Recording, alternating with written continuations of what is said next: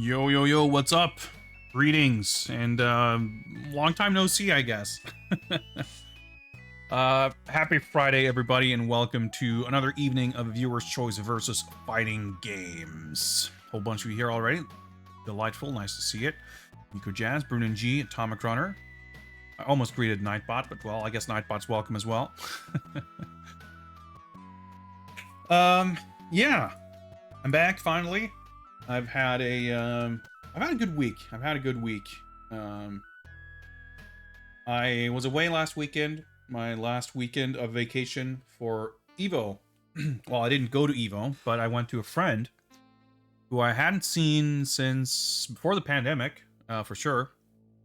So, we, a small crew, we hung out, ate some ill-advised but highly delicious food, and we watched a lot of Evo. And this is something that we always used to do every year, get together for Evo, and some years for Capcom Cup and some other events. And I don't know, it was a great time. I was gonna say it brought back a lot of memories, but that's not even really the point. Unspeakable horror awaits you. I turned soldier 12 months, a full year even, of unspeakable horror. That earns you a brand new golden skull, which I hope you will enjoy. And I would, of course, immediately bring up the fact that I'm still lagging far behind on updating my sub badges. Probably something I should have done while I had some time during vacation, but that's fine. Better late than never. Sword Fan, what's up? Yeah, Laser Beam. I mean, we're sort of heading out of Laser Beam season, which is bittersweet because it means we're heading out of summer. But we actually had very warm, sunny weather yesterday and today for the first time in like 2 weeks, 3 weeks. And we're supposed to get some nice weather over the weekend too, which I'm looking forward to. I'm gonna make sure to get out and get some sun while I still can. But yeah, Evo happened, and I don't know, it was just a blast. It was just so much fun. I mean, it was fun watching CEO and Combo Breaker and stuff too, but obviously just getting together some people makes it a different thing, but also just, I mean, Evo's Evo, right? It's it has a certain energy, and from everything I've seen and heard, like, people seem to really enjoy this year's event. I heard a lot of very positive. I mean, obviously, I think people were poised to really enjoy it, right? You know, it's the grand return of Evo, and I think people who went, you know, whether they're people who would always go every year or people going for the first time, I think everyone sort of went in feeling really ready to have a great time, and it seemed like the event was organized very well and allowed people to have a good time, which is great. London, what's up? Finals were crazy. Yeah, I mean, I definitely did not catch all of it, far from it. I watched, basically, aside from the Sunday finals, I watched the top 8 for MK11, and I don't think I really watched any of the other. Well, I didn't watch Guilty Gear either, because Guilty Gear Strive top 8 started around 5 a.m. Monday morning. So I persevered throughout Street Fighter, and I didn't get to watch Strive. I mean, I would definitely like to go back to watch some of the stuff. I heard Skullgirls top 8 was great. I heard Strive top 8 was great. But I've actually been kind of busy this week. I also have not watched the Dino Rex tournament, which I'm also really excited about.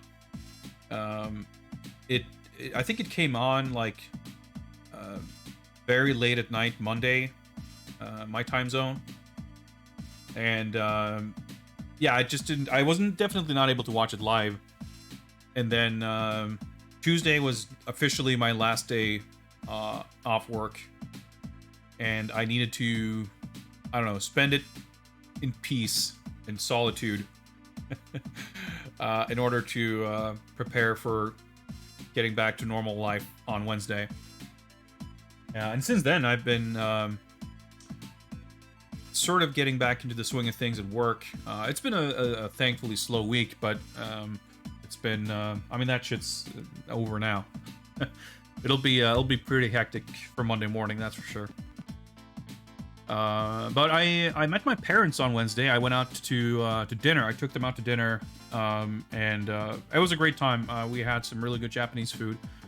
I got to see my parents for the first time in a while, and I don't know, it was just a really great time. And then yesterday I went to the movies. I went to see Bullet Train, which, if any of y'all watched Evo, I'm sure you're highly familiar with that film. I'd actually been really excited to watch it for a long time. There'd been trailers out for it since forever, and I didn't have the chance to go see it. I think it actually opened like the Friday of Evo, so I didn't have a chance to watch it until this week. It was really, really good. If any of you like action movies, I would highly recommend going to see Bullet Train. It was actually what I didn't really know about it. And the thing is, like, I was already sold on it, right? It's like David Leitch, however you pronounce his name. He's the director, and he does good stuff. I mean, he co-directed John Wick, and then he's done Atomic Blonde, Deadpool 2. He played Terry Bogard in the King of Fighters movie. But I mean, he's super legit, like, stunt action dude who's done some great movies. And it has what's his name? Hiroyuki Sanada is in it, so like, you know, it's a good time. And I was like pretty sold on it based on that. So, but the first trailer doesn't really give away anything about the premise, other than it takes place on a train and Brad Pitt is looking for a briefcase. So I was like kind of annoyed actually seeing that there's this other trailer like playing 500 times during Evo weekend, because I was like already gonna see the movie. I didn't really need to see any more trailers. But neither of them really kind of gives away that the entire movie is like I guess murder mystery is a little bit of a, it's not exactly apt, but there's kind of a mystery component. Like the plot is actually pretty interesting. It has a lot of twists and turns, and it was really funny too, which I didn't really expect. Like, I guess the trailer has some jokes in it, but they're not really that funny. But the actual movie, oh yeah, so I was alone in the theater.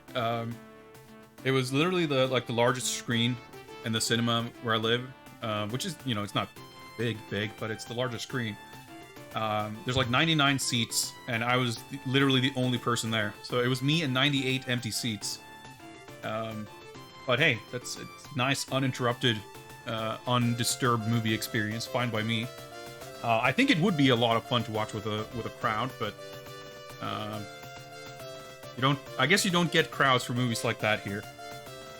But hey, it was a funny movie. I laughed out loud at several times, and it had some really good action. And I don't know, it was. I mean, this is not. I'm not here to advertise it, but it was a good movie. You should go watch it. But because I went to watch that yesterday, I haven't really been. I've barely been home to like do stuff all week. I feel like. What's up, Sanuj? Enjoyed Jackie Chan and Dragon Ball. Yeah, those are two games I did not watch a second of footage of. I mean, I didn't watch any of the Vortex Gallery stuff because there's like way too much of the main games that I wanted to follow and watch. And like, it's always tricky to watch from over here, right? Because all the, like, whether you're watching pools or semis or finals or whatever, everything, I mean, as far as like non-final stuff, like the semis, I guess, are like the in some cases, the most exciting and best stuff to watch. And that stuff tends to happen, like, basically between 5 and 11 a.m. Like, between 4 and 8, 9 a.m. or something here. So it's always kind of tricky. But it's, there was a lot of good stuff. The stuff I was kind of most excited to watch going in was KOF. And just because it's like kind of the first big showing for that game, especially internationally, there's been a lot of online stuff. I've been following like the IFCF weeklies. Well, following is maybe a bit of a stretch, but I've been watching it anyway. Mortal Kombat, of course, is a game I've been following since it came out, and it was really exciting to see a big international tourney for MK. Like, this is most likely the kind of send-off for MK11, at least as far as big tourneys go. And I mean, the Mortal Kombat Top 8 was incredible. Like, it was so good. I was a little nervous that it would just be all Fujins, but even the Fujins who were there were, or even the Cabals too. Like, I figured, like, MK11 has gone a little bit up and down in terms of excitement to watch it, just based on like how the meta's been going and what characters have been popular and who's in it. And I was a little worried that we'd get an overdose of Cabal and Fujin. But even when they were, I mean, they were like the most represented characters. There were still really, really good matches. And there was actually like tremendous character variety because a lot of the players there, you had some character specialists, but you had guys like Foxy Grandpa and Rewind pulling out like a bunch of characters. We saw Nightwolf, we saw Liu Kang, we saw a whole bunch of Kotal Khan, we saw some really good matches with Kano, which I was excited about. He's one of my favorite characters in the game. Sonic Fox played Joker, of course. And, you know, we had the prerequisite Cabal and Fujin, but not too much. There was Conqueror played Sub-Zero, right? So, like, there was a lot better character variety than there might have been. And there were some extremely exciting matches, too. So the MK Top 8, I think, was, like... If that was, like, the send-off of MK11, like, I'm very happy with that. Yeah, the RoboCop mirrors, like, yeah, RoboCop... he's definitely a character who's been kind of slept on for a long time. And it was fun to see. And those matches, like, they were all really good. Honestly, though, I was definitely a little underwhelmed with the KOF finals. Like, I watched a little bit of KOF pre-Top 8. And, I mean, it's a cool game. I really enjoy watching it. It's fun to play. But I think the Top 8, for me, was sort of marred by, like, two things. I think one obvious, like, the elephant in the room kind of with KOF currently is that the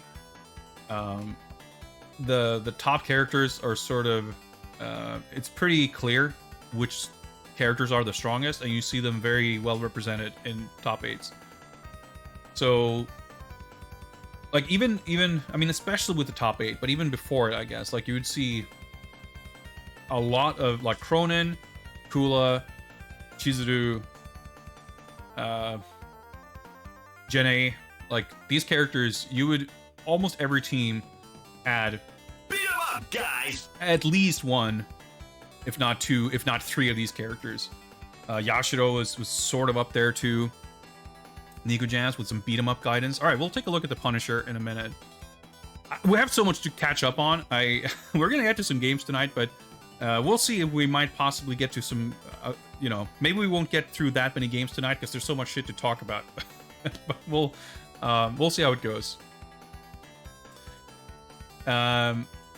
Sound effect, it's probably super loud. Fucking sound mixing is difficult. But yeah, like, the thing is, like, there's some of those characters are fun to watch, some of them less so. Like, I really don't care for Elizabeth. Like, there's not that much of her, but she's, like, kind of eh. I really don't like Kula. I don't mind Cronin as a character, but when every team has Cronin on it, like, he gets really boring to watch. And so that's, like, one issue. When you have a Top 8 where you see a lot of the same character on, like, a lot of teams, like, that's always a bit of a bummer. But the other thing for me is, like, I didn't really have any players that I was that invested in. Not having any... Like, I knew a lot of the names, far from all of them, but a lot of the names were at least, like, vaguely familiar. But the game is young, so there's not a lot of kind of storylines or rivalries or that kind of thing between the players necessarily. I mean, as far as I'm concerned, it's like Taiwan's been dominating KOF. That's, like, the one storyline, I guess. It was cool to see representation from Japan, Korea, Mexico. Like, that was all fine, but there was, like, no one to root for, I felt. I kind of rooted for, what was his name? Ako, who played Luong, who was, like, a cool character who we didn't see a lot of. So, like, there was not a lot to sort of firmly grasp onto. And as a result, I felt like the KOF Top 8 just was not as exciting as I would have hoped. I don't think that's damning of the game in any way. The standards are just really high, and a lot of the other stuff I watched, I was, like, super engaged in and really excited. And KOF just, like, didn't really... it didn't really bring that energy for me. But I'm still excited to keep watching it, and I think it's, you know, like I said, in my mind, it's nothing to do with the game. It's mostly down to the repetitiveness of the characters and the fact that I didn't really have a player to root for. So obviously the character balance is going to change. So even if we see samey characters, it won't be the same characters most likely. And as time goes on, there's probably going to be more players that you get more familiar with, or that I get more familiar with anyway. So you eventually, you know, if we assume that KOF 15 is at EVO next year, for example, by that point there's going to be some more meat to it, and maybe there's going to be more players to root for. That's kind of my hope anyway. I mean, I think KOF 13, I didn't feel like I had... I mean, obviously there's the, you know, the KOF, the EVO 2012 finals, the Bala and Matt KOF. That was like a legendary set. Like, that was amazing. Like, and there was nothing like that, I felt, in this top 8. I didn't follow 14 super closely. I mean, I'll believe you. I know that that's a game that had some issues and stuff. But I think it's... I mean, to an extent, I think it's also down to the age and maturity of the game, or lack thereof. I mean, it's a young game, right? So I think it's a difference when, like, if a game is super brand new, no one knows anything, you might, like, people might not have started to gravitate towards the known top characters and strats. But soon enough, like, it becomes clear. But I think when a game is, you know, it's like, what, 4 or 5 months old at this point? Obviously, there's a lot of legacy stuff, you know, people who've played KOF for a long time will do well at the game, but in terms of the specifics of the characters and everything, you know, certain types of characters are just not gonna be ready, or like have been explored to that point. A lot of players aren't gonna feel super comfortable going with something that isn't like a proven quantity. So I think it's pretty natural for a game that's young to have a strong concentration of certain characters. I mean, I don't think it's uniquely or specifically only because of that. But I think it's sort of to be expected. Or like the fact that we see a lot of the same characters isn't, to me at least, it's not indicative of the game's quality. It doesn't really say anything about the game itself in my mind, because or I mean, it doesn't really say anything about anything other than the fact that it's a young game, so people are gonna be like drawn to a very small set of characters. I mean, you might be right. It might be the same thing in a year. It might be the same thing in 3 years. But I mean, we'll have to wait and see. But even then, if it turns out that people are like focusing on more fun characters or more interesting characters, it's that might be a better thing. I mean, it was clearly not good for the game as such, but I think in like before the balance patch, when Terry, Ralph, Vanessa was like the dominant team, I felt like those characters were more fun to watch than the current top tiers. So even if the balance is quote unquote improved now, like I think the current meta makes the game, I guess, less entertaining than it might have been previously. So I don't know, maybe we sort of just happened to dip into a questionable point in time for the game during EVO. I mean, it wasn't a bad tournament, it wasn't like miserable or anything, but I don't think it was as exciting as I had kind of hoped that it would be. But Tekken 7 was awesome. Tekken, like, I don't enjoy playing Tekken much, but Tekken 7, and I didn't really enjoy following previous Tekken games either. But Tekken 7, since release, like, it's been consistently really entertaining to watch. I think, like, I sort of thought about it for a little bit, like, more consciously when I was watching the Tekken 7 finals, or Tekken 7 just in general at EVO. I think there's something about the immediacy of like what the combat looks like in that game that makes it easy to grasp. It makes it easy to follow, even if you don't know anything about the game. there's like a significantly lower level of abstraction in terms of like the decision making that's happening and what the characters are doing on screen and what each movement or attack or whatever, like every action that a character performs and the impact it has on the ongoing fight is like a little more abstract in a lot of games, and a lot more abstract in the case of, you know, anime games and stuff where you have like very convoluted movement and you have like, you know, stuff like ambiguous cross-ups and 50-50s and stuff where it's like the whole purpose of it is to be ambiguous and weird. And it's not to say that that doesn't exist in Tekken, but even as someone who's like, as a complete layman, just seeing two characters who are like large on the screen sort of engaging in fisticuffs, when whiff punishes happen, like you understand, I don't know, there's just like something about the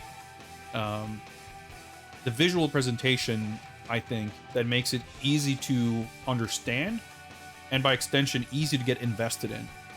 And it's interesting that obviously those things aren't really different in 7 from other Tekken games, so it's not the only factor. But I think there's a good reason why Tekken is and from what I, like my impression anyway, is that it's one of the more easier games for like non-fighting game people to enjoy watching, because it's like when you're watching a lot of other fighting games, I think it's easy to feel like you have to, it's easy to get the feeling that you're not being able to follow what's happening. And I think Tekken doesn't have that problem. That's not to say that it is easy to understand everything that's going on, far from it, but it's just like gives the impression of being easy to understand. And I mean, there's a lot of presentation stuff too. You know, you have like the slow-mo effects and whatever else. Like, generally, you have good commentary for events like this too. Yeah, I mean, you had some incredible close sets too, and I mean, just in terms of the kind of storyline stuff, so to speak, you know, Pakistan's like ascent in the global fighting scene has been like so exciting to watch. It was really cool to see Khan. Arslan Ash, I think at this point is like expected to be in top 8. But to see Pakistan get multiple representatives, and even Tekken had like an exciting and fun character spread, I think too.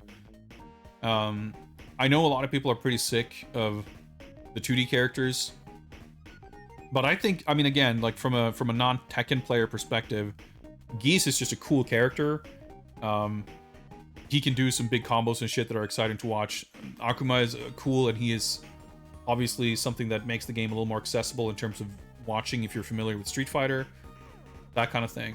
But I mean, we saw Arslan Ash was playing Zafina, which is a character I haven't seen much of. Saw Master Raven. Rangshu brought out Panda for a bit, right? It was fun. It was fun. Tekken 7 was, like I said, like I don't think I've watched a bad top 8 of Tekken 7. Like that game is just always fun to watch.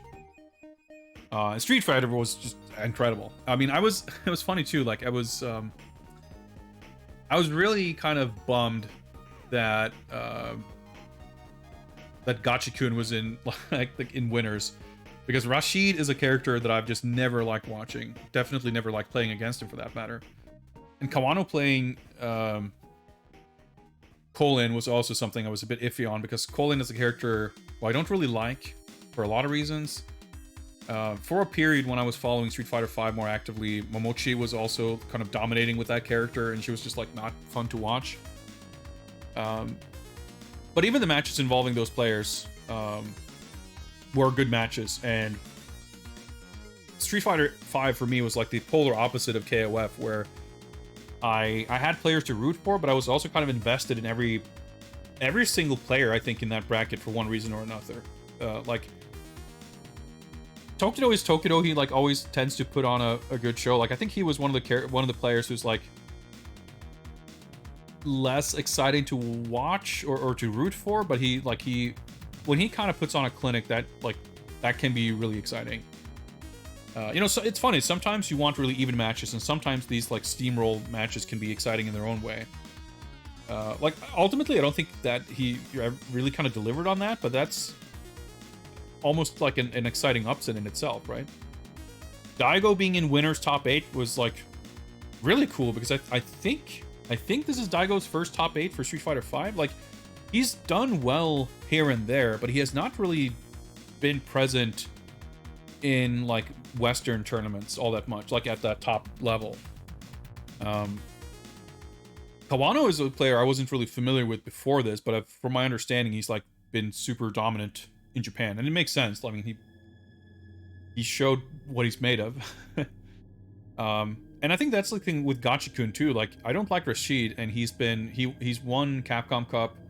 He's like been a very steady presence in Street Fighter V top 8s.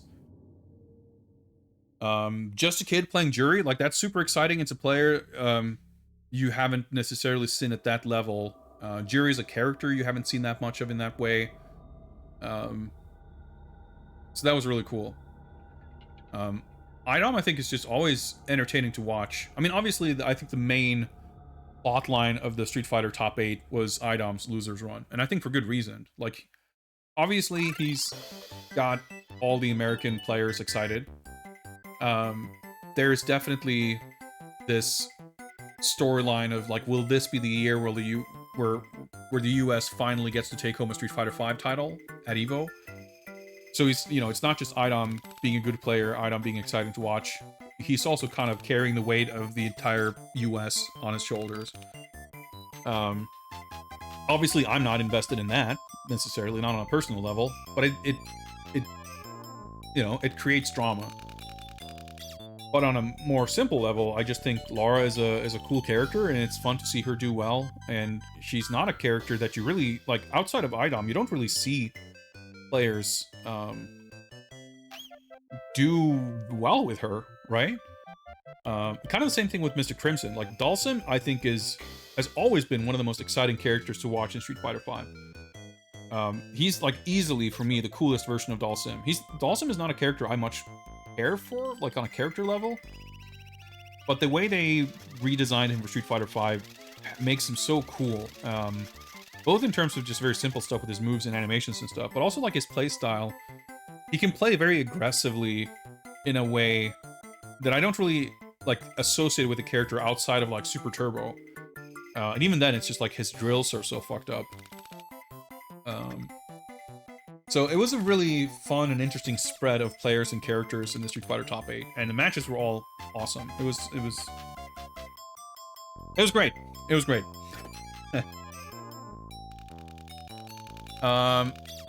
Dude, there were so many, like, cool reveals and shit too, right? Like, SNK fucking brought the big guns.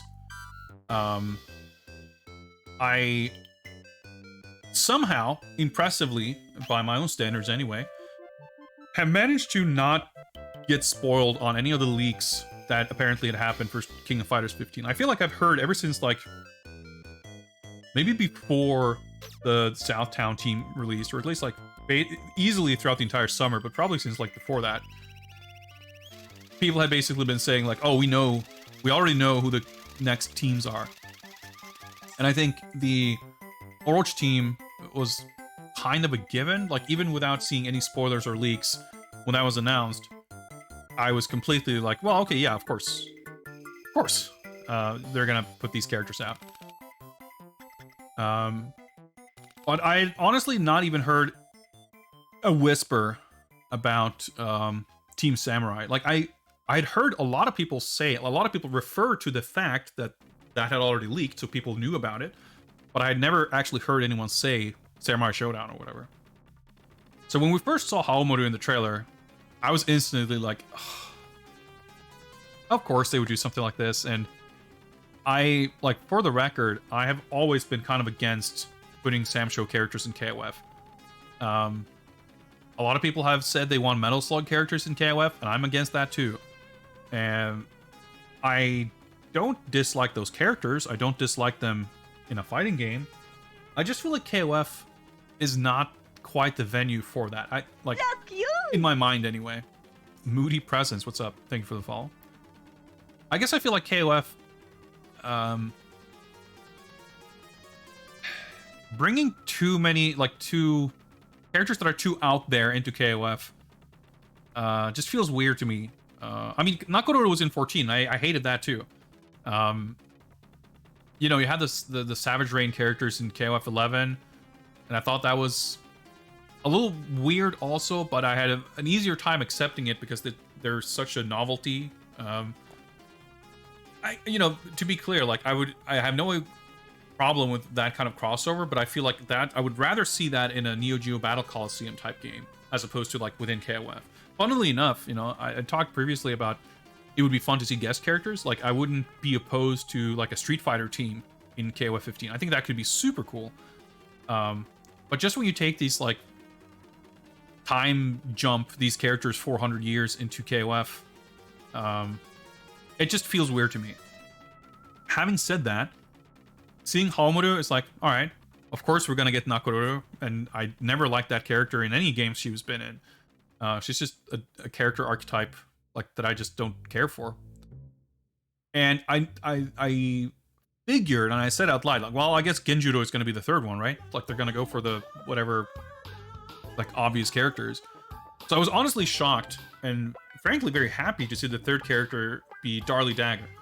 Darlie Dagger is my favorite character of the new, like in the new Samurai Showdown game. I think she's like super cool. She's super like up my alley in terms of character design and personality and style. And it's what, you know, if they're gonna do a Samurai Showdown team, I don't think there's a single character I could have wished for that I would have taken like over Darlie Dagger. So they happen to pick a character I'm like, you know, they get a grumpy asshole like me who's like against the idea of a Samurai Showdown team, but then they put the one character on there that is going to win over even me.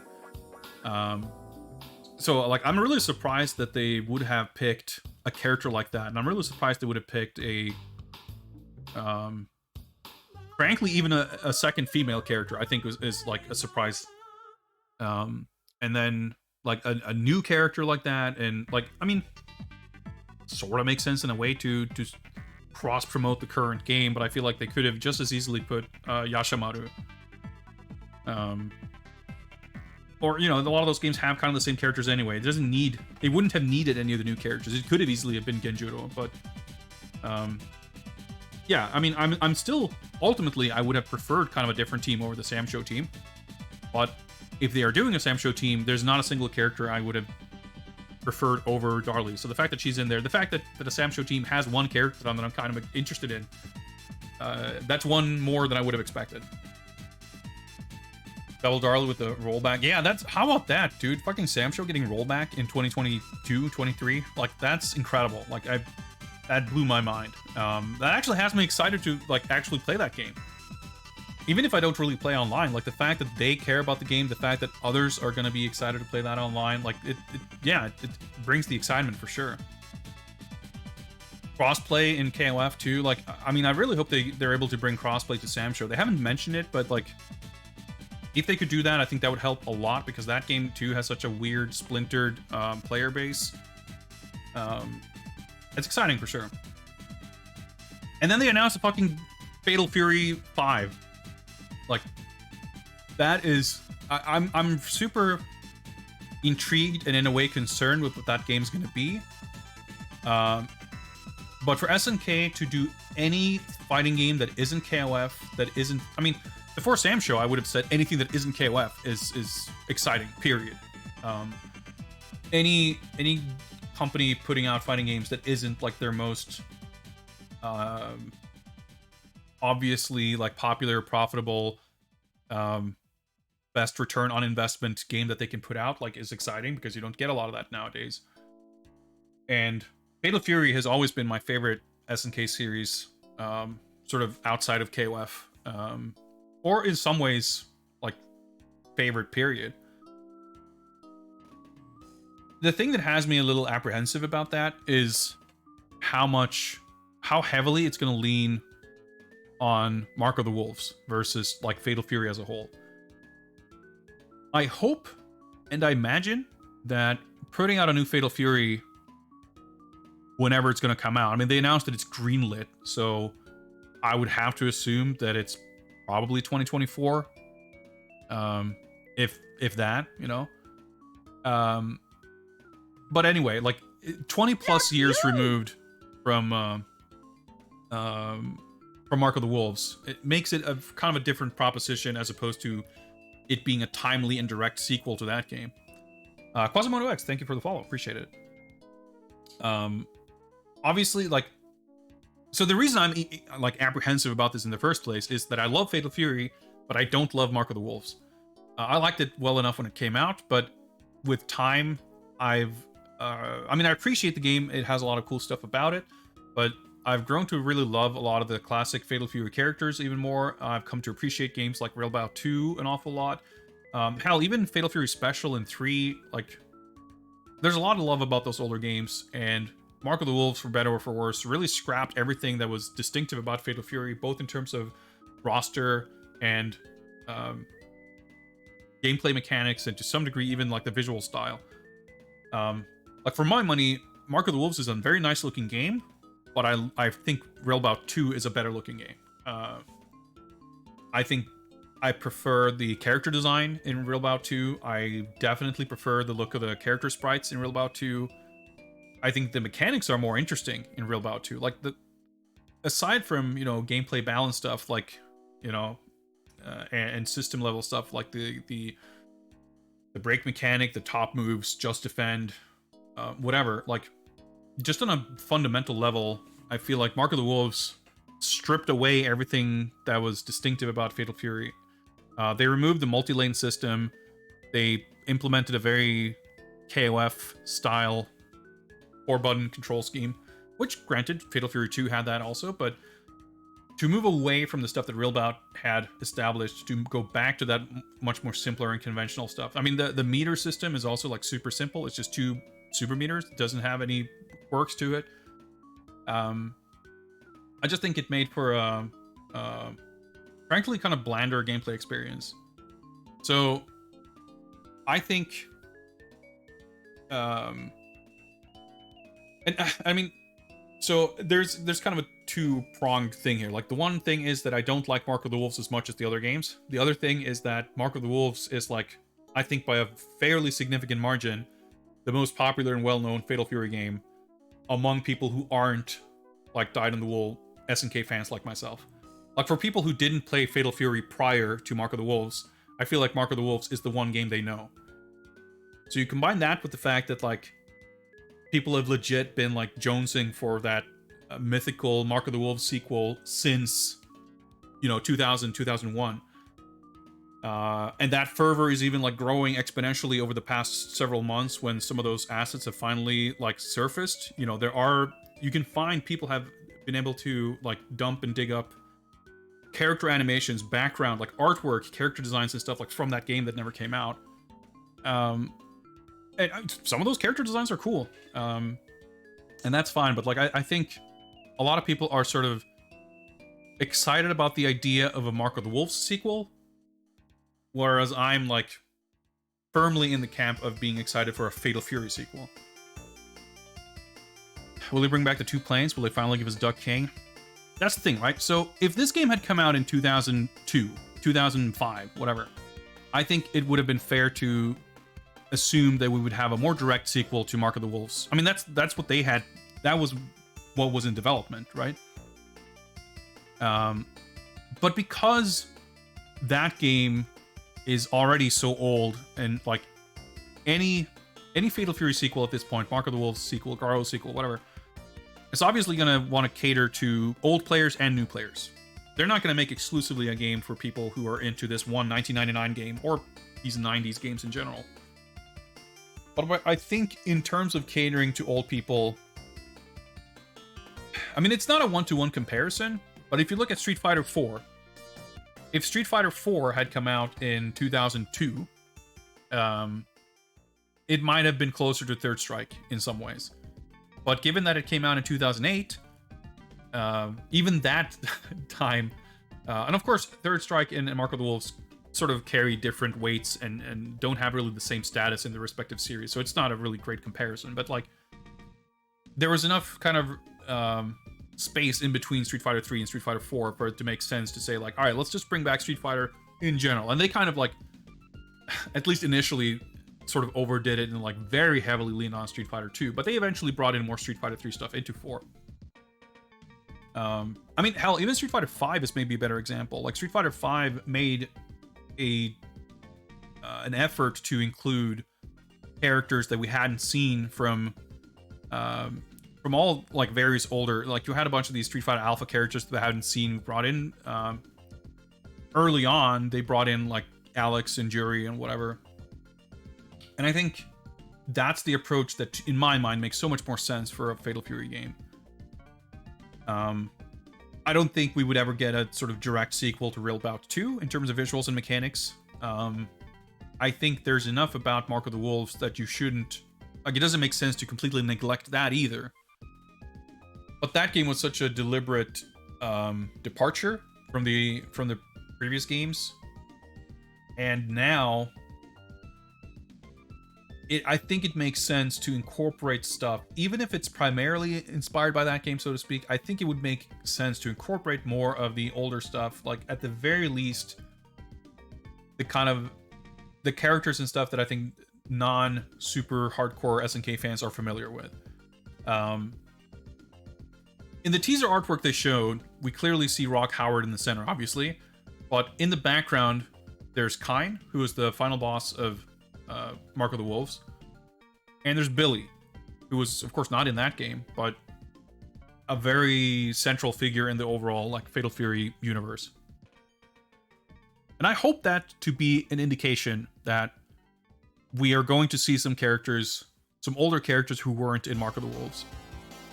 And for me, I would be fine to see sort of a split down the middle, I guess, even though I'm far more invested in the older characters. There's a handful of Mark of the Wolves characters who I would be legitimately excited to see. Frankly, not that many. But I want to see Marco Rodriguez. We never really got to see him outside of some, handful of KOF endings. I think Jenny is cool. Like, she's one of the more popular characters. Griffin Mask, of course. Why not? But the rest I could sort of take or leave. I mean, Brock and Terry, I think, are given. Like, obviously. But like Hotaru, Freeman, Hokutomaru, Kevin, Kim Brothers.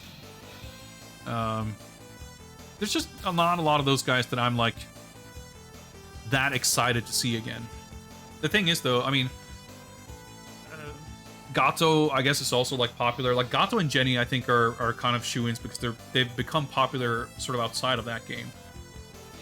And that, as far as older characters, I think those are the characters that have the greatest shot at showing up. Like, I would not be surprised if we see Mai in this game. I would not be surprised if we see Billy in this game. But after that, like, I'm not so sure. But the thing I would, like, and I've said this before about KOF 15, like, the characters in general, almost regardless of what game it is, the characters I want to see are Ducking. He's, like, one of my favorite characters from SNK. I want to see Honfu. I want to see Franco Bash. I want to see Tsugumi from Wild Ambition. I don't have a huge things for this character, but Rick Stroud, sure, I guess. I don't know. But even like, I don't know, Sokaku, Jubei Yamada, fucking Axel Hawk, whatever, like, I want them to use this as an excuse to bring back characters who maybe would have to be considered like too obscure for KOF or whatever. Chang Shin-san, not my favorite, but like at the very least they should be present in the game. Like all old characters should show up or make a cameo or something, right? Let's see as many new characters that they can fit. I mean, that's a tough thing too, right? Like, sure, I'm not opposed to that, but it's kind of like, because this thing is so, they're bringing back this old thing. If they do what they did with Mark of the Wolves, where it's like the roster's all new characters and it doesn't have any of your old favorites, I think that would be extremely weird. So having like a handful of new characters, I wouldn't be against. 69 Mosh, thank you for the follow. Well, the thing is, for me, the biggest thing almost that makes it like, as far as the whole like Mark of the Wolves versus older Fatal Fury debate, is the mechanics, right? in this day and age, I feel like it only makes sense to bring back Fatal Fury, or to have multiple fighting games on the market. Only makes sense if they are distinct from one another. Like the only reason it makes sense to bring out a Fatal Fury is if you can reach an audience who would maybe not be into KOF or into Samurai Showdown. Obviously, they would want people to be into all three, but it doesn't make sense for them to bring out a second game that plays the same. And I think Mark of the Wolves doesn't play exactly like KOF, but it plays a lot more like KOF than any other Fatal Fury game. So what I would want and expect from this game, like even the control scheme, even having the KOF style 4-button control scheme for this game, I think already kind of puts it in a territory of being uncomfortably close to KOF, when they could just as easily build off of the real bout games and have, the punch kick heavy. And honestly, I think they should bring back the plane shifting, because I think that's going to be the thing that makes it Fatal Fury. It's the thing that's going to make it distinct from KOF, from Sam Show, and from Street Fighter and Tekken and whatever else, So, and if they were to make something that is, like, in terms of characters and story and whatever, like, very closely related to Mark of the Wolves, but it plays more like real bout, to me that just, like, feels weird. But regardless, I'm a big Fatal Fury fan, so I'm thrilled that they would announce something like this, and I'm very excited. I'm very anxious to find out what it's going to be like. Don't know if it's 2D or 3D. Well, I mean, the fact that they would put out a game like this in the first place is, like, kind of insane. I cannot possibly imagine, no matter how much fucking Saudi Arabian blood money they get, there's no way in the universe, as far as I'm concerned, that they would release a game with pixel art. So, like, that's not on the map as far as I'm concerned. And I definitely don't see them making an actual 3D fighting game. So, if it's anything other than a polygonal graphic game on a 2D plane, I'd be extremely shocked. But, being shocked isn't the worst thing in the world. Anyway, guys, there's so much to talk about with Evo shit, but it's already past 8 p.m. and we're gonna play some fighting games. We have to read the lore on the Punisher and shit too. Let me actually check. Did we? Did I? Hang on. I have a link to this. I think I do, right? Give me a second. I need to bring up my spreadsheet for the beat 'em up lore. Yeah, there's a command for this.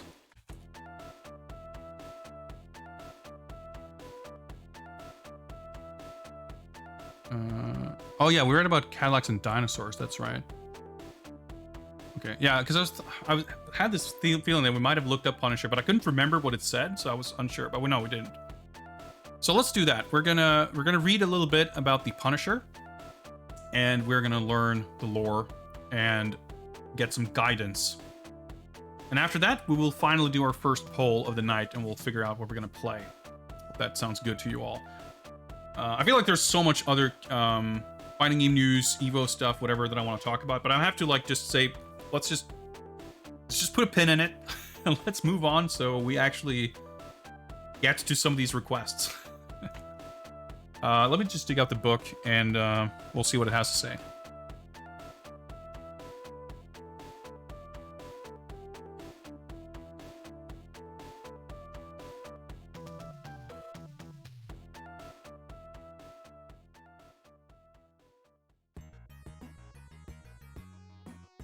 This right here is Go Straight, the ultimate guide to side-scrolling beat-em-ups.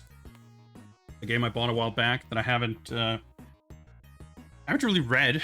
Initial impressions were definitely mixed, because while it is very nicely printed and everything, it has a lot of pictures.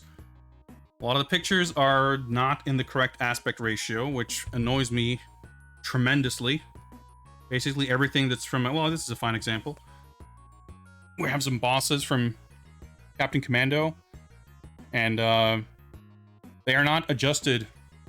Everything is displayed with, square pixel aspect ratio, so every Capcom game just looks wrong in every screenshot. And I guess even the it's far less noticeable, but here's a Battletoads. Even NES and Super NES um, are not, you know, they display in 256 by 240 resolution, so that's not 4 by 3 either. So any Super Nintendo or NES screenshot should be like stretched a little bit sideways to make it proper 4 by 3 ratio. And every like CPS Capcom arcade screenshot should be sort of scrunched together to make for a proper 4 by 3 ratio, to make it actually representative of what the game looks like. The fact that they didn't do that makes a lot of the games in the book just look wrong, and that annoys me to no end. Anyway, let's figure out what page the Punisher is on.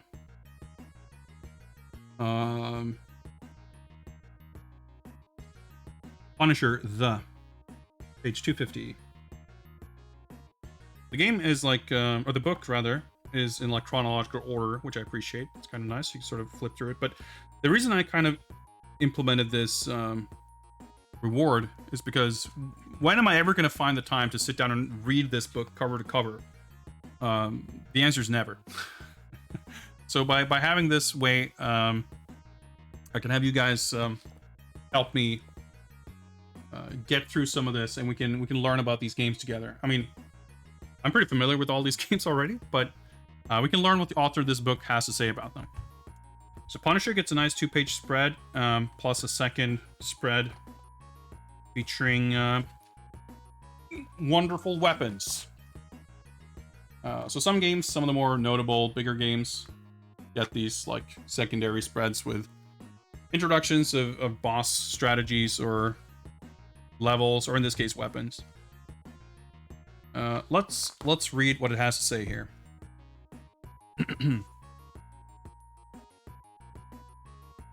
Capcom produced some truly stellar licensed side-scrollers throughout the 90s, including Alien vs. Predator and the often overlooked Cadillacs and Dinosaurs.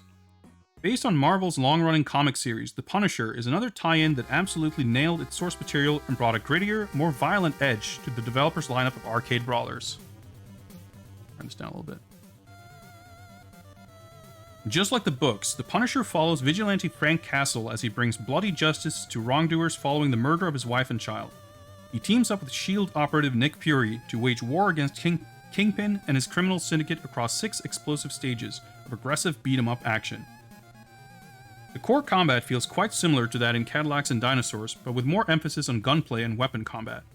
For example, the game switches to a shooting mode whenever you're faced with gun-toting enemies, when a targeting reticle locks onto the enemies around the screen.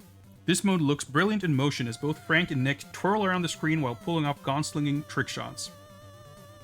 They even shoot behind themselves from the hip without looking, which is as awesome as it sounds. True to Frank Castle's high level of skill from the comics, the shooting mode makes you feel incredibly lethal, as you can utterly destroy whole packs of goons in moments. You can even swap the pistol out for an Uzi, an assault rifle, or a makeshift flamethrower that bathes large portions of the screen in fire. When the bullets aren't flying, you can wield a range of melee and bladed weapons, such as axes, hammers, katanas, and wooden bats, which all create huge blood sprays on impact.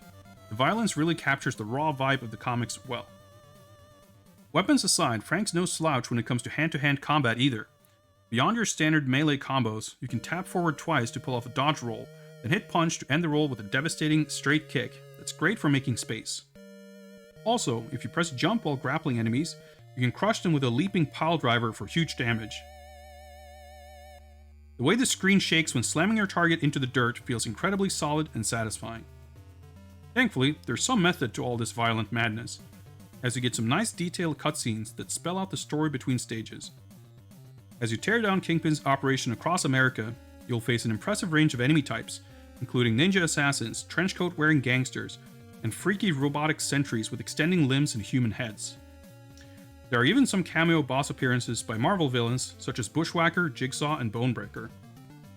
All of this helps the game stand tall among the best side-scrolling beat-em-ups of all time. Capcom managed to harness the raw intensity of the Frank Castle character and use it to ramp up the weight and aggression of the game's combat, with hits that feel hard, explosions that rock the screen, and battles that get incredibly tense. The Punisher ticks off all the key ingredients of what makes a solid side-scroller, with a confidence and swagger that could only come from a developer at the peak of its game. Well, there you have it. We got some screenshots, captions, sort of explaining a few mechanics. Nothing too special.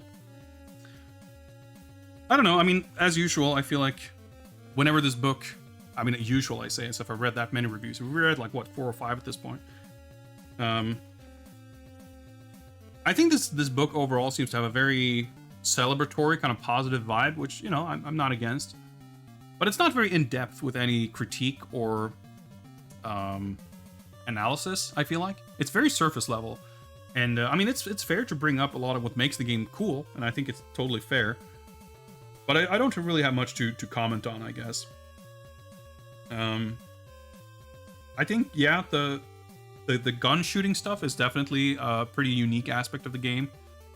And I like the way it's implemented a lot. The combat feels very chunky and satisfying. That's definitely true. But I'll be interested when we get to more...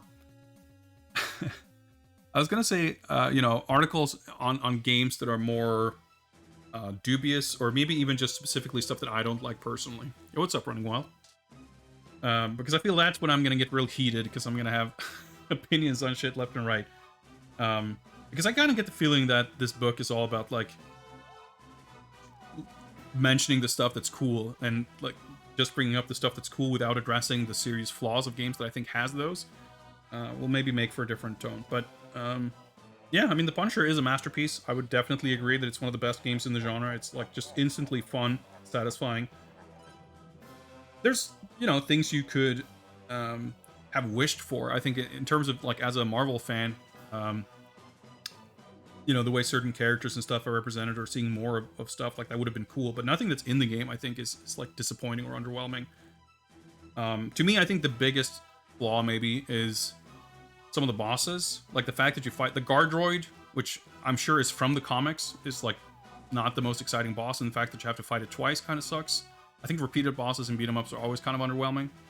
But even Scully on the first stage, like that guy just sort of turns into a regular enemy. It's not that much of a boss fight. Makes for a good escalation with stuff that comes later being more exciting, sure, but anyway, it's a good game. And there you have it. It's got some guidance. So you're saying I should pick Scott Pilgrim next? Got it. I mean, it's up to you. But I'm willing to bet that whatever this book has to say about Scott Pilgrim, I will have some diverging opinions.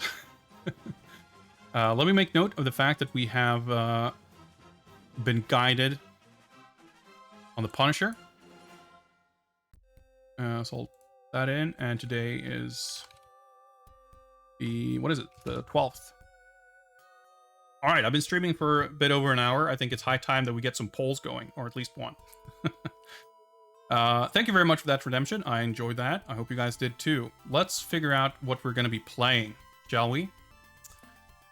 Let me, well, I should go over the rules is maybe a bit strong of a word, but the way this is going to work, in case this is your first time tuning into one of these streams, we do these on a semi-regular basis. I always have a running community challenge goal, whatever you call it, the thing you can pour your channel points into.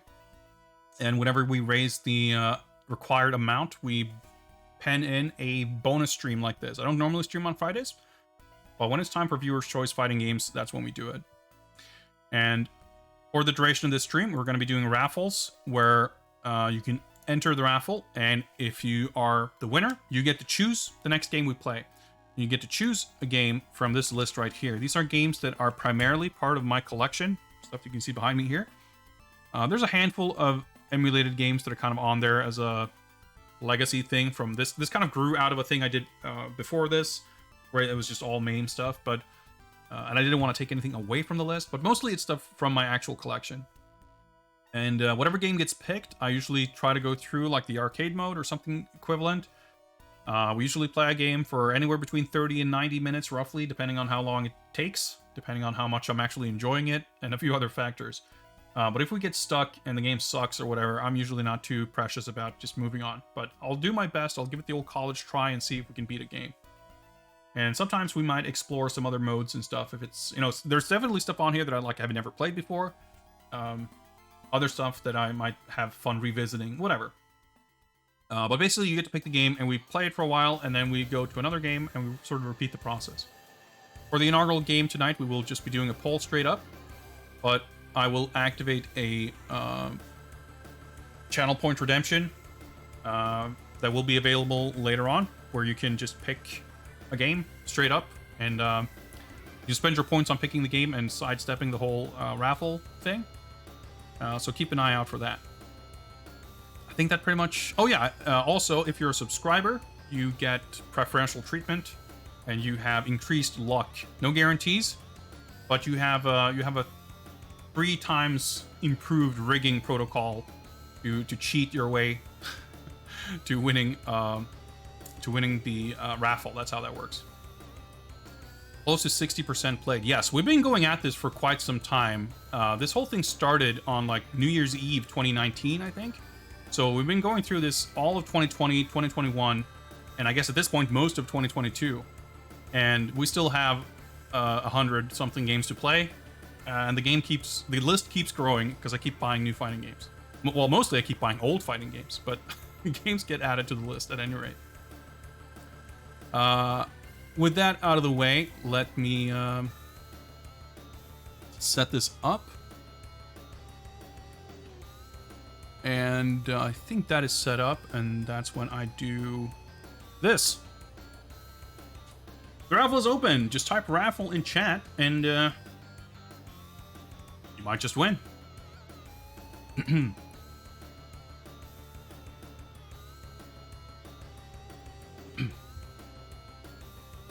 Like I said, there's still so much to talk about with Evo and news and reveals and stuff. Even disregarding the stuff I don't much care about or have any opinions on, like Melty Blood and Guilty Gear and stuff. There's Street Fighter. There's always a lot to say about Street Fighter, but we'll come back to that, I'm sure. There might be new reveals at Gamescom in like a week and a half. There might be... I mean, we know there's going to be stuff at TGS, but that's like 2 months away. Well, actually, no. I guess it's about 6 weeks. Tekken, there's like really nothing to say. They had the most cryptic teaser trailer that shows Kazuya's face and says, "Get ready." It's like, well, okay. For what? It seems reasonable to assume that it's going to be Tekken 8, but immediately after posting that thing, or like showing that thing, the Game Awards tweeted that same picture. So I guess we'll find out more in December. And, you know, people are ready for a new Tekken. I don't even know what to make of what a new Tekken would be at this point, but Tekken 7 is definitely long in the tooth at this point. They announced a balance patch for Tekken 7, which I definitely did not expect, but that's cool. But we'll see what that is.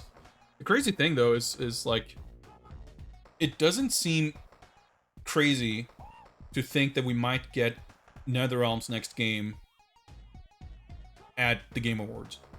Because they announced MK11 at the Game Awards. They've always had stuff at like Jeff Keighley's stuff, you know. So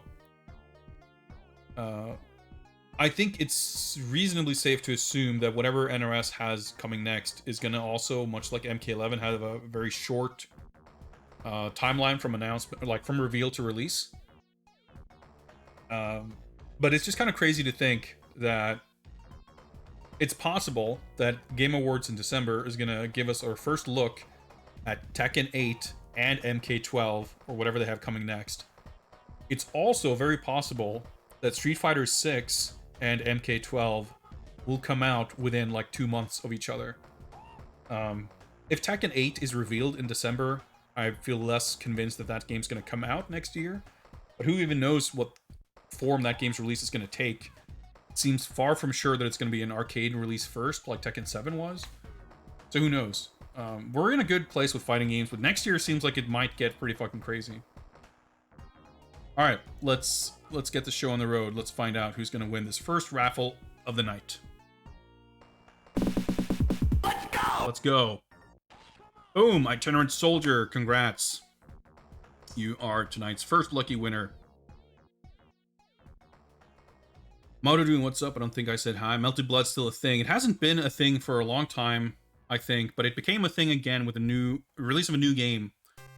earlier this year, I think, last year. I don't know. The new Melty Blood is pretty recent. Actually, it must have been this year, right? Because they only just now started announcing like DLC stuff. Omen of Sorrow. Well rigged. This is a cool game that people don't seem to know about, and I don't really know how to play it very well, but we played it a bit before for like, we did a theme stream of like horror fighting games, and we played a bunch of this. It's got a very intricate like story mode shit. It's a cool game, but I guess you'll find out in about 2 minutes. Let me switch some scenes here and hope that shit doesn't break. Alright, that's looking good. Let me get my stick here.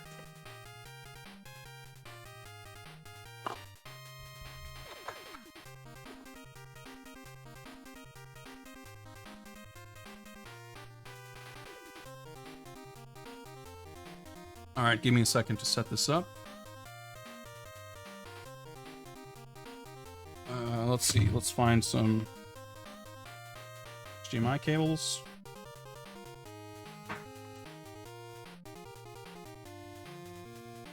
Should be the right one.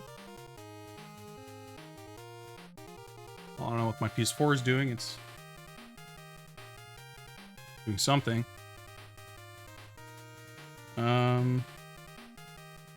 I pulled the right cable. I think I did.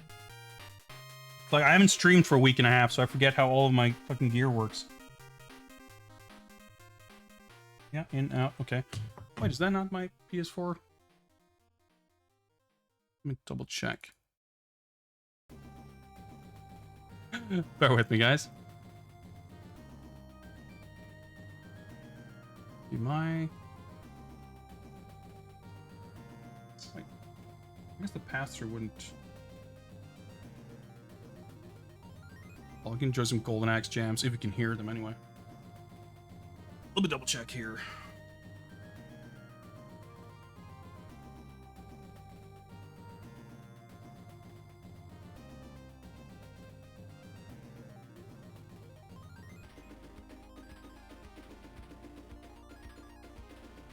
Full management here is not the best.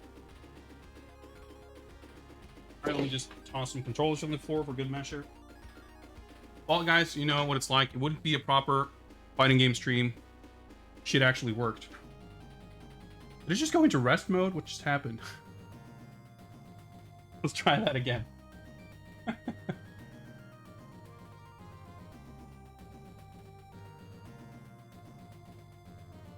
Oh, there we go. Okay, yeah, it was... Okay, it was just doing some weird PS4 thing.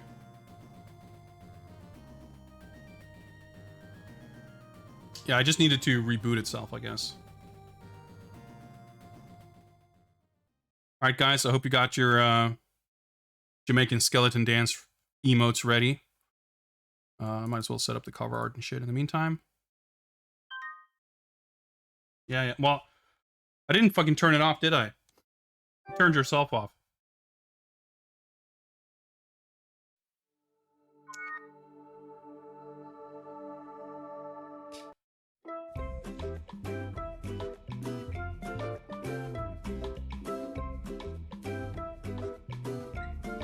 Yes, can I? Okay.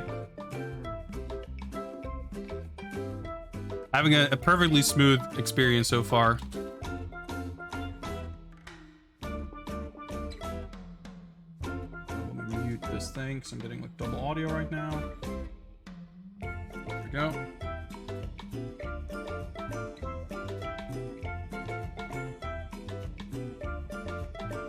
PS4 is just like a mess. Like, it is what it is. There we go. We got the old Jamaican skeleton dance.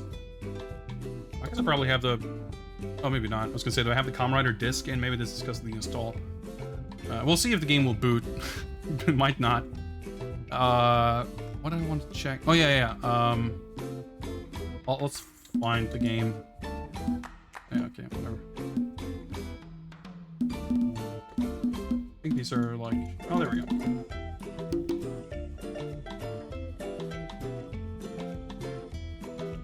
This is probably going to be a while.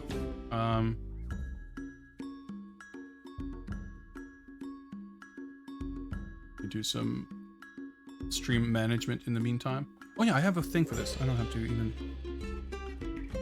There we go. That should have enabled.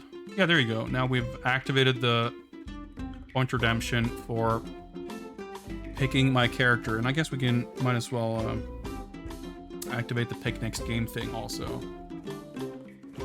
Usually I like doing like one or maybe two raffles before we enable the option to skip raffle, but we're kind of running on a delayed schedule here. We're embodying the spirit of Evo and have shit be delayed and take longer than expected.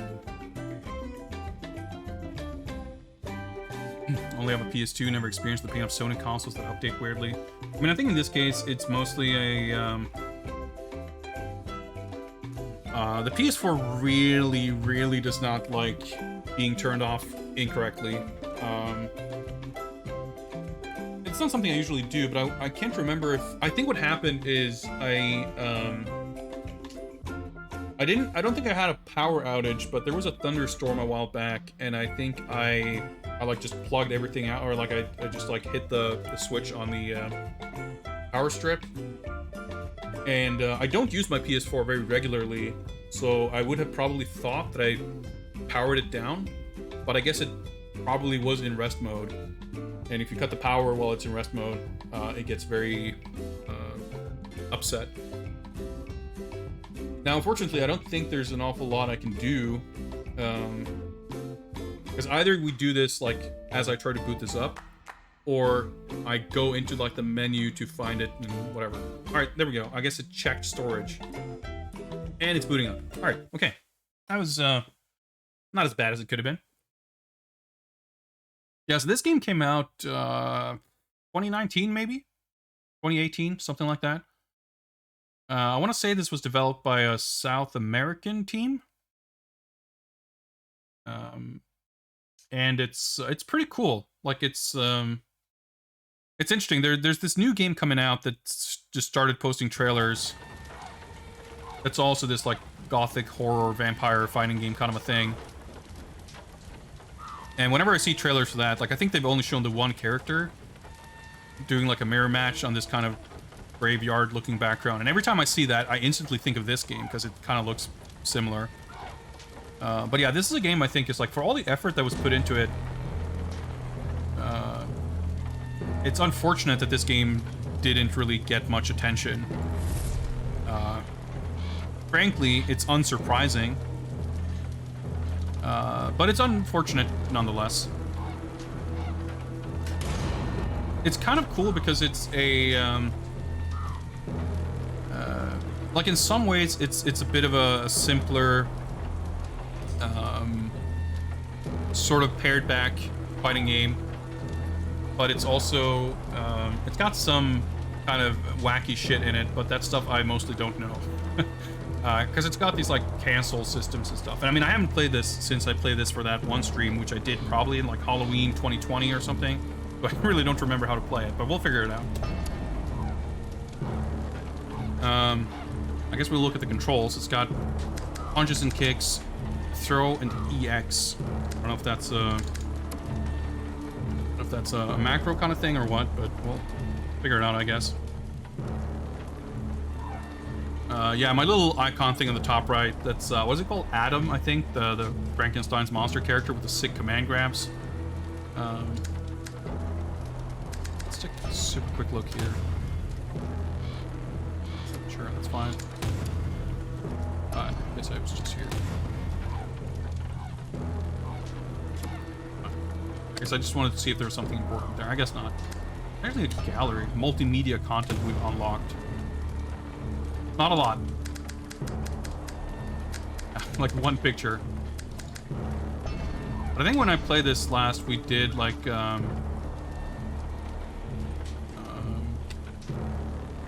play through, like there's like multiple story campaigns. It's kind of weird. And of course the game has like these splash artworks by Genzo Man, so it doesn't get to have a unique identity for that kind of stuff either, because that dude draws like the cover art for, like, I feel like a good 30% of indie games that get released, like he draws the cover for them, at least as far as like beat 'em up and action games. But let's see, so there's definitely story stuff, but I guess we'll hop into arcade mode. and see how that goes. We'll start the timer. The timer is mostly for me to sort of keep a rough track of how long we spend on each game. We're not speedrunning this. We're not playing to a hard time limit. Right, so the game doesn't have like a huge roster as you might expect from kind of a small indie team. But the visual quality is like not bad. The animation and shit is like pretty cool. So we got the werewolf, Dr. Hyde. Yeah, I guess he can like toss vials and shit. Yeah, this guy's pretty lame, but whatever.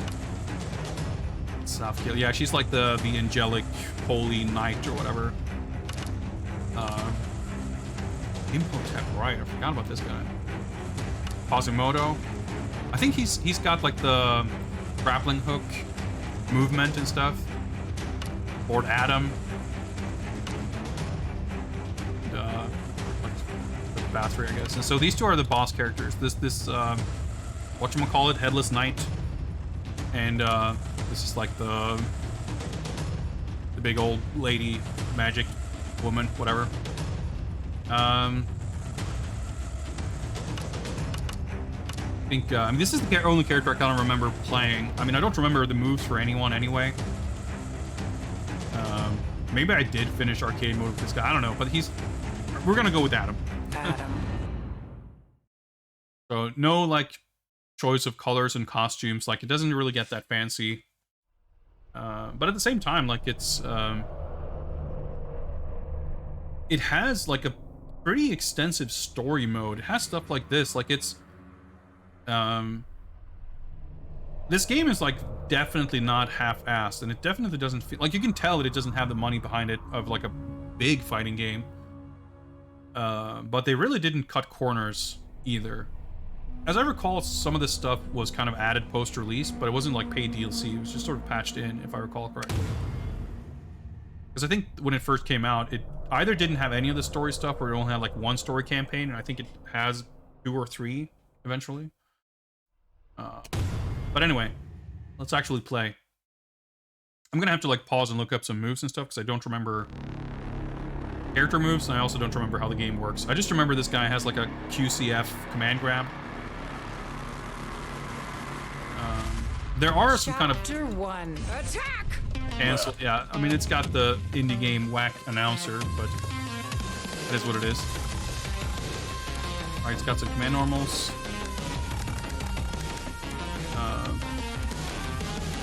EX, okay.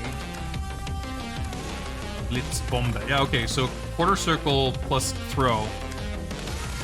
Down, down. It's got like the Skullgirl style, use the throw input with a special move for throw special. Yeah, I can shoot like a lightning bolt, I guess. How's the audio? It seems like it's pretty loud on my end. Turn it down a little bit. So quarter circles in most different ways. I don't know if you press the EX button together with a punch or whatever. Blitzspieß. Monster Bombe. Okay, so that's the super grab. Kind of loud. Let me, I don't know if that was the delayed response before I lowered it, but I didn't really lower it much. Let me turn it down a bit. Like, the music is very intense. I'll pull it down a bit. So the move list obviously doesn't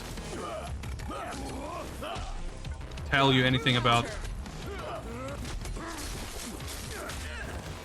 cancel mechanics or how any of that works. That's the grab button. There we go. Oh yeah, okay, so it's got the quarter circle is like the anti-air grab. Yeah, it's a OTG grab. Yeah. But he does like chunky damage. Okay, so I'm not sure if that stomp was a command normal or special. We'll figure it out. I guess it has like Vampire Savior health recovery. Like great health anyway. I'm just trying my moves over here, dude. Like some of the animation's a little bit goofy, but it's not a bad looking game, I don't think. Got like the Hanzo slinky projectile.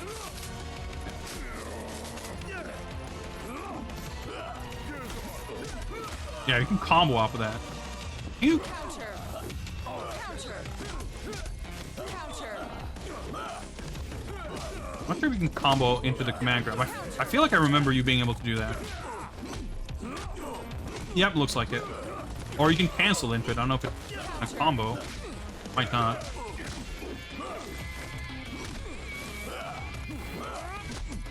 Whoa, that was a weird normal.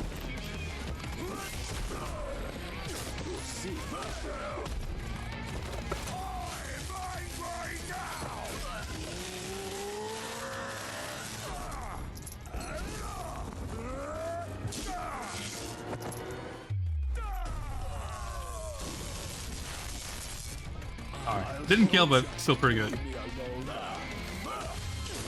Can I wonder if I can like anti-air grab him when he's like floating like that. Yeah, health comes back pretty quickly. That hit him. Nice, OTG. An awkward Daimon. A little bit, I guess, yeah. Like, there's definitely a lot of stuff that feels a little... I want to use the word clunky, but I'm not talking about feel or mechanics. Just like in the presentation, like the announcer and the kind of the flow between rounds and stuff. Like, you can kind of tell that it's not like... It's not in that sort of top tier of production value by any stretch. But if you compare it to a lot of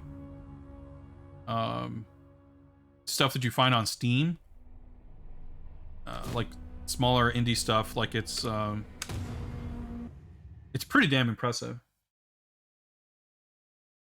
Obviously, I will not be able to really show this game off very well, like in terms of showing kind of what the game's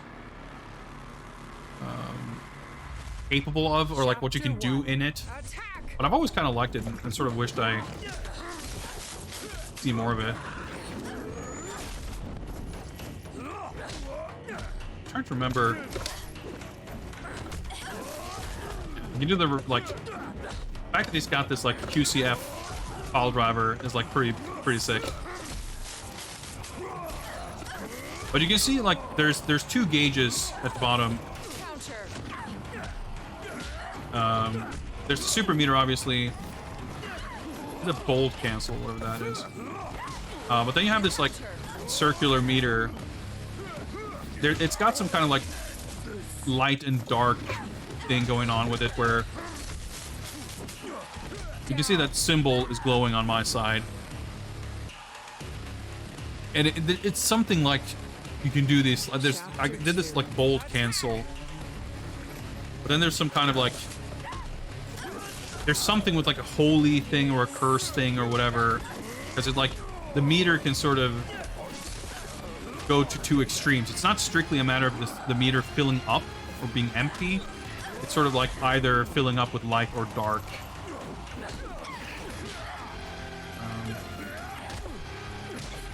Trying to press like some button combinations to see. Oh yeah, I never used the EX button. Okay, I guess that's his EX throw.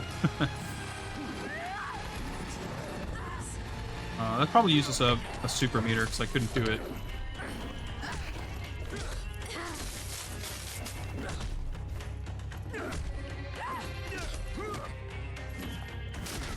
Yeah, okay. Yeah, that was QCB EX button. Adam remains. Always gotta have these like edgy jargon. I guess we don't necessarily... Well, maybe it'll change when we get to later opponents, but I was going to say, like... As of now, we don't really get to see much of what they can do. But yeah, Elisabeth, she has, like, some kind of blood mechanics. You might have seen at the bottom right, it has, like... some blood dragon symbol thing, and then he... big dragon showed up. So, Radegonda, she's got, like, flight mechanics, I think. She's a pretty cool character. She's some kind of demon woman, I guess.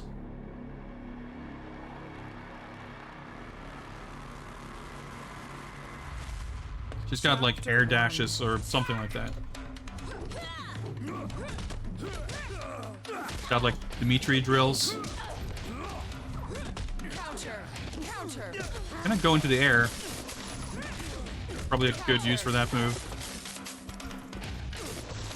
I'm trying to do it preemptively. I don't know how fast the move is. Not a very floaty jump. But I wonder if that launched. It must have just launched on counter.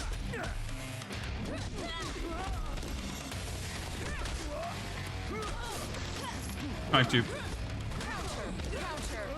I'm trying to anti-air. There we go. I was trying to anti-air with the crouching heavy punch.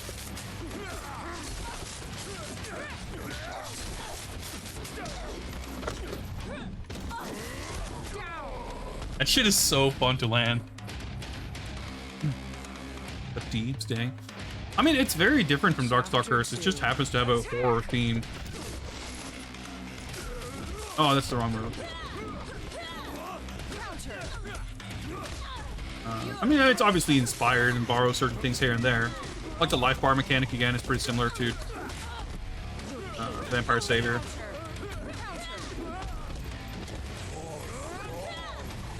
It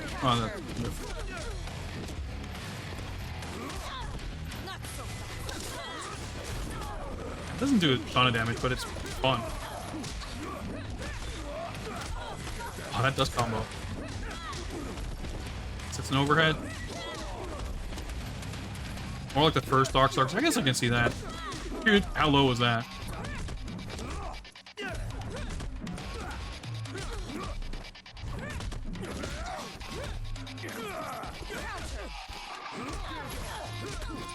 Yeah, that combos. That's sick.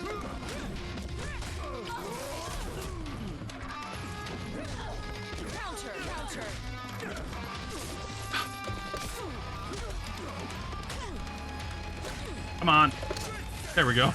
Took me like 5 tries. And it's just like a double quarter circle. It's not a complicated input.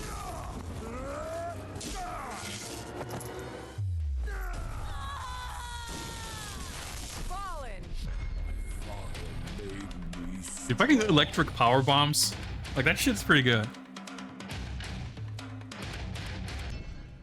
Music's a bit generic, but it's not bad. I mean, I think it works with the atmosphere they've got going. Like as you travel like all over Europe, and sometimes you travel for like what feels like 4 to 5 seconds on the map. Sometimes it's like 2 seconds. That's cool. Some of the stages also like a little bit on the generic side, but I think there's really nothing about this game that looks downright ugly or bad or unprofessional. Like some stuff is a bit rough around the edges, some stuff looks a bit cheap, some stuff looks a little bit basic. But it's got a lot of charm. I like it.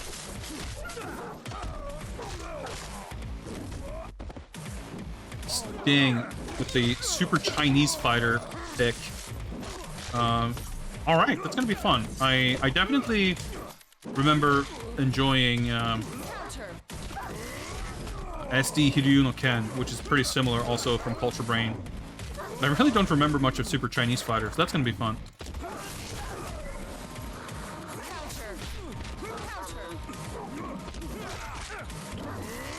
I will say this, as far as like the game doing its kind of take on Universal monsters, I definitely like the aesthetics and vibe of this game a lot better than Terrordrome. What's it called? Terrordrome Reign of the Legends, I think it's called. We played that on a previous stream, and there are parts of that game that I like, but that's a lot jankier than this game, and it's got way more kind of edgy character design that I think is like... I find that game a lot more embarrassing than this game. Put it in simple terms.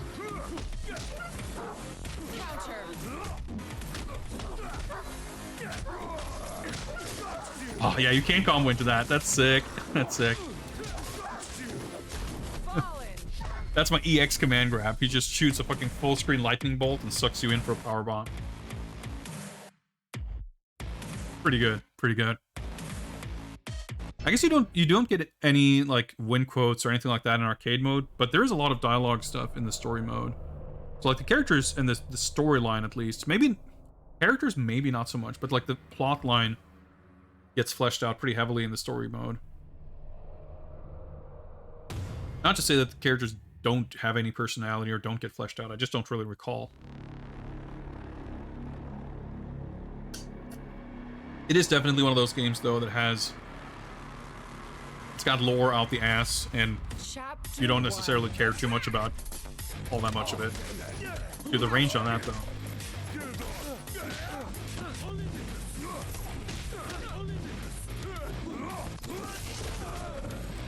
Like, the range on that is so good.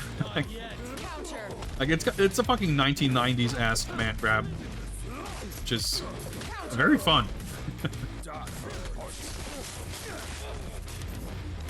Counter.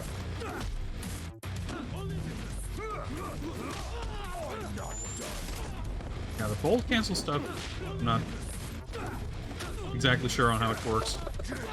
That was not a cancel. Well, probably just because of how it timed it, I guess. Oh. I've mashed out of his level 1 super. Try to hit that, because I'm curious to see what it looks like when you actually connect it.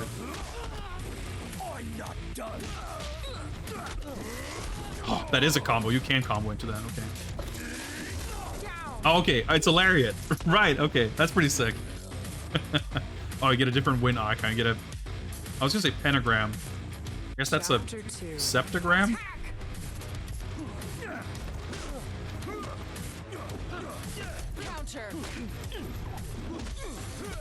There's like hella recovery frames on whiff, but...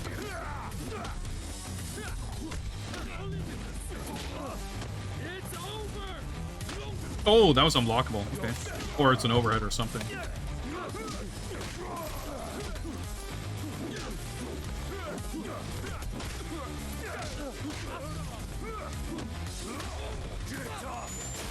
I don't know if you can like super cancel and stuff. I really have no clue about the mechanics of this game. Like even when I was sort of into the game, I knew the mechanics well enough to know that I didn't know them. Like, you go into training mode, you try out the moves and stuff, like, it sort of seems like, alright, okay, it's a pretty basic game, you can't do all that much, and then you, like, look at someone actually knowing the mechanics, and like, oh yeah, you can do 100% combos, like, I want to say that there is some kind of a max mode activation type thing that allows you to do some sort of custom combo, something or other. I definitely remember seeing, like, Zafkill 100% combos, like loops and shit. So the game has stuff like that. And I mean, I would guess that Adam probably is not the character who's going to be the best at that kind of stuff. But there's like a layer of mechanics that we haven't even seen at all.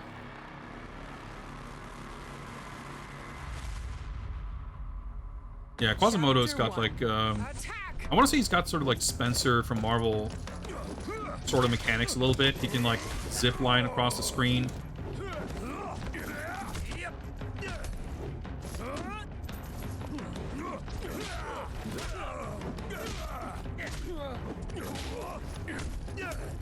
Who's normal am I thinking of? He did that big crouching punch. I don't think I'm thinking of Blanca. There's some other character that has a weird lunging, crouching, heavy punch like that. Maybe I'm thinking of Blanca, but I don't think I am. It's like anti-air. Doesn't do a lot of damage actually, but kind of want him to like show some stuff.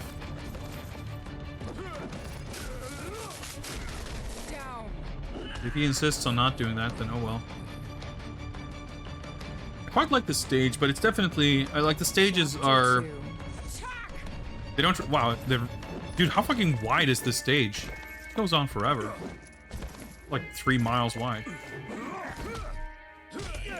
The color palette isn't, like, particularly varied. One of the regular throws have, like, shit range, seems like. That was supposed to be a command grab. There we go.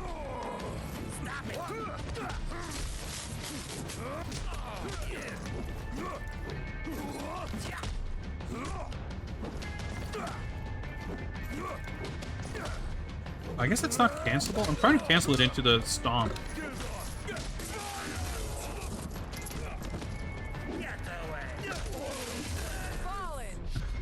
I don't know if I chipped him out there, because I don't think that jab connected.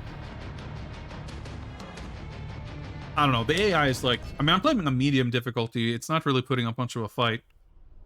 Which is kind of unfortunate. Not because I'm looking for a challenge, necessarily, but... I would have enjoyed seeing the computer show off a little bit more. If we continue to just breeze through this, though, I mean, we might mess with it a tiny bit further before we move on, just for the sake of seeing a bit more, I guess. That feels pretty cool. Oh, hey. It's a white stage, not another brown stage. Dude, I don't know about this weather effect, though.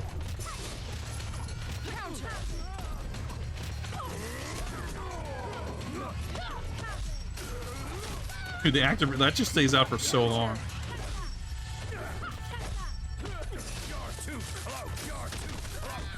You're too close.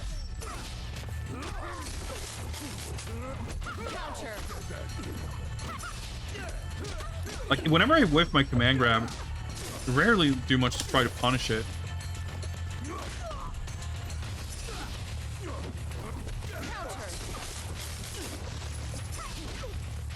Counter.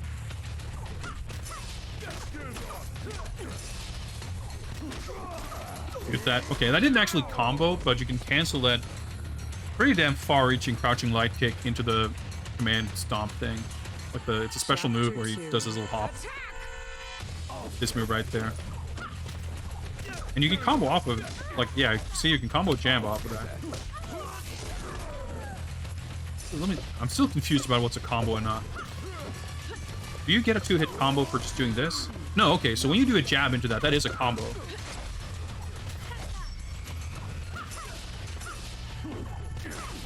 Yeah, okay. So the range of the command grab makes it sort of difficult to combo into. But that's a combo. Like, that's kind of insane, but it's also pretty sick.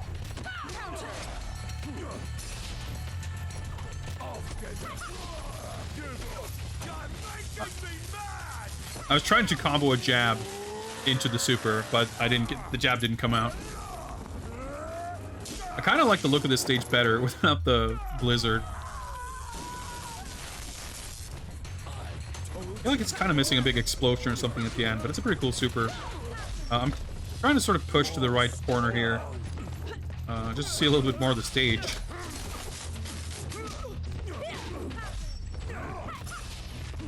Yeah, the stages are super wide.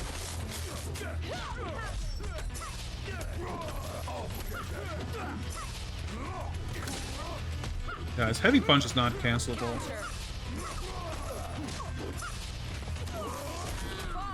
There we go. So it looked like there were, what, one more fight before the boss? I don't really remember what the boss... Well, actually, I guess maybe we fight both bosses. Nope. Fighting Hyde. I don't remember... I remember what the bosses look like, but I don't remember what they do. So I don't know... I don't know how much cheapness to expect. But yeah, dude, we get, like, enemy... or, you know, characters with their own unique stages and stuff. That's not something to take for granted. Like, even these little animations, like... Looking at this game, there's, like, a lot of stuff where you could see plenty of opportunities to cut corners where they didn't. Which is nice.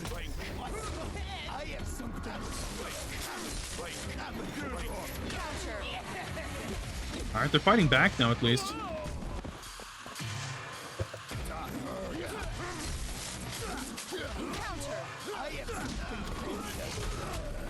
But nothing a little electric power bombing can't stop. Dude! Okay. It's a little bit weird.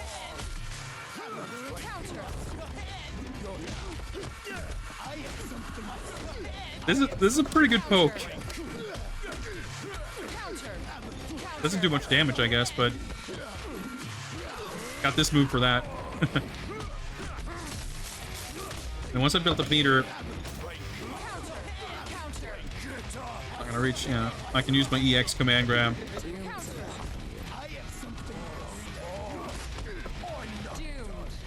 Oh yeah, see, he's doomed. That's the thing. Right. That's what I remember. He used too much of his whatever that secondary meter is. So now he's in like that. There's like a certain state. His super meter becomes purple and it does something, I guess.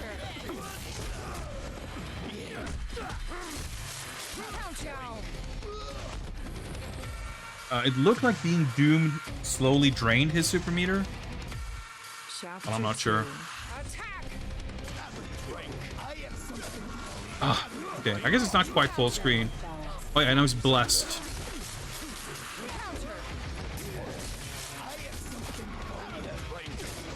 Okay. Range, I guess, is significantly shorter. I thought it was like full screen. It's really, yeah, hashtag blessed. Alright, that seemed like I sort of punished it on hit, but I guess it wasn't punished because the game actually has a punish indicator. I'll chase him down, even though the corner is like somewhere in fucking Eastern Europe.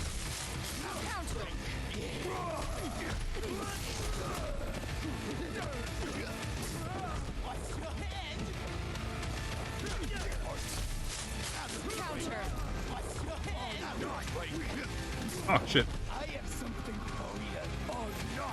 He's got like pretty good dashes for a grappler too.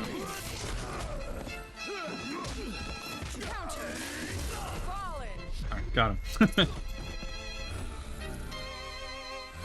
It looks kind of weird when it doesn't hit the Lariat super, but when it hits, it's like, dude, it's so fucking satisfying. There's like not a lot of fighting game characters that have like good Lariats. New rival has arrived. I mean, you know, you got like the Zangief, whatever, but like that doesn't, I mean, it doesn't look or feel like a Lariat when it connects. Oh, here we go. So we get to fight both of them, I guess. Chapter 1. Okay, so he doesn't get its own stage. He just kind of invades, I guess. Counter. This guy's probably going to be a bit cheap. I mean, is he cheaper than my command grab? Who knows? Counter. Probably not. Or at least he's probably not going to have a good way of dealing with it. Because I don't think the AI really ever jumps out of command grabs. Yeah, that seems pretty... Alright, I'm going to chill a little bit to see if we can get a sense of what he can actually do. Chapter 2. He's a pretty cool character. I like his voice. Ace the Steel.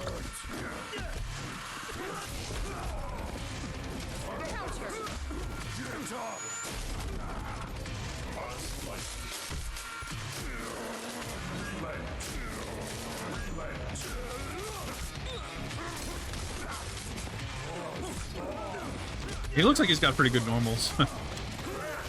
Reversal.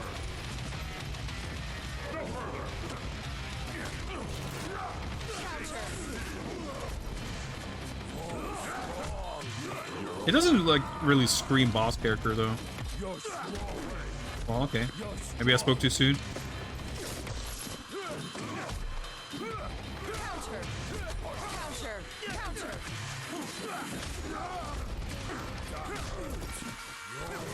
Oh, whip or throw, huh?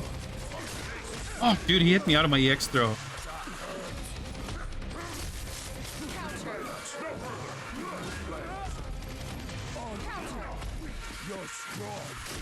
Alright, Q can play that game.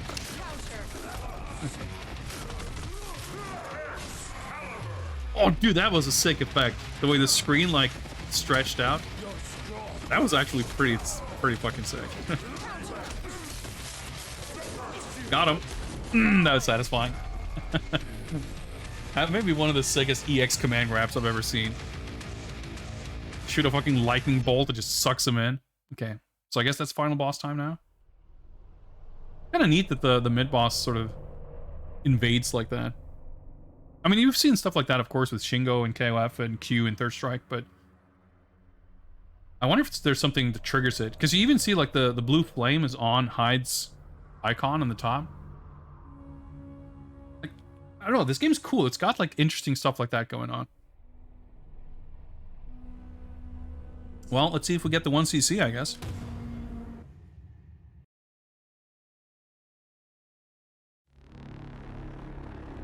I don't remember her name, but I know what she looks like. She's like on the cover art. Alessa. Chapter 1. Attack! Alright, it's a pretty neat stage. Oh boy, okay. See, this feels like a boss character at least.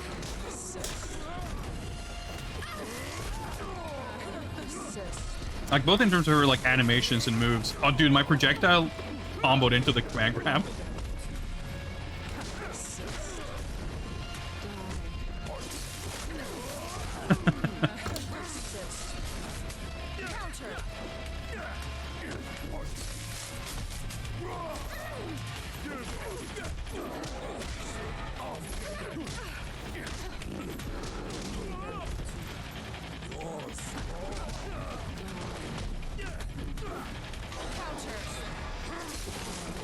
Oh boy.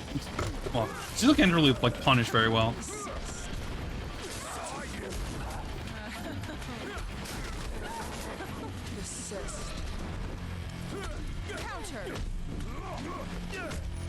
I wonder if you can cancel the crouching light kick into the super. I guess the answer is yes. Well, I don't know if that comboed. Hard to tell, like the way the combo indicator works. But it worked. Chapter 2. Attack! Game as monster has to be cool.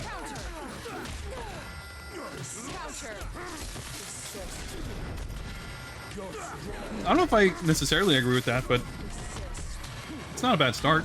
Like, I don't know, I think you can, again, look at something like Aerodrome. Just look at an example of a concept like this that isn't nearly as cool as this. And that's the thing too, like, this doesn't really have, I mean, it has monsters. A lot of the characters aren't necessarily that monstrous per se, you know?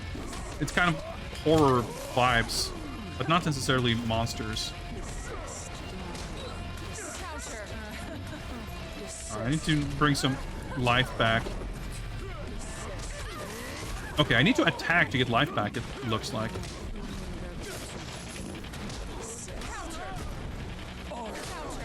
Shit.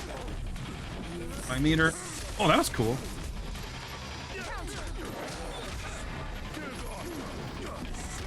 Ah. Okay, shit. Our 1cc is in jeopardy. Chapter 3. Attack! The announcer is a bit shit, though. Has to be said. Not a great trade, but okay, that's better. I should just block and do that move. They don't really seem to be able to deal with it very well at all.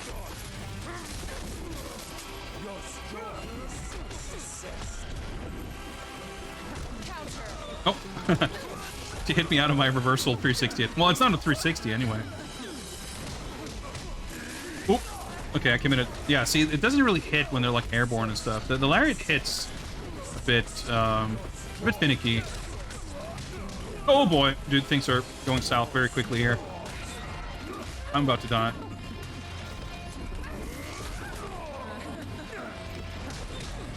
No, I should not have done that move. Ah, fuck. Fortune favors Odacus. Honestly, that one EX command grab should have just been a regular one. All right. I tried to press start and it didn't work. You have to press X to continue. Okay, and just quick continue. Nice. Getting back into it.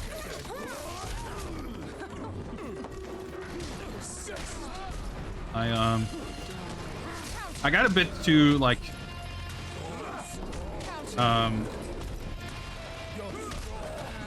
honorable. I was like, man, I don't want to just, like, scrub her out.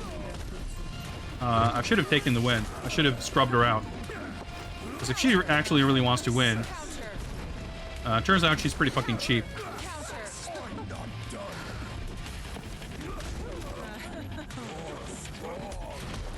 I'm not sure what you're referring to at this point, D, because it happened like so long ago, but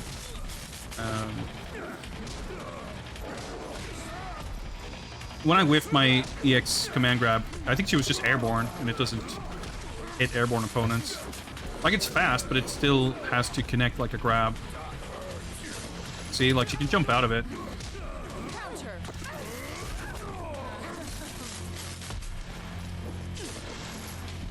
Anti-air grab is like, it's not very easy to react with because it's not, it's like pretty fast but not instant.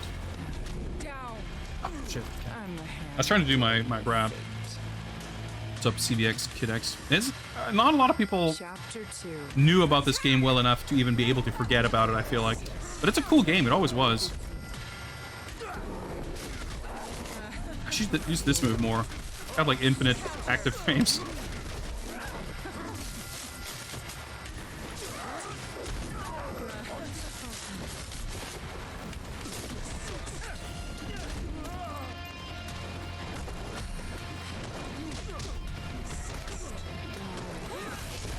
Finding the right window to reversal through.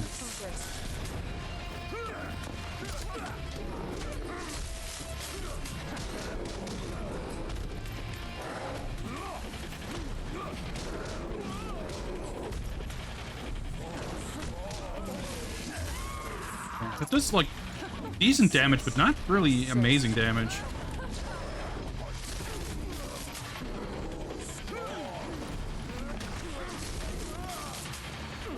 I'm dead. Yeah. Fortune Interesting. favors Odacus. But, I mean, this is like the first, like, interesting Chapter fight, 1. basically. Because I actually have to, like, pay attention to what I'm doing. And to what they're doing.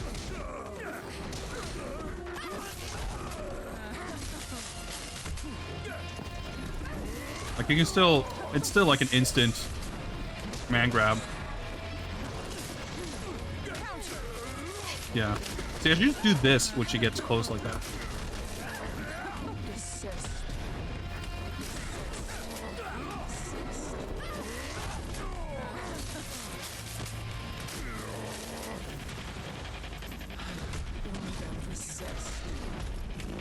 Kind of easy to get double dashes by mistake.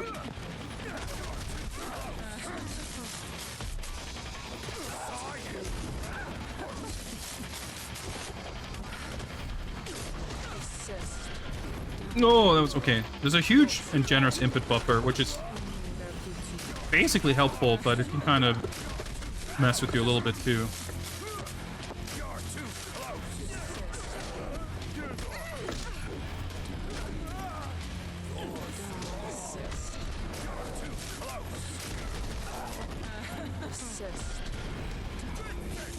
Hopefully that should connect. Yeah. I'm not sure if she dies from this.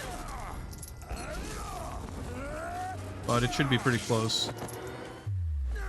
Not sure about recoverable health though.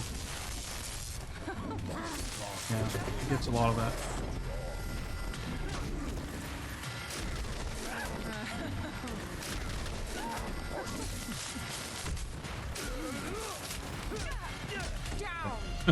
Just jab him out. Okay. Yeah, I think this game's really cool, and I'm not even like really. You're not getting even remotely a good view of like what stuff is actually in the game, like mechanics wise. But I think it has a lot of merit even on a superficial level. The character designs and like the atmosphere.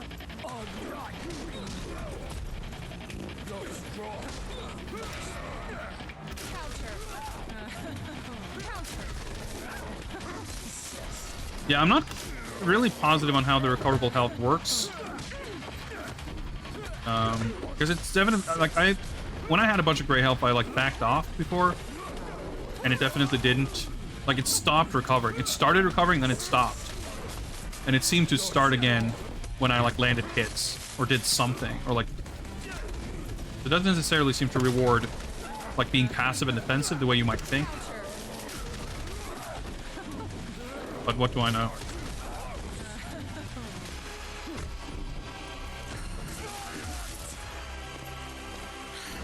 Yeah, I'm not sure how that connects. I like that move though. I think her moves are actually cool.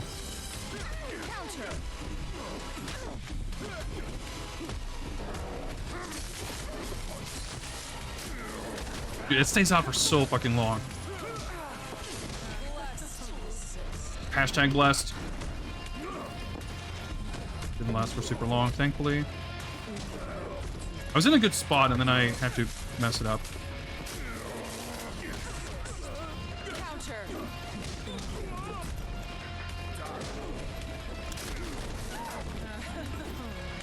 I was just about to say, like, I wonder if I can kind of grab her on her wake up.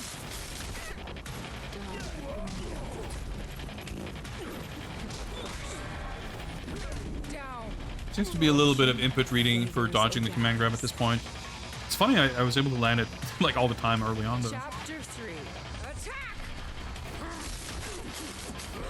Like, yeah, the whole blessed and cursed or doomed mechanic, I have no idea what it does or how it works. Just isn't very good damage. I mean, it's better than getting hit, I suppose.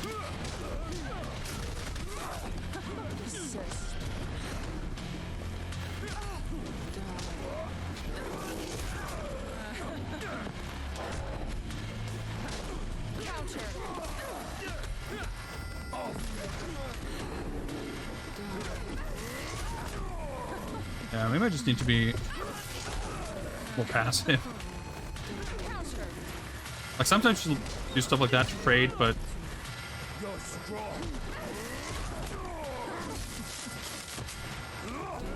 I guess letting her go on the offensive gives her health back, basically.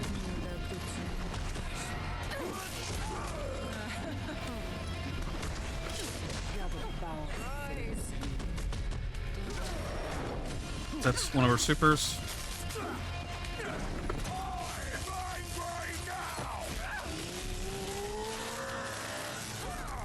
I think the super does around like 40-ish%, so this could be enough, but I don't think it will be.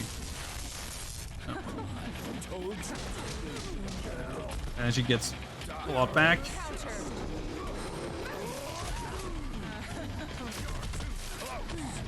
No, that's not enough. Okay.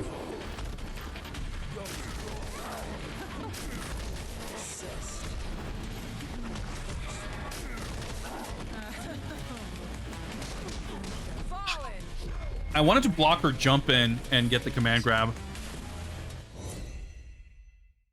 but she didn't hit. If she did a jump in, it actually whiffed. So.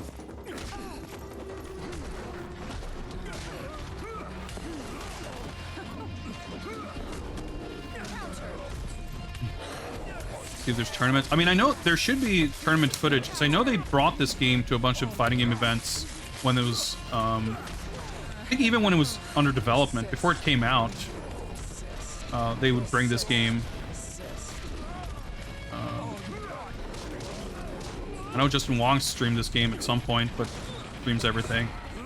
But even like that was kind of in his early days of being a streamer, basically. Okay.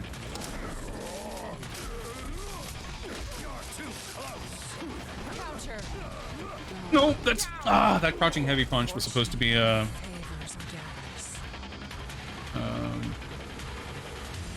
it's supposed to be a QCB barrier thing.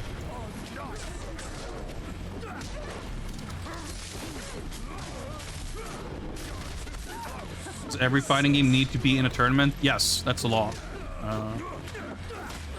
And it has to be broadcast directly to your computer, and you have to watch it and be mad at the game and people playing it and enjoying it. I'm sorry, but that's the law. These double dashes.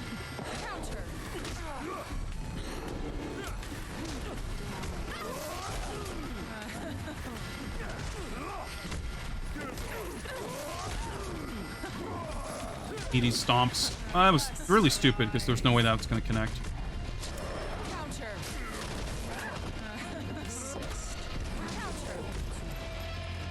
It's kind of interesting. Like, Adam had the command grab, which is very fast, but everything else is like really slow. I don't even know how that move connects. Like, it always seems to trade and hit me out of stuff.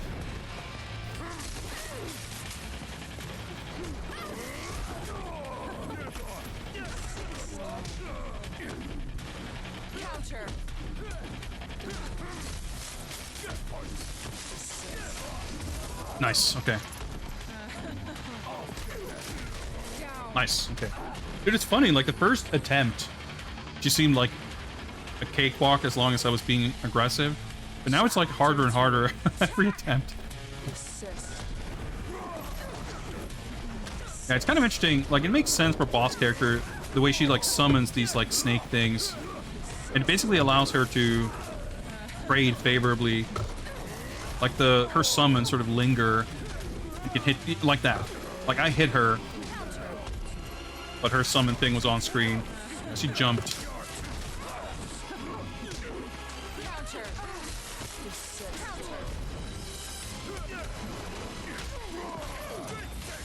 You gonna jump out of this? I was gonna say, no, I think that should actually combo. And it looks like it did.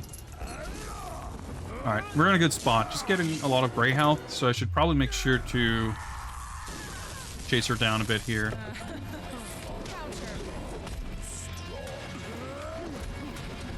Dude, I'm trying so hard to get that move to come out.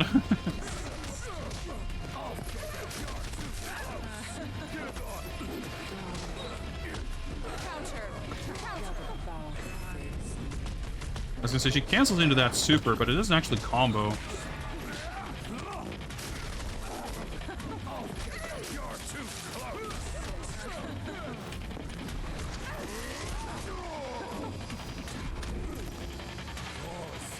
Maybe that's an overhead. Okay. Should be it.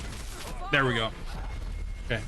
I hope there's not enough. Well, I should say I hope not, but I'm not sure if there's a second floor. If there isn't, like, this is a weird anticlimactic way to end a final boss fight. But, you know, it's doing something other than this would have been more work, so fair enough. It's just weird to see, like, a score result screen. All the final boss is just kind of chilling there. Thank you for playing. Yeah, I vaguely recall there not being endings. But again, there is a fairly extensive story mode, so you do get a lot of that stuff in there. You know, even so, not having anything at the end of an arcade mode always does feel a little bit anticlimactic. But I really like this game. I think it's really cool, and I think it's hard to say that it's like unfairly overlooked, but it's a rough market. Dude, my PS4 sounds like it's about to fucking take off. Well, the game is like 3 years old. I don't think they're working on endings. I wouldn't expect updates to this game. But like I said, you know, for a small game, it's still I wouldn't fault them one bit for not having, like, for being missing anything like that, because it's such a massive effort to make a game like this, and there's so much stuff in this game that that you wouldn't necessarily assume to be there, like the big ass story mode, boss fights, like unique stages for each character. Like there's an unlockable art gallery. Like there's a lot of shit in this game.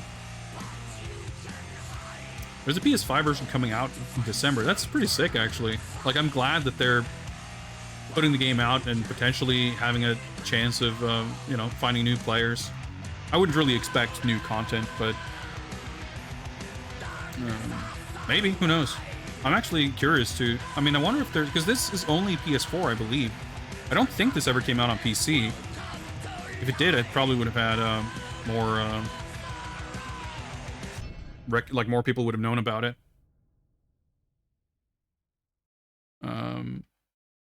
You say most American-made fighting games are ignored, and I think that's mostly true, but this is not an American game. To the best of my knowledge, anyway. Superb. I think I probably finished arcade mode with Adam previously, I guess. So if we were to have unlocked anything, we would not have unlocked anything new. Got a better score than last time, though. Yeah, they're from Chile. That's right. That sounds familiar. Hey, we unlocked a new player title. Avatar. And... oh, okay. Cool. We unlocked the final boss. And the other boss. Makes me very curious what we did on this playthrough that we did not do previously. I don't know. Maybe I didn't finish the game. I have a score, but maybe I didn't actually finish it. Yeah, so it's got stuff like this. Titles and icons, because it's like, this is what fighting games have nowadays. Slightly less ugly Adam icon.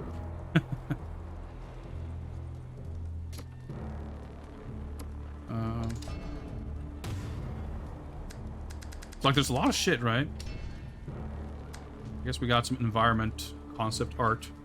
I mean, dude, fucking like big ass games don't include this shit nowadays. Like they used to, but I feel like they only, well, maybe Arc System Works put some stuff like this into some of their games, because I know like Skullgirls has a big gallery type thing. I know that some Arc System Works games have some stuff like this. But like even MK that used to have like this awesome crypt stuff in the PS2 games, like there's a very slight amount of artwork and stuff that you can unlock in the current, like the newer MK games. Nothing compared to the older ones. And I don't know, I always appreciate this kind of stuff because I'm a big fan of like, I mean, video game art and all that kind of stuff. Like just having a way to appreciate all this artwork and stuff, all the work that goes into it and the creative process and everything in the game. It's just a fun thing to have, and it definitely helps flesh out the total package, right?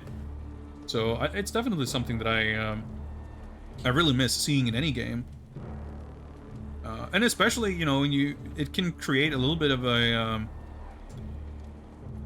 encouragement to keep playing, to find and unlock this kind of stuff. I think it's cool. I think it sucks that a lot of games don't bother. Mostly, I think it sucks that like I feel like very commonly you hear people speak about these kinds of things in very derisive tones, like, oh, concept art, who gives a shit, or whatever. And it's like, dude, I give a shit. I give a shit. Strive has gallery stuff. Yeah, I think like Arc System Works usually, there's like, MK kind of does its own thing with all these whatever stuff they do, but in terms of in a more traditional sense of like having some extra kind of stuff, I feel like they're the only ones who are kind of the established developers and companies that do a lot of that stuff. But I mean, I think you see it more in slightly smaller like projects. I mentioned Skullgirls. I think Killer Instinct has a good amount of that stuff too. I don't know. I like that in any game, but especially fighting games has there's such a big emphasis on character designs and the characters like visuals and presentation and everything. So there's a lot you can get out of that kind of stuff. Hey, what's up, Malone? Happy Friday. They want you to buy an art book that's $90. I mean, art books aren't new. Art books have been around for decades. I don't think it's really that. I mean, Mortal Kombat is a good example. They haven't released any kind of art book or anything like that. They are very controlling of what people are allowed to publish. Like, you can go to the ArtStation page of a lot of artists who worked on the game, and they can show very limited and specific slices of the work that went into it, but you never get to see the creative process and seeing the concepts being developed step by step with early sketches and stuff like for modern Mortal Kombat stuff, unfortunately. Count to 2 puts every fan art in the gallery. That's pretty sick. Well, I'm not speaking specifically about concept art, modern. I guess I mean more like any kind of artwork, any kind of art gallery type stuff. I mean, I greatly appreciate seeing the creative process and seeing the unfinished stuff, and almost especially the stuff that didn't make the cut. But just having a gallery of illustrations, I think, is very valuable and fun too. Anyway, guys, this was Omen of Sorrow. We've been going at this at almost an hour. The final boss was put up quite the fight, so we're going to be moving on. And the next game is going to be, as picked by Sting, Super Chinese Fighter. I need to find that game, I think. I'm not sure if I have it. I don't remember seeing it among my Super Famicom. Never mind, I'm looking at it right now. It's right here. Okay, cool. I found it. But I think I should take a super quick bathroom break while we're in between games anyway. So I'll be back I'll be away rather for just a minute. But when I return, we'll be checking out Super Chinese Fighter for the Super Famicom. thank you very much for picking this game, Itinerant. This was enjoyable.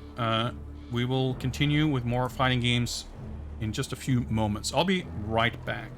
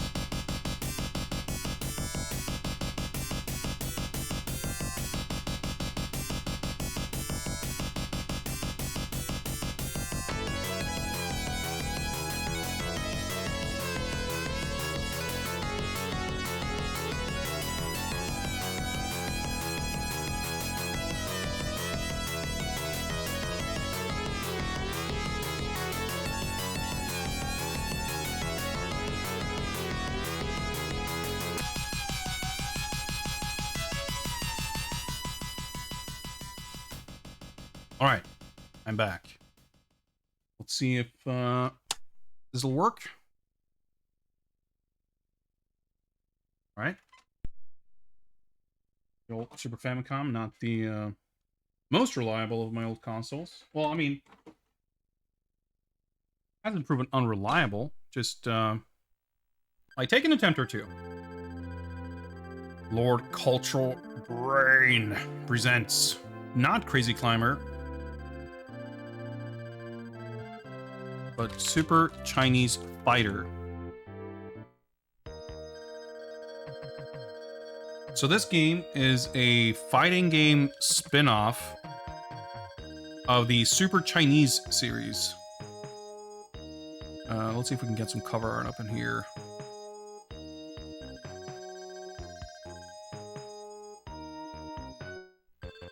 The Super Chinese series, I would say, is probably one of the more prolific, I guess, series from Culture Brain. After probably Hiryu no Ken. And much like Hiryu no Ken,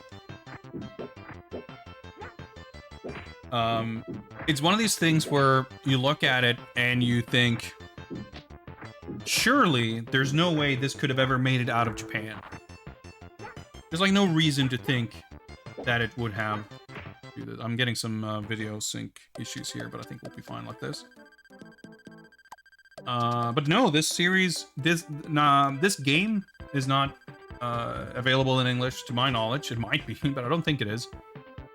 But some of the first games in this series were released. At the very least, one of them was released on NES in North America, maybe Europe? I'm not sure.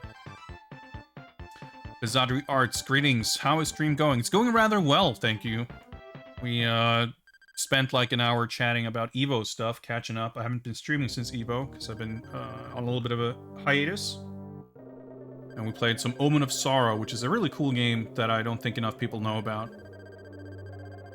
And, will the same be said for this game? I don't know. Like I said, I played SD Hiryu no Ken previously, and I really liked that game. Maybe I mostly like that game because it's got a character who's basically Surfer Sting, and his name is Powers. And I, once you see the game on my first try, just command grabbing my way to the very end. Much like the way I unsuccessfully tried to do with Adam in Omen of Sorrow. But yeah, so the original Super Chinese, or whichever one came out on NES, I want to say it had some extremely whack localization. It's called like Ninja Kids or something. I think it's one of these things like, it's Chinese, it's Asian, whatever. And music's pretty good. It's basically this kind of top-down action game, like it's a single screen thing with sort of a, Zelda or kind of Adventures of Lolo sort of perspective. And you like walk around and you punch dudes and you sort of jump. And I think there were like maybe 3 Super Chinese games on Famicom in the original series. And then they made a couple of others. I think on the Super Famicom, there's Super Chinese World, which is an RPG series. And I think there's like 3 of those. And then at some point down the line, they made Super Chinese Fighter, which is this game. And it's, as you can see, it runs a bit chunky. It's 30 FPS, which is not usually great for fighting games. But it's got really, really nice artwork. It's kind of funny, like, especially the Hiryu no Ken series is very uneven in terms of aesthetics and visual quality. But these games, they have a very similar art style. The SD Hiryu no Ken also got these, like, well, obviously it's called SD in the title. It's got these, like, chibi characters. And they look really awesome. But then you have a lot of the other Hiryu no Ken games on Super Famicom. And they look pretty shit. Little Ninja Bros is Super Chinese 2. The first one was released as Kung Fu Heroes. There you go. Thank you very much for that clarification.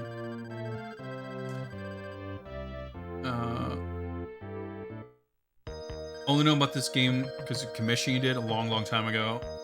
Got hooked on the game for a hot minute. I mean, you can already tell from just the intro, like, it's got some production values, right? It looks pretty sick. What are the fighting games I've enjoyed recently and ones I'm looking forward to playing? Assuming you're talking about like current games, I've been definitely enjoying King of Fighters 15. I've been playing fighting games since Street Fighter 2 and Fatal Fury and Mortal Kombat. Like I've been fighting games have been my favorite genre for 30 years. So I've been following fighting games in various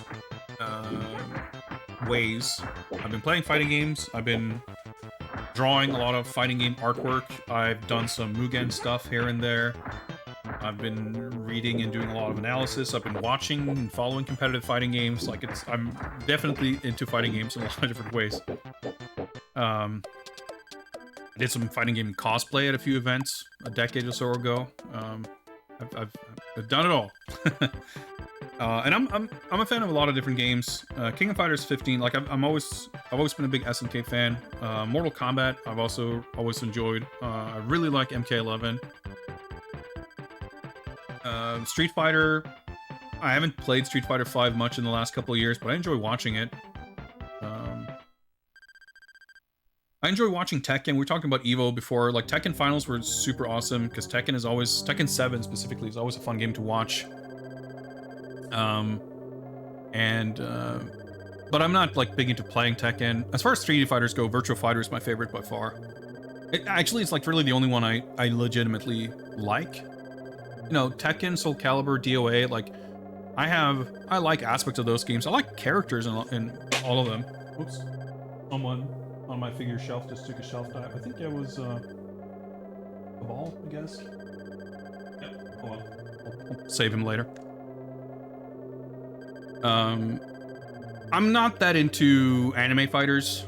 I've tried to get into some of them, never with much success.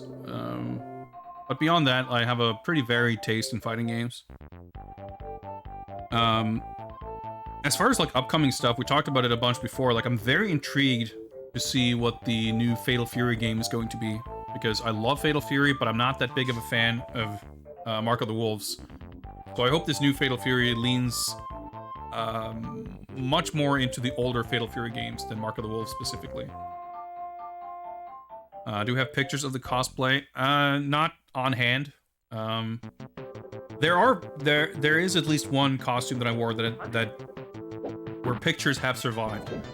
I went as Cody to a convention, and I don't think we ever got any photos of it. I mean, it was a pretty half-assed like closet cosplay, but I made some efforts to get the correct like.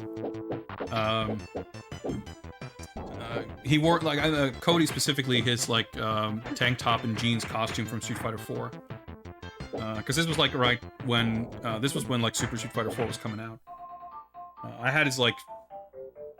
He's got like a necklace and some jewelry and stuff. So I mean, I made some effort, but I'm not like I don't know anything about sewing or making shit, so just keeping it simple. But I think the cosplay lore is gonna have to wait for another time. Oh, but maybe we'll bust it out at some point. The ancient history. But yeah, I'm super excited to see what NetherRealm has got cooking, because it's been a hot minute since MK11, so it's going to be exciting to see what their next game is. They haven't missed yet, as far as I'm concerned, with their modern games. Talked about Tekken finals are always amazing. Yeah, Tekken 7 is just like always a great watch. I'm intrigued to see whatever the next Tekken thing is, but it's one of those things where, much like Street Fighter 6, which I'm also greatly anticipating, I mean, I talked about it at length on multiple occasions that I was not looking forward to Street Fighter 6 being announced because I wasn't in any hurry for a new Street Fighter. I didn't want a Street Fighter 6 until I, felt well and truly done with 5 and like really eager and like hankering for a new one. And especially with the level of trust in Capcom not being at its all-time high, I was feeling pretty hesitant.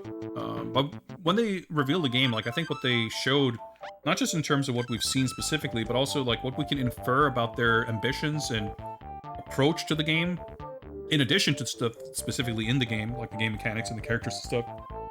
There's a lot to be excited with it. So I'm intrigued to see what Tekken is going to be. Like, what can they show? Because I cannot imagine what they could show that would make me excited about Tekken 8. That's not to say that I won't be. but I don't know. Like, I'm looking forward to being surprised. I'm looking forward to them telling me what they can show to make me excited. I'm probably not going to be super excited to play it necessarily, but I might buy it. I bought Tekken 7. Um, but yeah, I mean, I'm always excited about following news for upcoming games and stuff, even if I don't play them.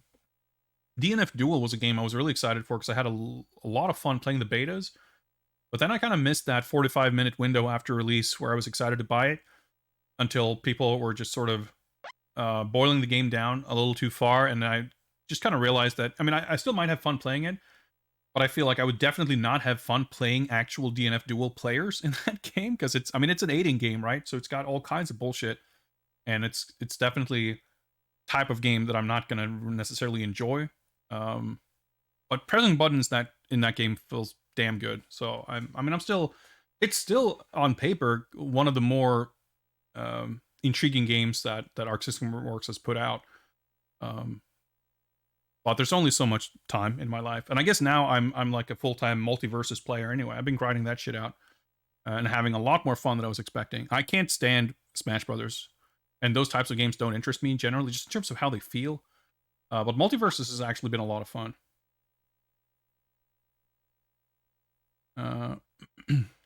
Fighting games, beat 'em ups, my favorite genres. Not too deep on combos and stuff. Yeah, I mean, definitely my favorite types of games as well, for a lot of different reasons. And I can enjoy a lot of these games in different ways too. Like, that's in one round, huh? I mean, I guess we're... Seems weird, but I guess we'll stay with the default. I don't know.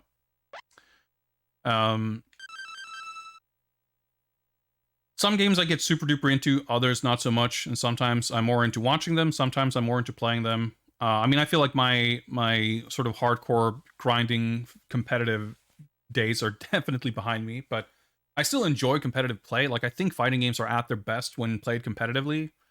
I'm not a competitive person at all, so I don't have that drive to improve over everything else, but at the same time, like, having that feeling of growth and improvement is like very satisfying. But even if I don't do well, like, just playing in a tournament, any kind of tournament setting, creates stakes that I think just makes the game more exciting and more interesting. It's combat time. Appreciate stuff like Smash and PlayStation All Stars more for the love put in with deep cut references.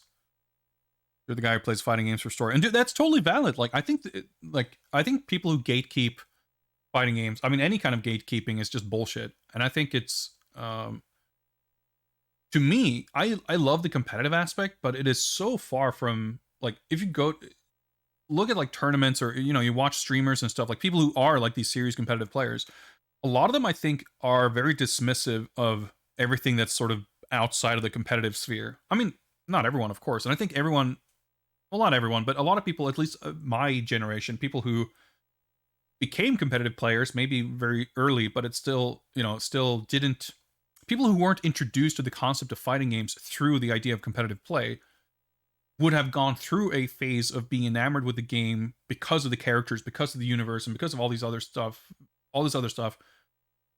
and then kind of got into the whole competitive thing. I mean, that was definitely my experience. I didn't realize that competitive gameplay existed at all for the first, like, 10 years that I was into these games.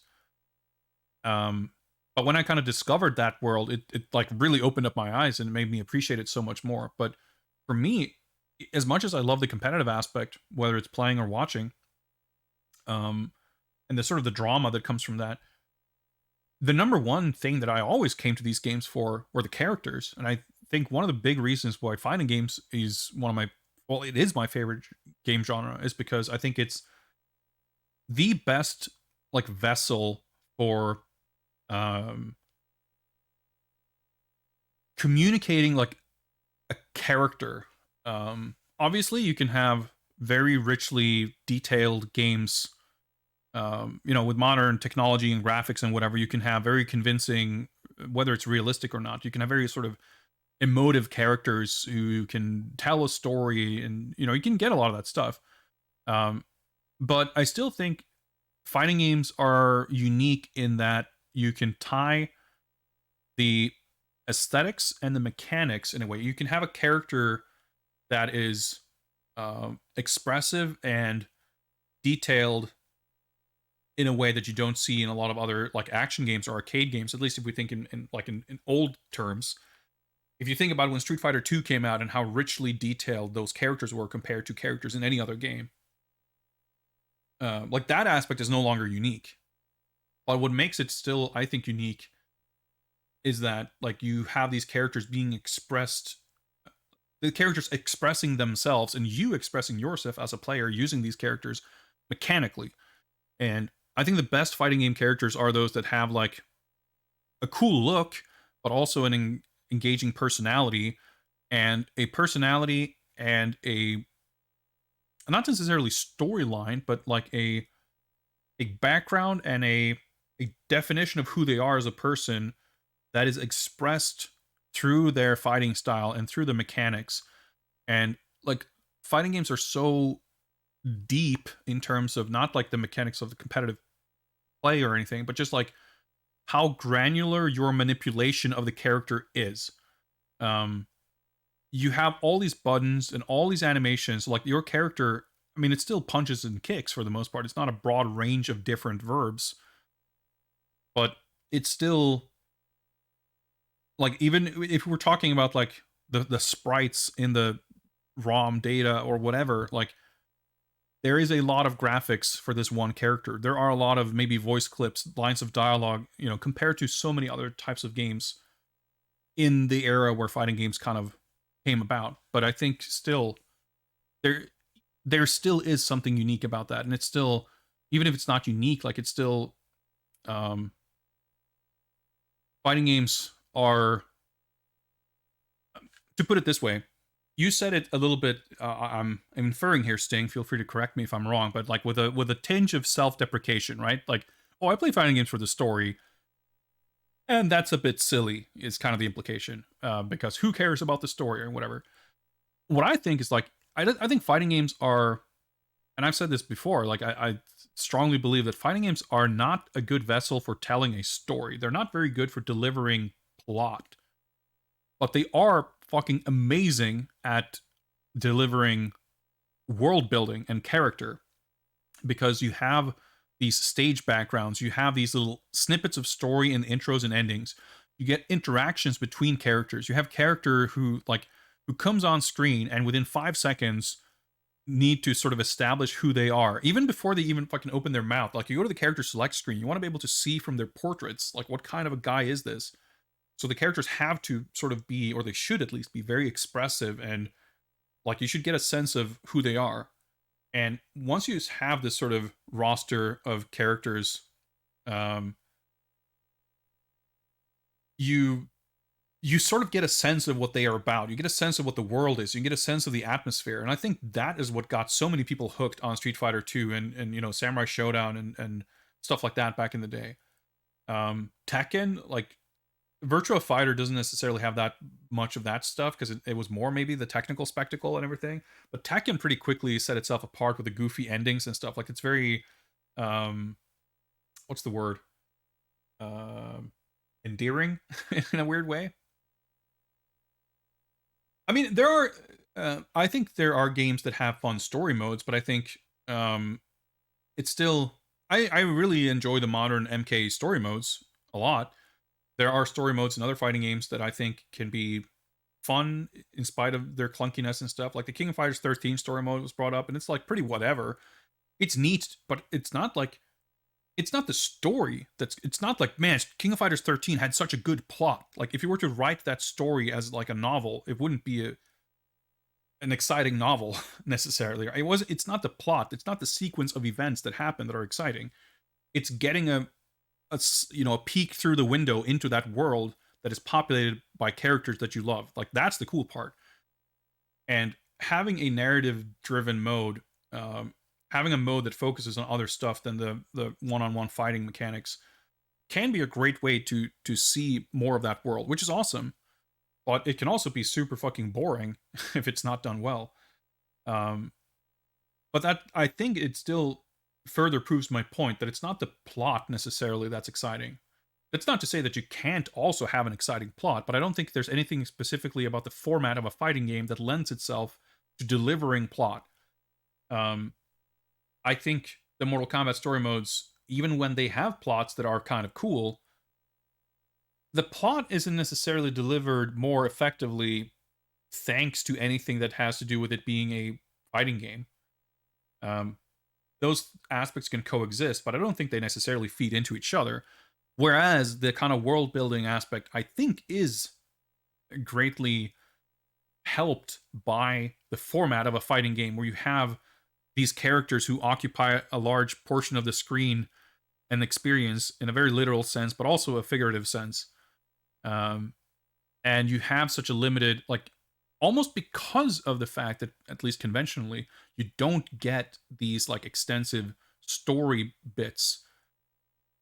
In order to convey that world, in order to convey those characters, you have to go all in on getting the most out of those limited avenues that you do have. Like, make sure that this character's idle stance communicates something about their personality.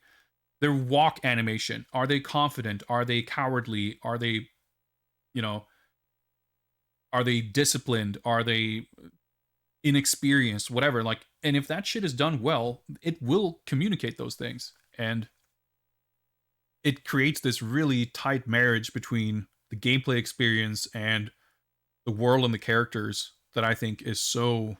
I just think fighting games are the best at it. And that's a big reason why I love those types of games. Pretty much. And finding ways of adding bits of flavor without disrupting the fighting game experience, I think is really cool. But this is a big reason why I'm excited for Street Fighter 6, because Street Fighter 5 did not do this stuff very well at all. Street Fighter 5 was a game that was sort of built on the foundation of competitive play is what matters, and it was very centered on that at the expense of like everything else.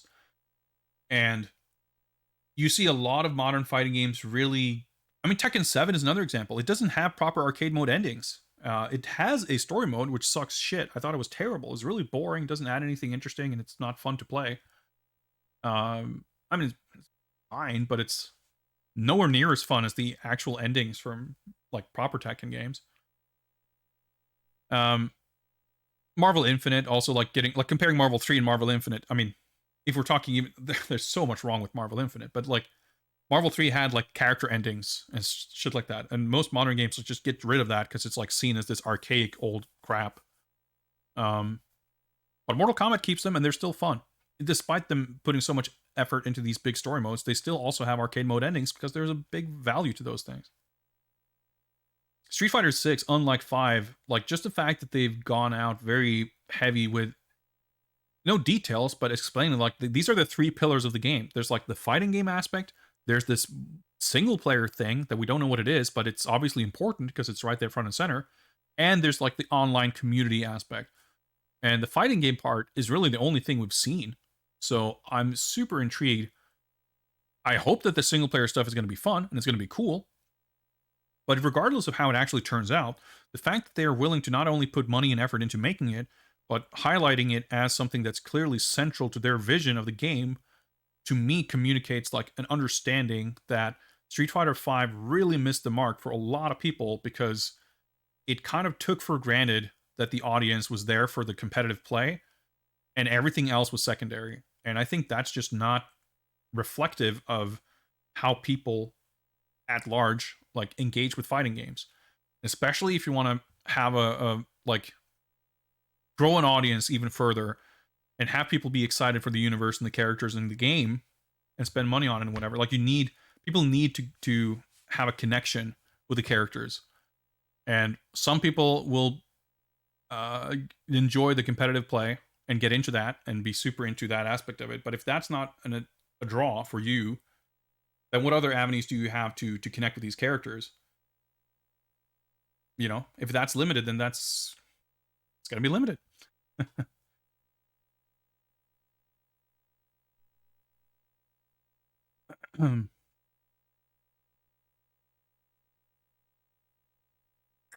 Let me catch up with chat just a little bit.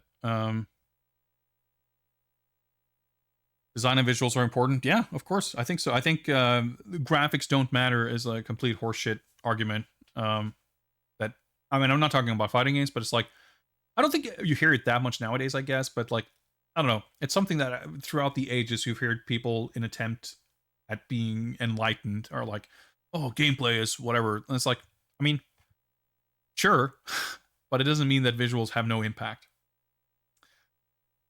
Marvel Infinite created an entire world filled with lore that we barely got to explore. Way more invested with Ryu training Hulk than the main plot. Yeah, see, that's why crossovers are so much fun, because getting to see or experience these characters interacting, however like brief, like the character endings in like X-Men versus Street Fighter and shit, like they were always so much fun. And that's why I think it's also like this modern trend of crossover characters, like guest characters in games, I think is interesting and fun. And I'm all for it. Anyway, that was a very fun conversation. But we're doing terribly in terms of like actually playing games tonight. So let's try to play games. All right, controls. Okay, controls seem a bit funky here. Y button is for light attack. B is heavy attack.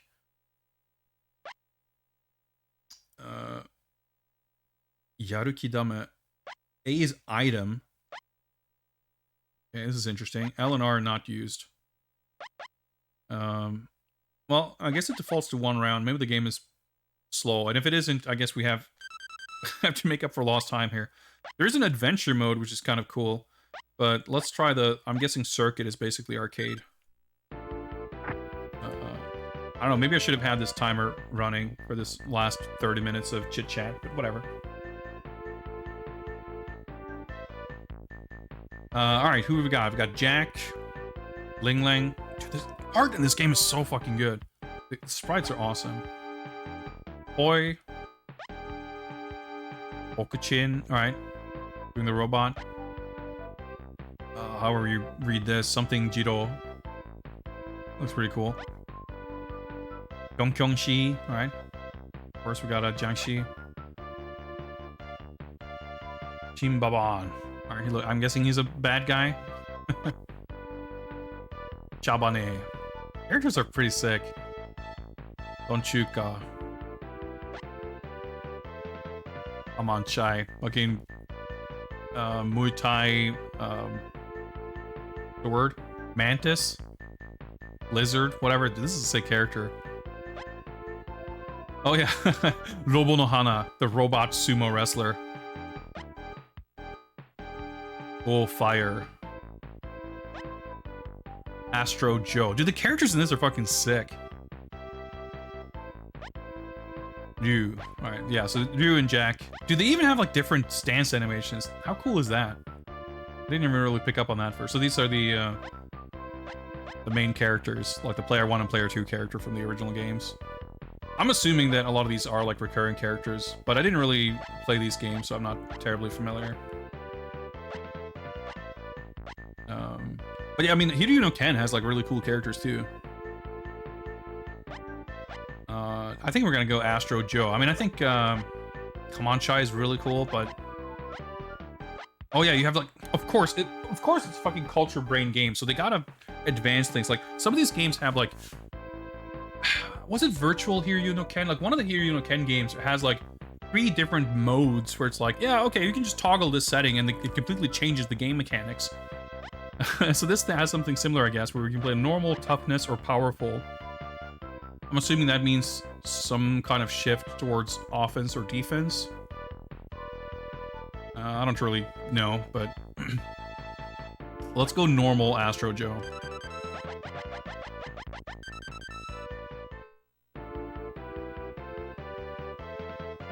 Alright, okay, so we gotta fucking equip moves here or something. Killer's Typhoon. Mash heavy attack, I guess. Gatling Blow is quarter circle back light. Roller dash forward 3 times. Rise smash. Back light attack during guard. Dynamite C is mash light when close. Some of the this is some pretty arcane. I mean, not the motion specifically, but like, well, I don't know. It's a Culture Brain game. It kind of makes sense. So Hideo no Ken, by the way, if someone may be familiar, there's a few of them that came out in the West, but they might have different names. So the title translates to Fist of the Flying Dragon. And I want to say that there was one of the N64 games came out as just Flying Dragon, and I think at least one of the Super Famicom ones came out in the West, possibly under a different title. I'm not entirely sure. Some of those are a bit weird, but some of them are definitely pretty cool, and they have awesome character designs too. Yep, there's an item button in this game. So what do we get? I guess we got a, what do we call it? A pork bun?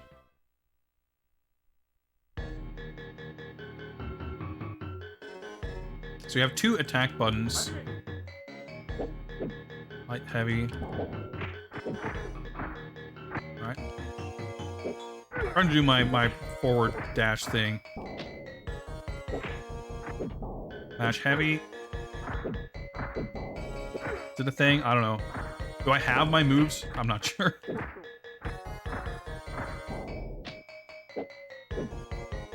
Doesn't seem like I can actually use the moves. I like the way my jumping heavy crosses up. Super defense. Oh, I guess he used his item. Oh, no, that was the item. Okay, a little... Okay, a little dude, a little gnome just ran across the screen. I think it's a single round, right? Like, the indicator looks like it's 2, but I think the option was set to 1, and that was the default setting. Get little encouraging messages. I was trying to see if I could do one of my specials there. I just realized that... Oh, shit! Get fucking DDT'd. Yaruki Manman. Okay, Yaruki is... Alright, this is super meter. Oh, maybe the... Oh, okay. I gotta show you. Oh, so X is charge. Yeah, okay. Yaruki dame. Okay, I understand. It's... You're charging your Yaruki, which is like... will to do something, basically. You can charge it up. Yeah, the frame rate is definitely like the most awkward part of the game.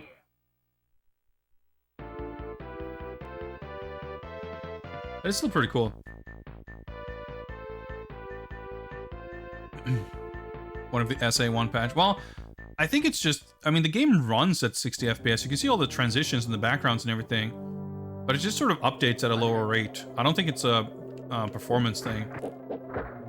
I mean, maybe there's a performance issue sort of on top of it, but it's just designed to run it. I mean, I think pretty much all of their games are like this. At least the fighting games.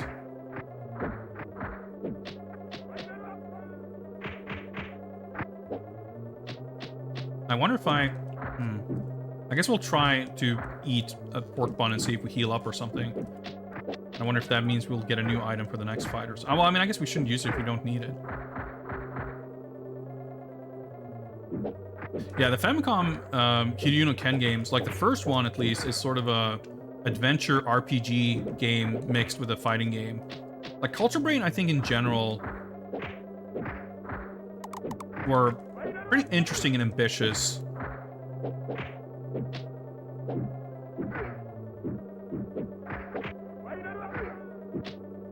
I can't actually do any of the moves that were listed, by the way. I can only do like the uppercut. Okay, let's heal up. Making me think that that list was something else. Oh, that's a grab. I did some kind of leaping overhead punch that I didn't figure out again. Not a quarter circle, doesn't seem to be a half circle. That uppercut doesn't seem great. I can chip him out with it at least. Tori! Alright, do we get a new item now, or maybe you get it after X amount of victories or something? Or maybe you just get the one item. Maybe it refills, and we get it to use it this match too. Yep, okay, we still have it. I guess you just, like, when you start a new game, it sort of randomizes which item you get. Oh, shit. That animation was cool, but I seemed to be stunned for like a year. Dude, that shit doesn't... Okay, what about the heavy... Okay, I guess the light uppercut just sucks ass.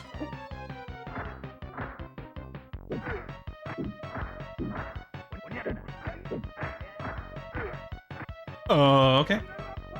Didn't mean to do that, but it worked out. Having 2 attack buttons is like... a little strange. Is he stunned? Nope.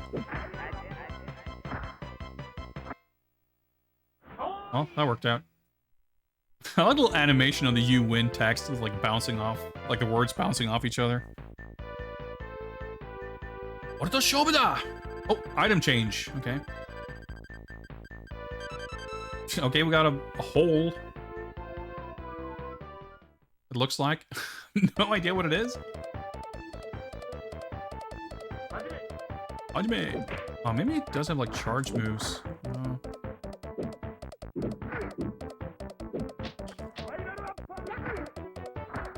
Like, looking at the... what looked like a move list before we started fighting, but not an actual list of my character's moves. Or maybe it's just like require meter or something. Oh, I fucking juggled. Yeah, that's pretty sick. There were some kind of arcane things like an input during guard and like forward, forward, forward. Okay, so now I have full meter, whatever okay. Use an item. Okay, I guess I planted a fucking landmine. Can you walk on that and... Oh, okay. Oh, I don't want to step on it.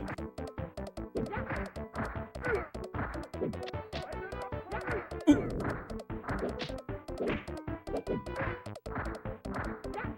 I'd never know. Oh, there we go. It was a hole. Okay. He took damage from it, but... I guess I would prefer healing, but I'll take it. There's some female characters. There was at least one.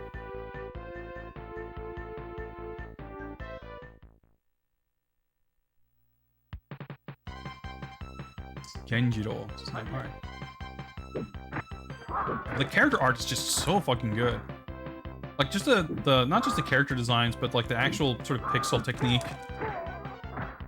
The color palette and everything. It's just a super nice looking game.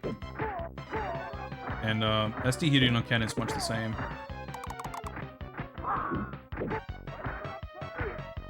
Like, all these animations, like, there's not a ton of animation frames, but it's very, very well executed. Like the swirly sword patterns and stuff. Some good faces there too. Like the stages are pretty nice and atmospheric too. Super tech. Monten. We got full meter here. Whatever I can do with that.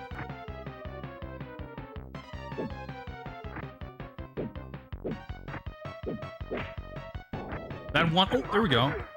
What could I do? Oh, maybe it's like a tiger knee motion or something. Okay, we should maybe get serious here. Okay, got him.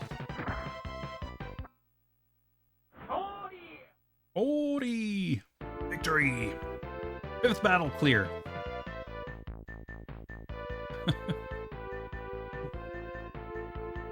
Dude, these portraits are so good.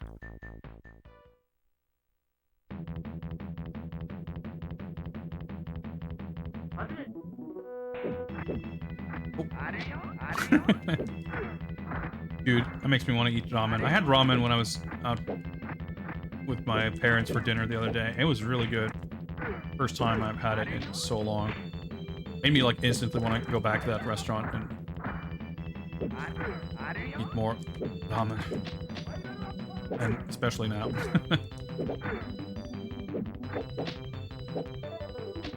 This guy's cheap.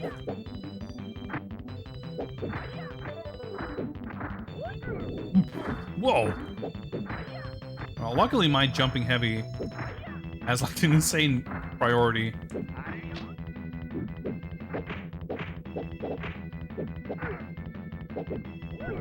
And I can like cross up and shit with it. Oh! Oh, dude, he turned me into a fucking dumpling. That was a sick grab. Okay. I was curious if I could like combo off of that, but I figured I could throw it out there and... Dude, he fucking turned me into stone? Oh, dude, the chip! Fuck, he built a shit ton of meter with that too. Okay, it's intense here. Okay, that was poorly spaced.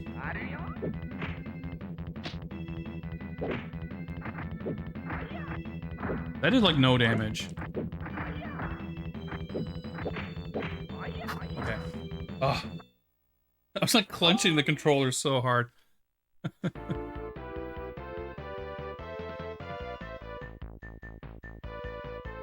Aw, dude. Item change. That was... Oh, okay. I was hoping I would get the dumpling, or the pork bone. Got something else. Reminds me of Power Instinct. I mean, it's got... I can see it in a way. Like, it's got some similarities in its... There's definitely a slight goofiness to it. Like, it's... There's a slight comedic tone. I mean, it's not really the same or that similar. Okay, that is a Tiger Knee motion. That's good to know. But it's not entirely dissimilar either. Okay, so what does this fucking move do?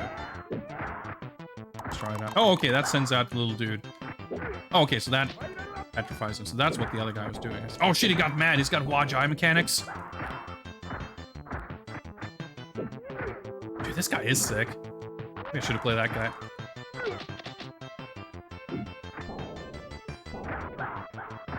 That's just a heavy version of that move. He starts flashing and going off screen. Looks like a fucking super move. Oh shit. The mirror match.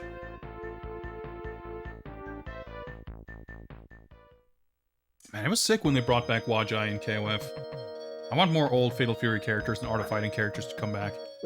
That's the prospect of that is what excites me about a new Fatal Fury. Way more than like a new Mark of the Wolves.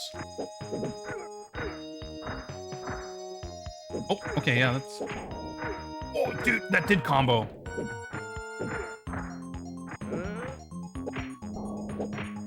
Or seemed to, anyway.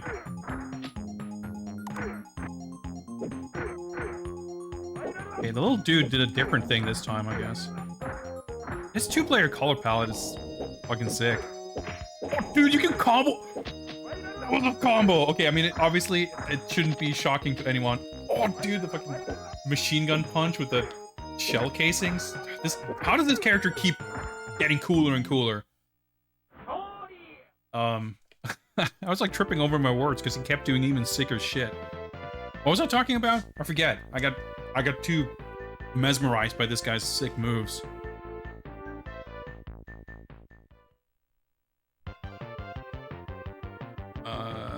This game kind of owns.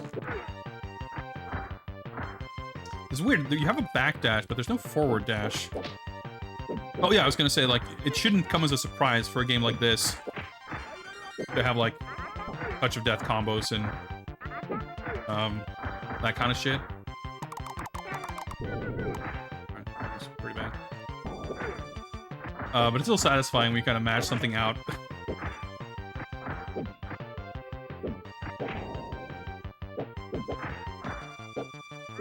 Yeah, it's hard to know how much you can infer from the artwork that they showed for the Fatal Fury game, but it seems reasonable to assume that whatever is in that picture is there for a reason. And I think Billy is like a good candidate for a character, not necessarily like who I would want to see the most. Not that I'm against it, but like he's not a top level, like, this shit is gonna get me excited about the game character. In absolutely zero ways does his presence make me unhappy. But I'm more excited, like, his presence, if we are to assume that he's in the game. Them choosing to show Billy and Kine alongside Rock in my mind, the obvious interpretation, the obvious takeaway from that, dude, this guy's like weirdly hard to hit, is that they intend to have old Fatal Fury characters and Mark of the Wolves characters, and not strictly one or the other. And I guess that's pretty much what I would want. So I'm more excited about the prospect of old Fatal Fury characters in general than I am for Billy specifically. 10th battle? Is this the 10th character already? I fought most of them at this point. New item that I have no idea what it is.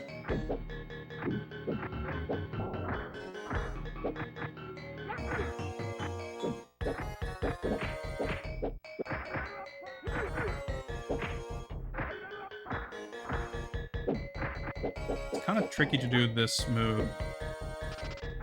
Oh shit. I was definitely able to combo off of this move, but it has to actually connect for that to work, and I have to land not behind them. Okay. Okay, I see. I was like, let's try this item. I guess it's a tripwire, or whatever you'd call it. Not a tripwire, but like all those rope traps. Oh. Oh, wow. Okay, that was a combo. I need to...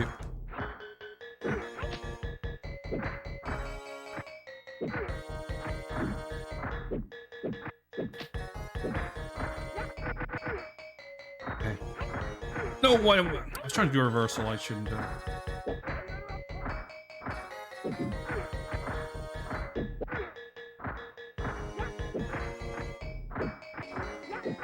Oh my god! He beat out my jumping heavy, which he didn't do the, like, immediately preceding that. Ah, alright. I get to pick different characters, but... Let's try Powerful Astro Joe. I guess that means lower health, probably. Oh, there we go. I was gonna say, can I find the two-player color? You press L and R. But I wonder if do I pick one of these? I guess so. Okay.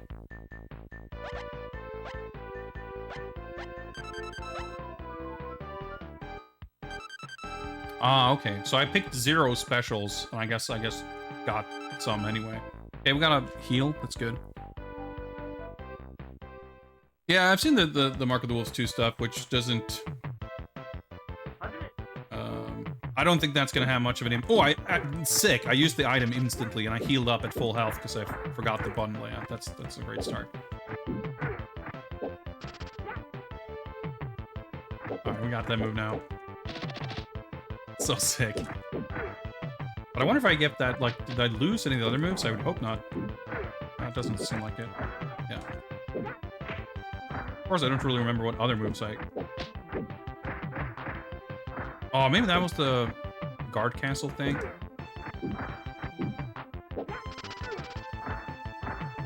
I guess the stages are also not character specific, which is always a bit of a bummer.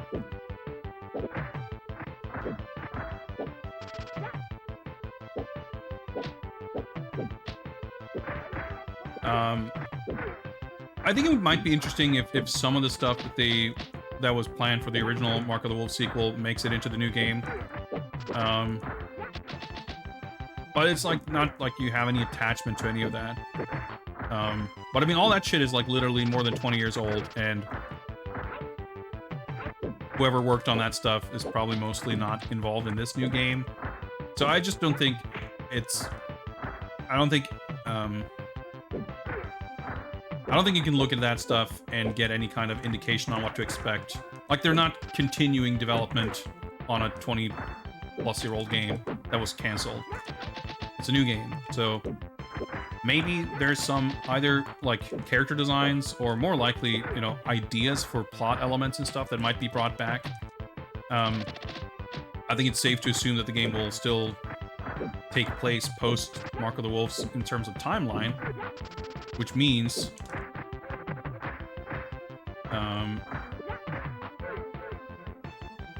okay, double KO.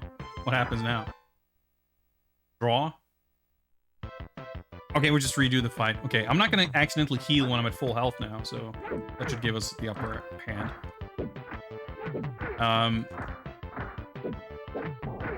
And I think it's reasonable to think that you might want to have, because you know, there's a bunch of characters in Mark of the Wolves who are related to existing characters.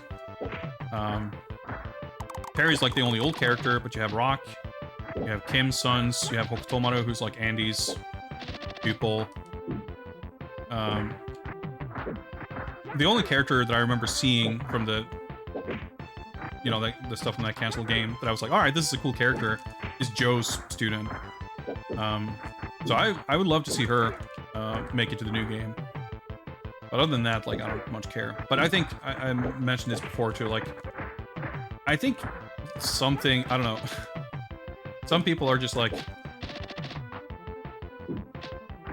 pardon the term, but like sort of brain poisoned, I don't know, just from like seeing that stuff, and like maybe it's a mix between wishful thinking and being excited about seeing that pixel art and like wishing, you know, thinking it would be cool to see that stuff, to like think that there's a chance that the new game will have actual pixel art. I think that's I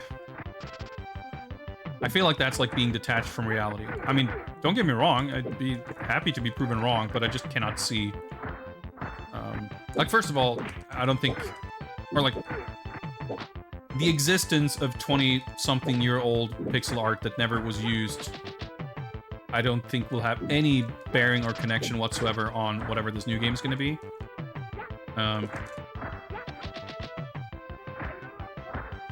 But I also think it's like not realistic to expect something like that in general. I mean this not as a response to anything anyone said in chat specifically. Now it's like, it's a sentiment I've seen expressed that I just don't like agree with, I guess, basically.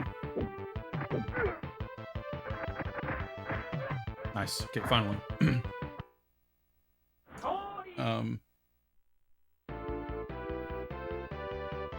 Catch up.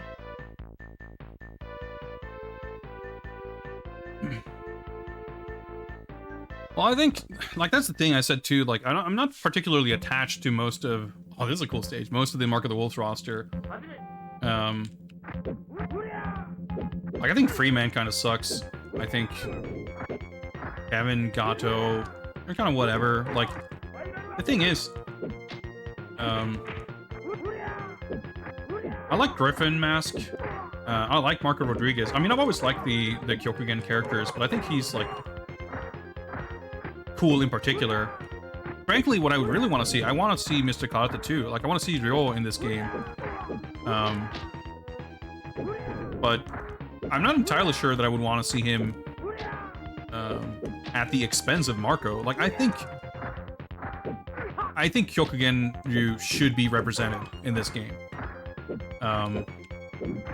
Like, I think this game should be, like, it should be a celebration of Fatal Fury, it should be a celebration of SNK, it should be a celebration of, like, Southtown.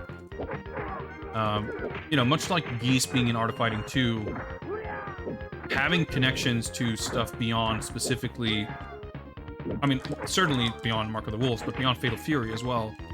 It's not to say that I want a bunch of Art of Fighting characters, necessarily. I mean, the timelines don't really make that much of a possibility anyway. But having, like, an older Ryo would be really cool. And I mean, it's to me, that's also kind of a throwback to Fatal Fury Special. Where, in case you're not familiar, he was the hidden final boss. Alright, got him. And he was also in Fatal Fury Wild Ambition.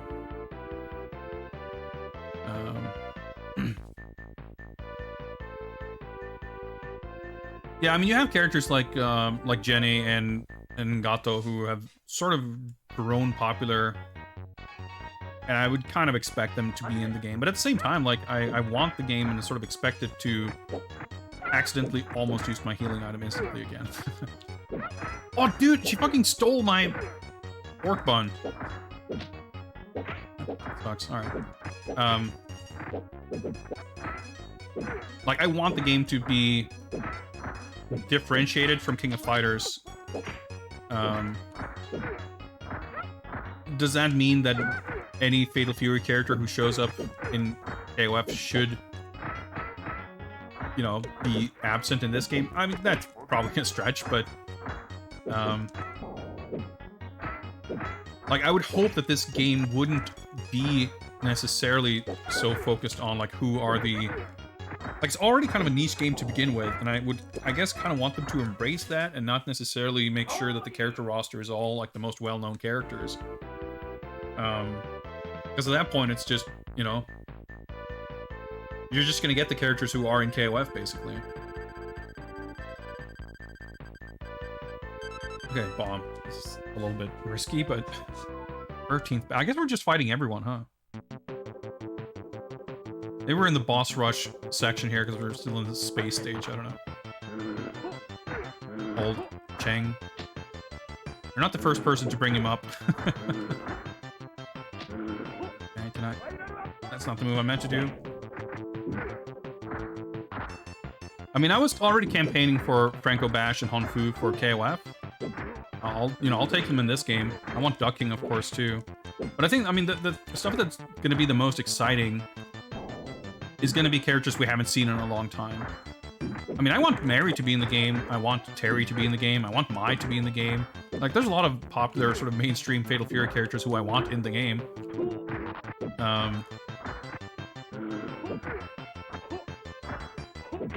But I want...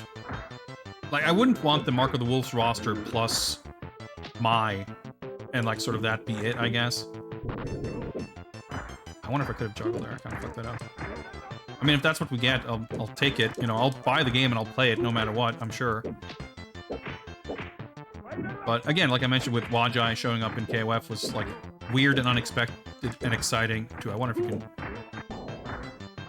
do some weird ass infinite jug. Oh, dude, that's a sick ass grab. Reversal throw. Okay. Oh boy, I didn't quite mean to stop blocking there. That's so cool the way it fades to white when you lose.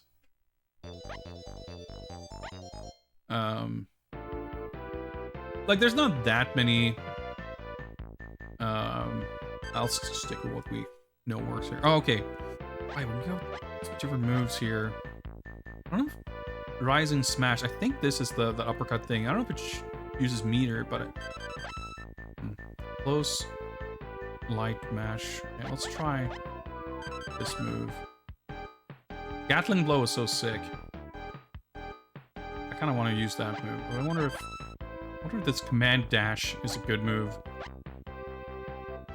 Let's try it. I guess we can see what it looks like.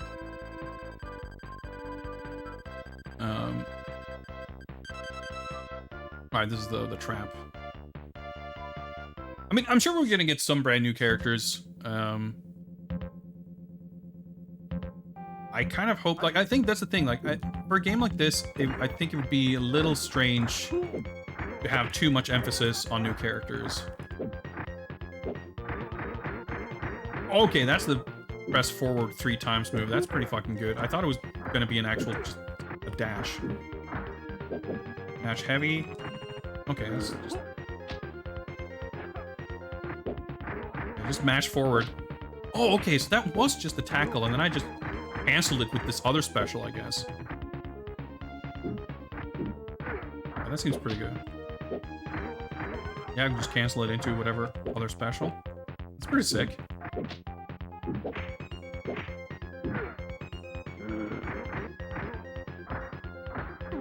Play a trap. We can juggle combos. This game is pretty sick.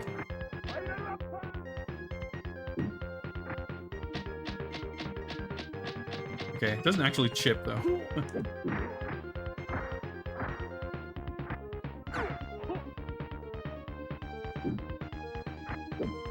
I mean, I think I would like to see a mix of actual old characters, like proteges and offspring, and Like completely new, completely old, and something in between, I guess. Yeah, I can cancel the dash to like any other special, it seems like. I was trying to do the leaping punch, I couldn't get it out because it's like an awkward Tiger Knee motion.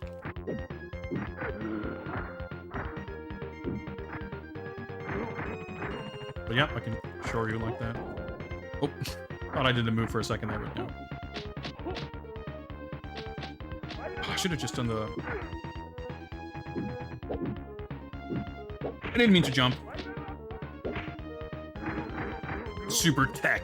Yeah, that's the Rise Smash. Yeah, so I think like... And I think all the old characters that were to be brought back, I mean, much like Terry... okay, I guess we're into the boss characters, because this character I don't think was on the character select. Dude, these aliens in the back. Space fight, that's a good road sign. Like any old character should be a little different, right? I mean, it's kind of like Street Fighter V and, from the looks of things, Street Fighter VI.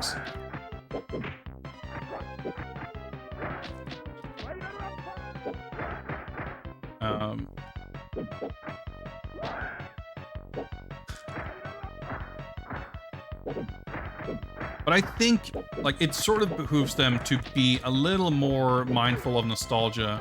I mean, mindful as in engaging with, than in Mark of the Wolves. Like, I think with Mark of the Wolves, with the timing and everything, it made sense to, it was, like, exciting, with a sort of a clean break.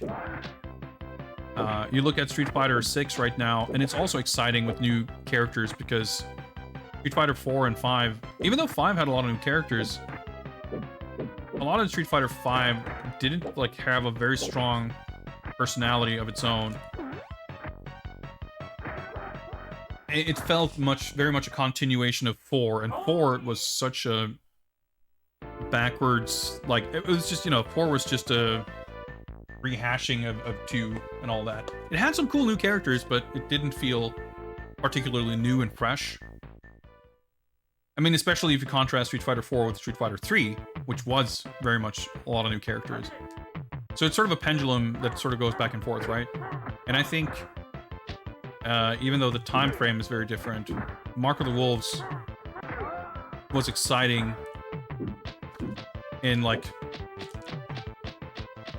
its sort of fresh take on the Fatal Fury universe. But right now, something that is very traditional and classic Fatal Fury would be extremely fresh, because we haven't gotten anything like that in 25 years. And if anything, making something that plays like Mark of the Wolves, like, that would be the opposite of fresh, because compared to other Fatal Fury games, that game is so much closer to, honestly, both KOF and something like Street Fighter. Like, it's much more conventional in a lot of ways. I want the new game to embrace the idiosyncrasies of that series. Like, bring back the lane mechanic in some form. Bring back, you know, the real bout control scheme with the 3 attack buttons and a movement button. Like, if the game has like, the KOF Mark of the Wolves button layout, like, that's already going to be a disappointment right off the bat for me. Oh, shit. Turn off the lights.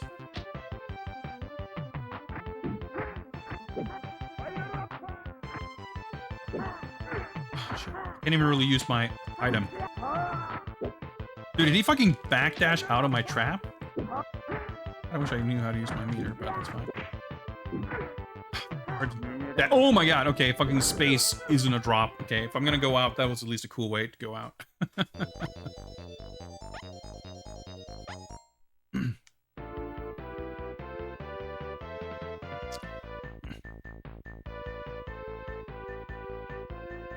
I mean, I think the simple fact of the matter is that if they're gonna have...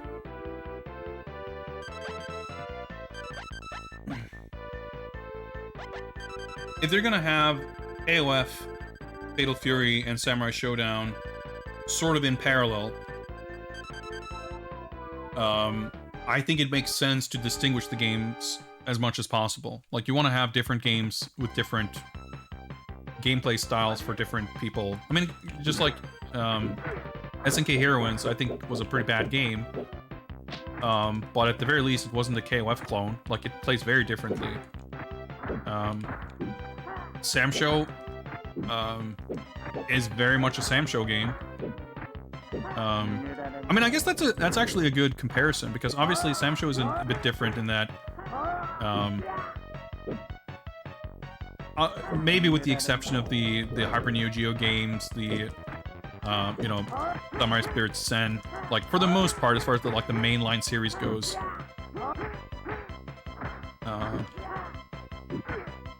it's pretty consistent in like how it plays, right? Like, it's pretty consistent in, I mean, they're very different in a lot of ways, but in terms of like capturing the essence of Samurai Showdown, the new game is able to do that without necessarily like feeling like it's harkening back to or referencing any individual specific older game in the series. That's kicking my ass. And that's like kind of what I would want from a new Fatal Fury, I guess. I would want something to capture the essence of Fatal Fury as a whole. And to me, that basically translates to looking at Real Bout 2 as the main inspiration, because try this, I guess. I think the Real Bout games, pretty much every Fatal Fury, from the first game up until Real Bout 2, I feel like every single game basically got a little bit closer than the last to like making sense out of the mechanics, the lane switching, the button layouts, and everything else. Like, every game was sort of an improvement over the last. Like, yeah, Fatal Fury 3 is maybe not a better game than Fatal Fury Special, but I like what they did. I mean, it looks fucking incredible. I mean, it definitely is a step up in some ways. Dude, this is not going great.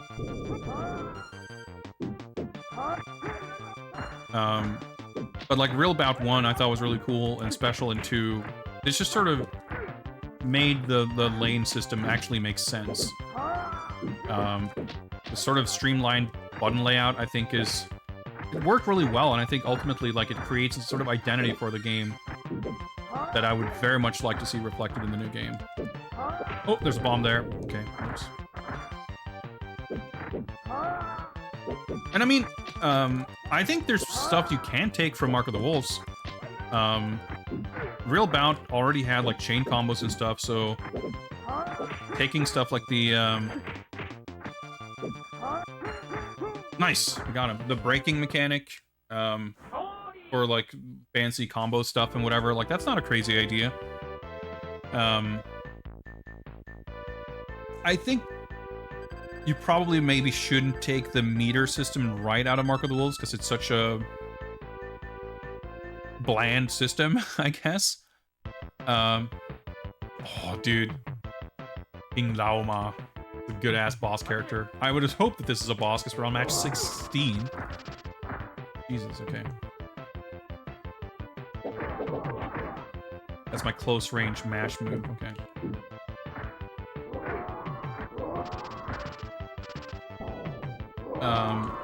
But maybe the meter mechanics... Like, the meter mechanics are definitely a part of Real Bout 2, and I mean every Fatal Fury, but including Real Bout 2, that are like a little bit convoluted, and maybe could benefit from... Did he just fucking heal by sapping my life juice? I think he did. Okay, well, I stole his healing... Well, I didn't steal his healing item. He got rid of it, or like it disappeared. Okay, I have a feeling that we maybe might not beat this game. Well, maybe we can find some cheese strats. He does not appear to really be taking much damage, is he? Oh, I think we can bully him.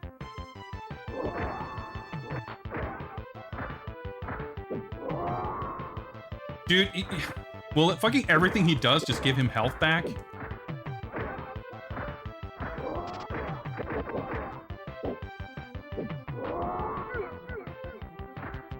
Okay, this is a pretty absurd boss. Okay.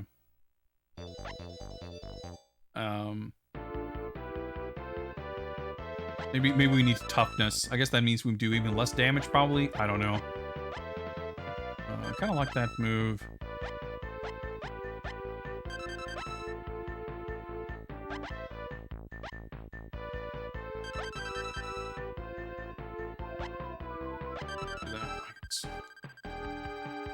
Item change. Crap. Is that even going to work on this guy? I don't know. But yeah, basically I want something that takes... Just like Real Bout 2 is like an evolution of the previous games, something that's kind of an evolution of that, something that captures the key components of that, like, simple, smooth chain combos, because like that, King of Fighters doesn't really have that, and Sam Show certainly doesn't have that, so that's like instantly something that would create a kind of different identity for the game. Sick. Can't fucking get close to him.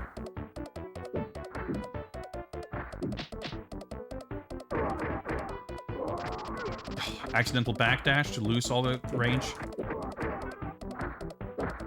Oh, that's right, okay. I thought I had a move that I didn't have.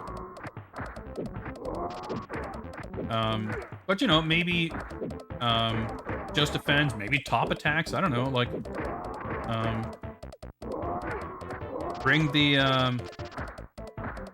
end of round only taunts. Like having multiple taunts for each character, like in Mark of the Wolves. That's a sick thing. Oh yeah, I mean there have been Sam Show games that have weird chain combos, but I mean like the newest game. As far as SNK's current games, if you think of the three of them as like a parallel lineup of games that they have active on the market,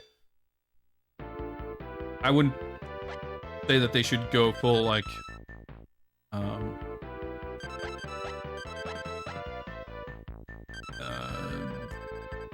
Marvel anime combos, like not like that, but just, you know, like Real Bout 2 basically, you know.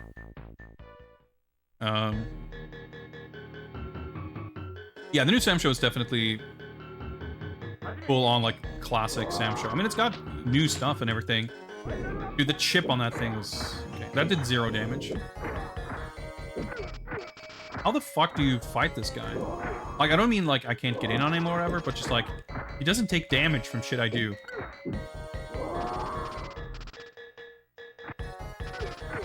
And he has full screen eyeball flashing moves.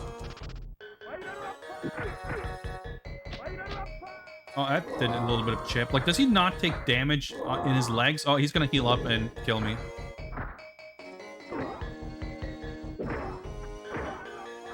I can do damage, but this, I don't know if that was his blocking animation or if he did like a counter because I hit him. I should probably go powerful. Whatever.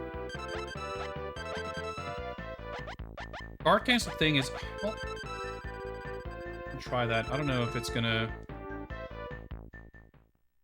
Because it says like super tech, whatever. I don't know if it requires meter to do that guard cancel thing. It doesn't seem like I can do it completely at will.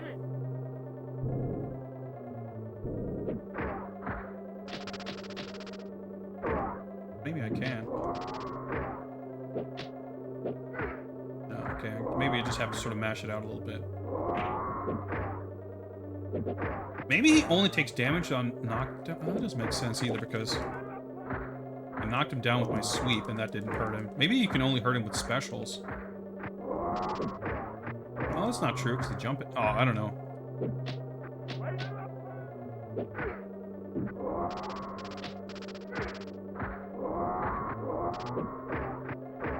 We have the life lead somehow. Oh, okay, I was like, he's healing up, but he used his healing item, that's why.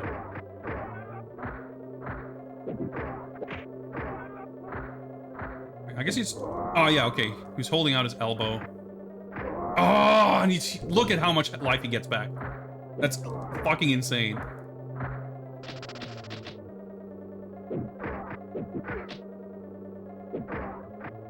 I guess it's like once he gets to the second life bar, maybe, he goes nuts with that move.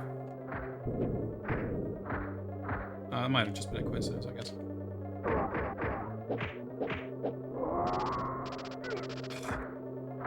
The frame rate is so sluggish that it's kind of hard to tell what's going on sometimes.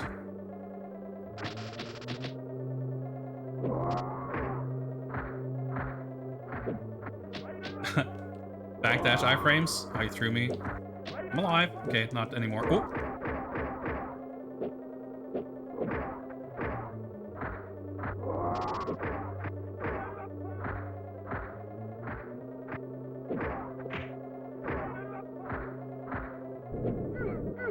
Okay, fair enough. I mean, he does kind of spew his flames all over the place. But, I mean, that felt pretty good. Let's try powerful. I mean, I don't really know if that makes any difference. Let's do the big mash move. The guard cancel move was pretty good, and I guess we need the command dash. Do we need the command dash? I don't know, but we'll use it. It's so weird that even on the final boss, the stages just keep cycling.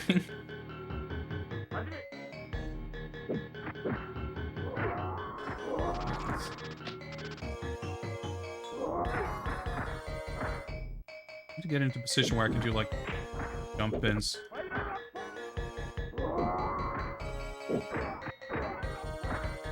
He's pretty susceptible to that. Okay, the bomb.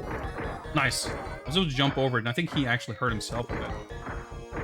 I didn't get baited by the elbow. Of course, it's got like 0 frame startup. Dude, he's back to full health. Fucking hell. Oh yeah, he didn't take damage for most of that move. Oh, I stunned him. It'd be cool if he took damage. Maybe he only takes damage on counter hit. I don't fucking know. That's the closest to an explanation I can find so far. Yeah, extra health is, I think, like the pretty undisputed best item.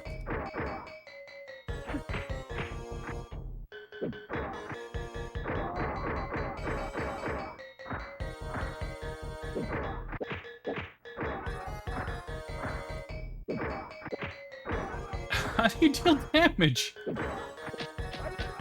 Like, sometimes he takes some damage, but, like, not a lot?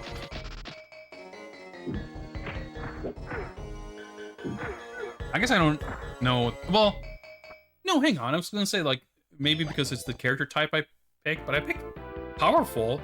I would think that would give me more damage, but admittedly, I have no idea what any of that does, if anything, so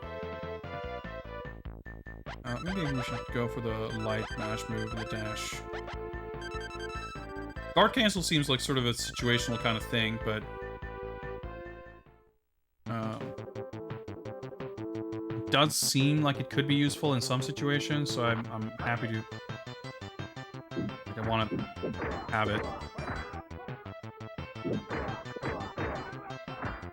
It's like a bit of a lottery if he decides to take damage by any given hit. Okay.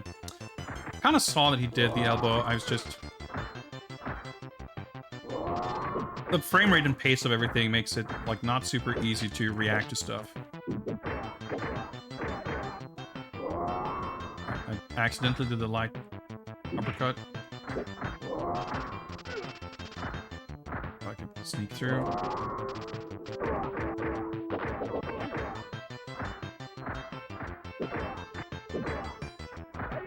Okay, nice autocorrect.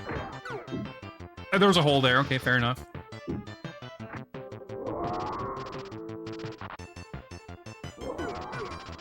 Did I get hit by my own trap? I think I did.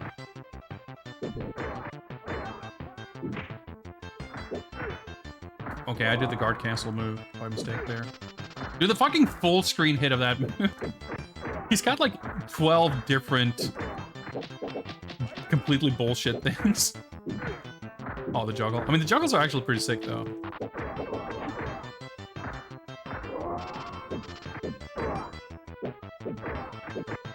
Okay, you can combo the heavy punch into the heavy uppercut. You really don't need to mess with the light buttons at all, which helps me avoid accidental light uppercuts. They're pretty much punishable on hit. Alright, that's dead. I mean, we'll get there. We just need a little bit of focus, a little bit of luck.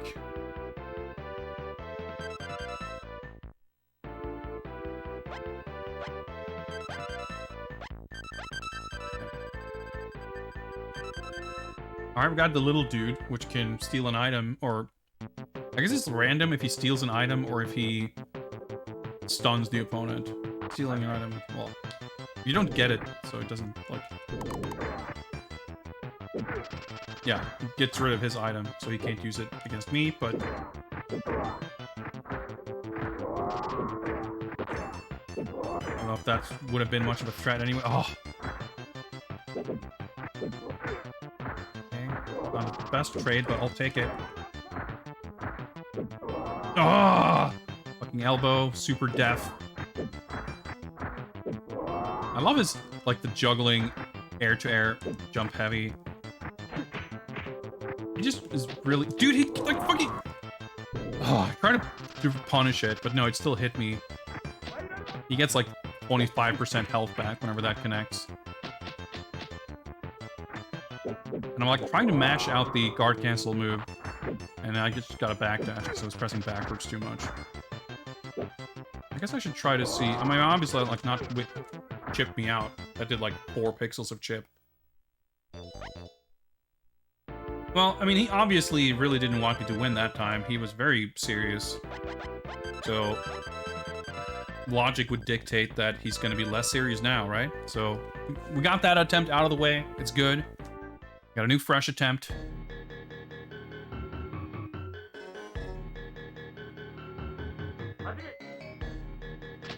So for fewer eyeballs and fewer elbows. See, that's what we like to see. I mean, I would have liked to for that move to do damage, but you can't get everything in this world. Right? There's like 3 moves that didn't do any damage.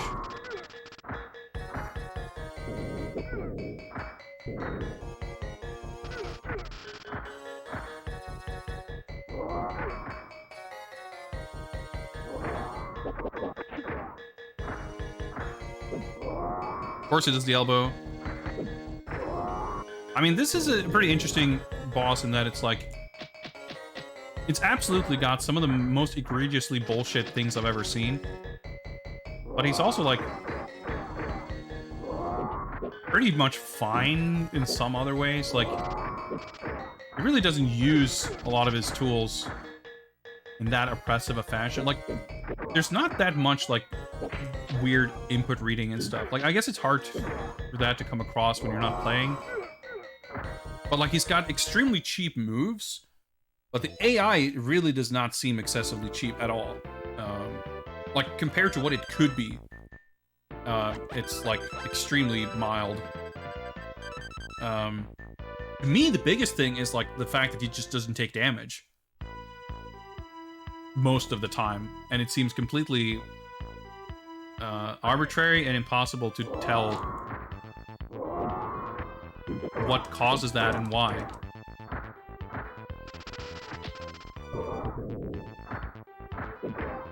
Like, it's so inconsistent, that's the weird part.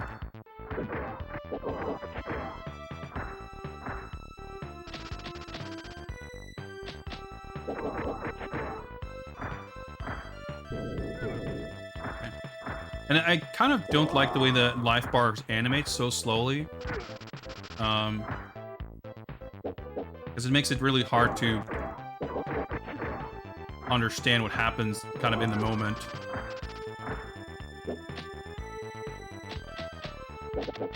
This music's pretty sick, though. Did he actually take chip damage right there? Like, he doesn't take damage when you fucking hit him. But he'll take chip damage. I didn't mean to jump.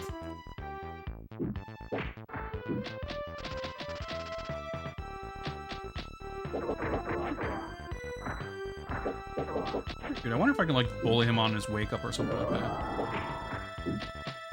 Block that cross up somehow. I like that he got the healing item, by the way, so he doesn't even need to elbow me to heal up this time. Well, he still will. Yep, speaking of.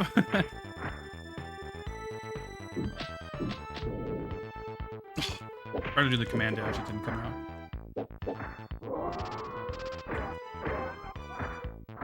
Oh, I was gonna say, how did he get so much health? But he ate his little snack and he got health back. There's like no telegraphing. He just like, fuck it, let's just use my fucking full screen eyeball.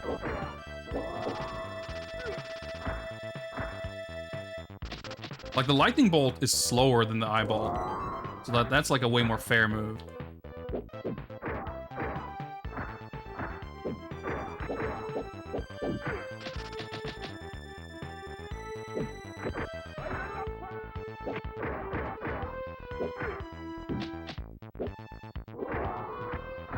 Could have juggled there.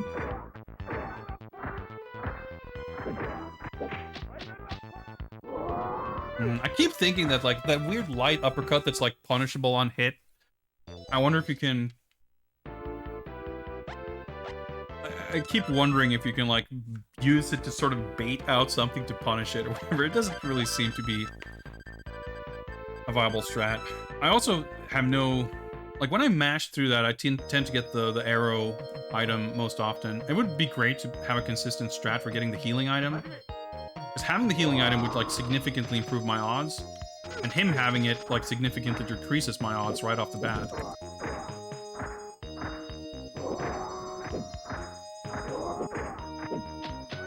Oh, that was a bit too slow there.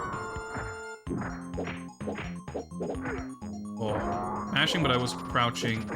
I didn't get the rapid fire. Of course, punching him in the back works just the same. And not only does he get, like, massive health back, look at how much damage that did. That did, like, almost half of that red bar. Like, the move that gives him a shit ton of health back also is his, like, most damaging move.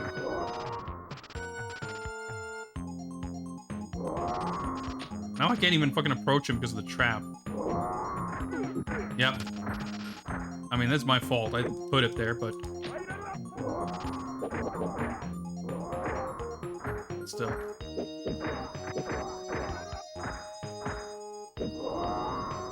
I saw it. Like, I shouldn't have pressed the button there, but... Yeah, the eyeball, like, if he used the lightning bolts, if that was, like, his main thing, the fire breath, the lightning bolt, like, those moves all have, like, obvious weaknesses or shortcomings. Whatever I press, I always just get the fucking arrow.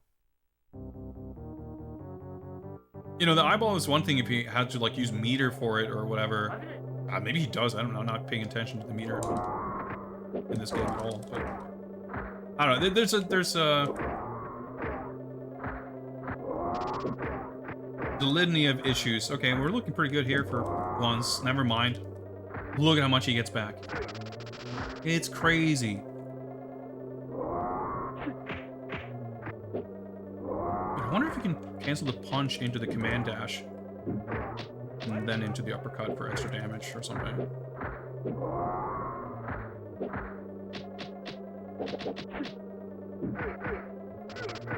Of course.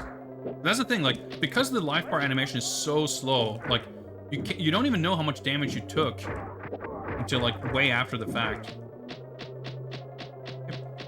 Block that somehow.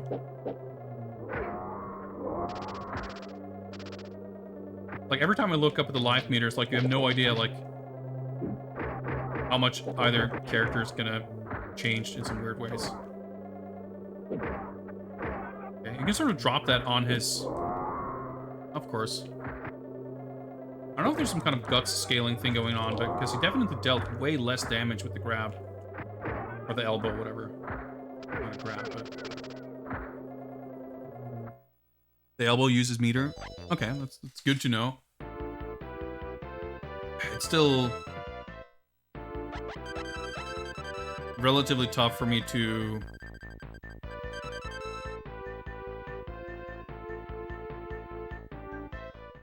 have my strategy helped by that, I guess. If it hits, he gets all the meter back. Oh, that's excellent. That's good.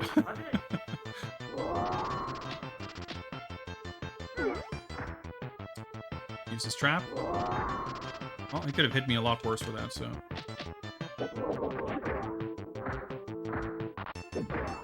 Okay, I got a little lucky there.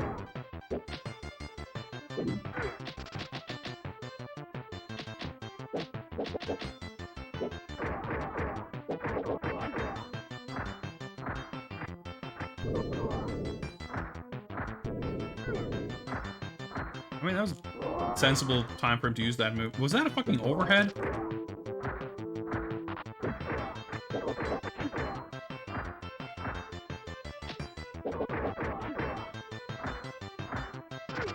Ah! It knocked back so fucking far, too.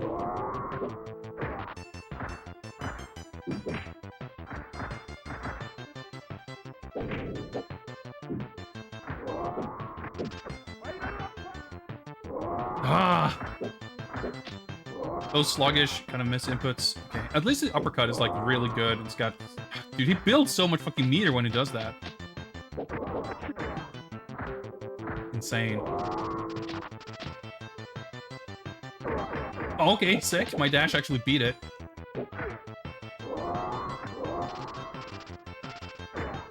Dude, I almost fucking went all the way back into the lightning bolt.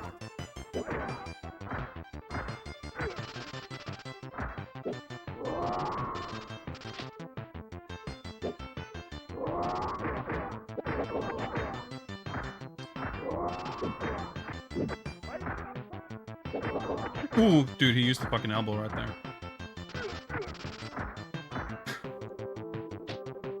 The thing is, like, I basically have to completely dismiss, like, ignore the eyeball thing, because I pretty much can't really react to it anyway.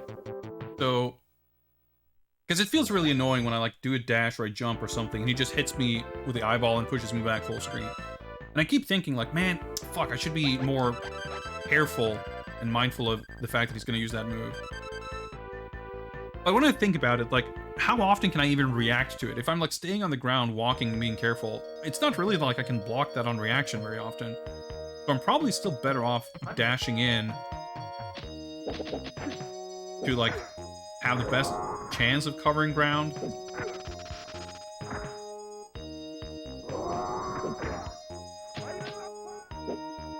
I don't know.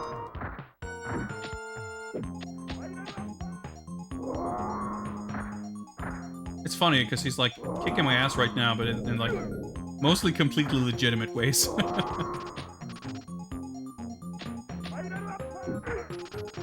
But he's like actually blocking and punishing. I don't know. It's so funny. Like he just fights very differently every time, basically. Shouldn't have pressed the button. Crap. Dude, I'm trying to juggle. Dude, he's like so fucking greedy. And then of course my moves stop dealing damage and I accidentally did the light uppercut. And there's the eyeball. And he wins at like 90% health. But that's the thing, like, he just... You can't really talk about, like, oh, it was a close match, or I almost won. Like, it's just... The stars have to kind of align, and... Yeah, you just gotta get the damage.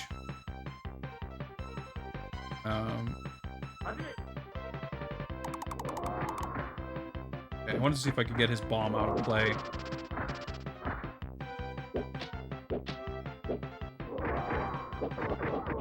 Just like hope that you actually get damage when you land those openings.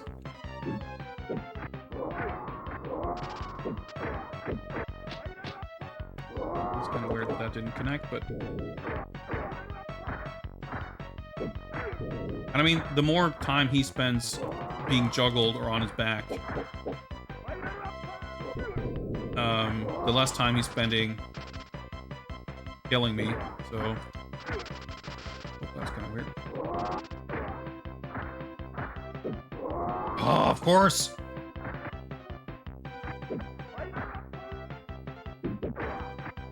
I don't know if I can, maybe I should start, like, just as a habit, empty jumping. I haven't really experimented too much with that.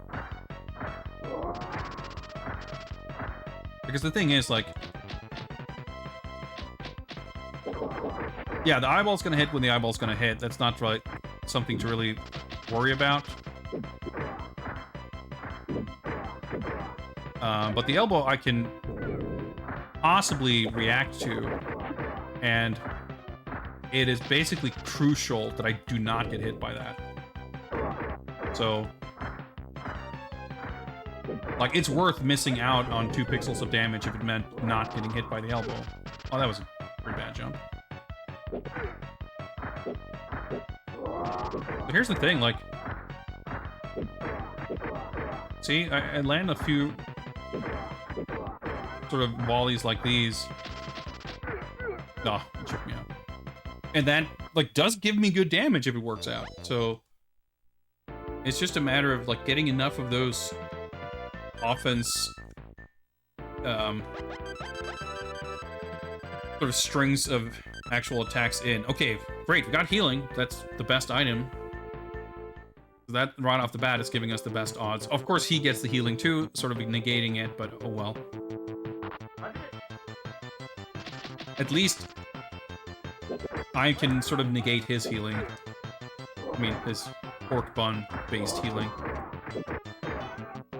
So there's that.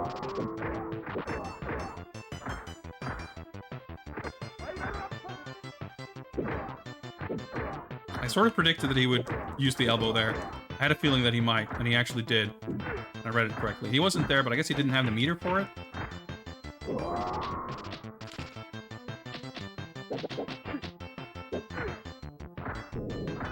Heal up pretty soon, I would guess. Nice, thank you. I just want him to use his fucking food so I don't have to think about it.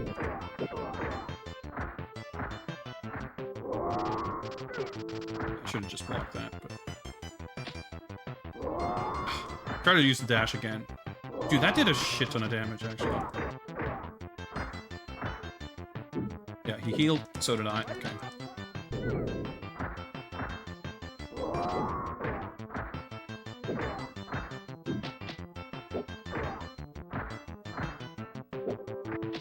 Okay, so I'm looking at his meter, like, I don't know if he needs... Okay, so he has 1 full gauge.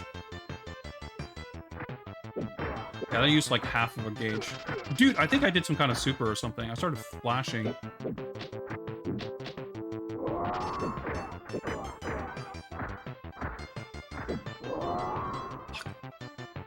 So now he has meter. We were like basically winning. And in like 2 seconds.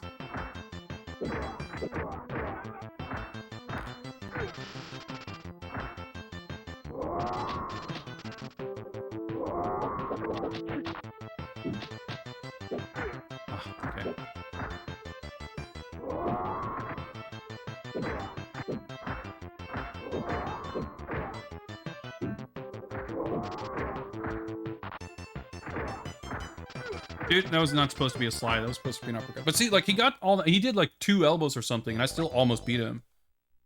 Almost in the sense that if I had done, like, 2 more combos, that might have been it. So I'm still feeling reasonably confident. We need a bit of luck, but... Yeah, that's the thing. It was close, but it was close, like, twice in the same match, right? Because it was getting close, and then he... Like, I had, like, half of a life bar of life lead, but then we sort of swapped places, and then I still almost got him down. So now he has healing and I don't. That's pretty bad. But again, statistically, he's probably gonna heal up one way or the other at least once, so... I should sort of aim to be able to beat him. Like, do more than 1 full life bar's worth of damage. I mean, that sucks, but hey, it is what it is. Dude! Oh! It's so sluggish. My health bar, like, continues to drain.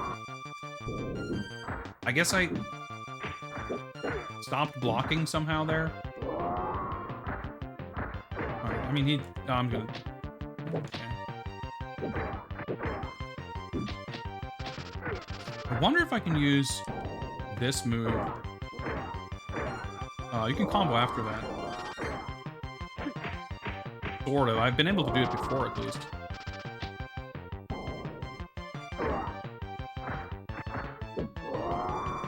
Well, obviously that wasn't a real attempt. Or, I mean... that sounded like an excuse. That's not what I meant. I meant, like, obviously that wasn't gonna go well. Elbows, fighting game hall of bullshit. Can't argue that, I suppose. Okay, we got the little dude, so if he has healing again, at least we can take that away from him. If we're a little bit lucky and have that connect. Yep. Dude, why did that appear in front of me? I thought the bolts always kind of moved away. Okay. But I haven't, like, taken that much damage yet, so... Spacing on this stage is so strange, because you kind of can't see where the ground is.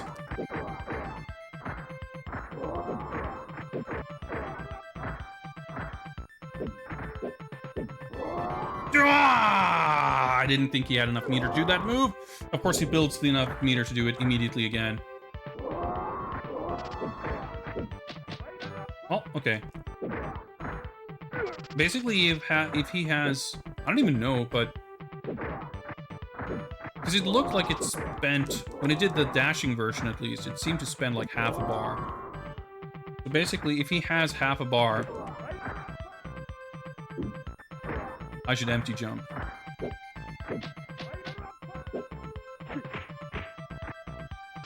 But it would be kind of valuable to have a sense of exactly when that is when that is in play. Is it in play right now? I'm not sure. But in fact, if he does hit me with the elbow right... Okay, he can do it.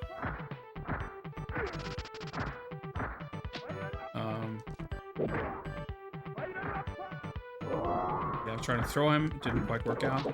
Punish. Well, okay, not a punish. Wait. The damage scaling in this game is bizarre. You definitely take less damage when you're on low health.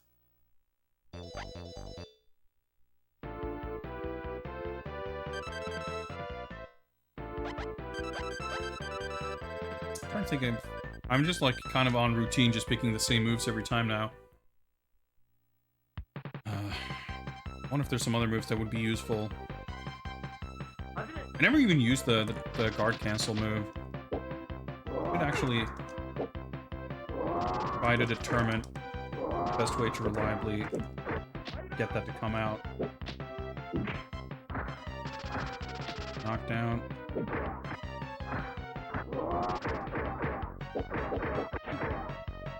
It's not bad.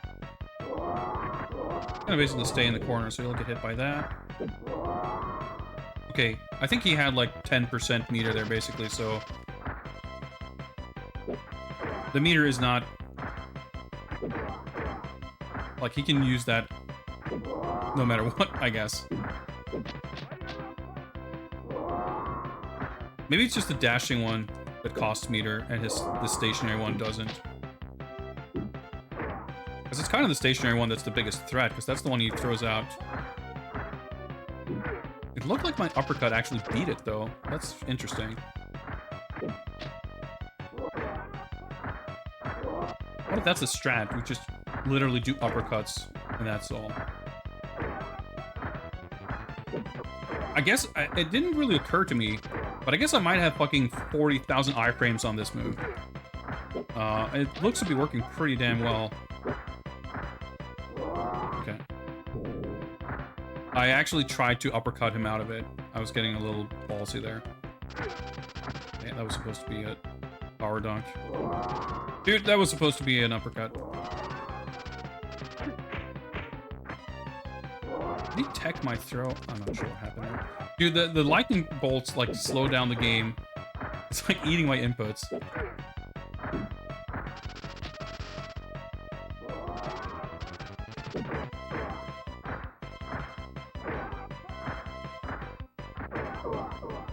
Got him. Easy.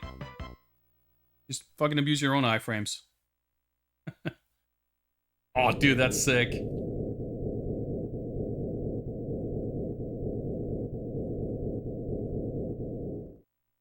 It's fucking sick. Rank Saru. We're a monkey. Okay. That's the ending right there. Get a little win quote, a unique death animation. Shout out to the Lord, Academia Yumenosuke. This is a cool staff roll, though.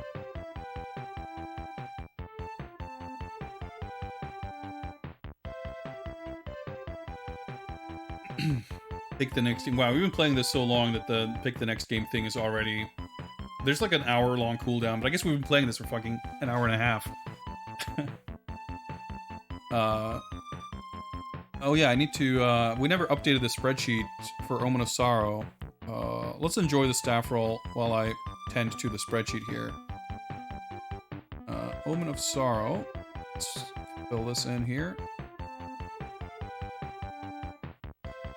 I guess that's time. I guess I should actually pay some attention here also. This neat little staff roll. Super Chinese fighter. Should be here somewhere. There we go.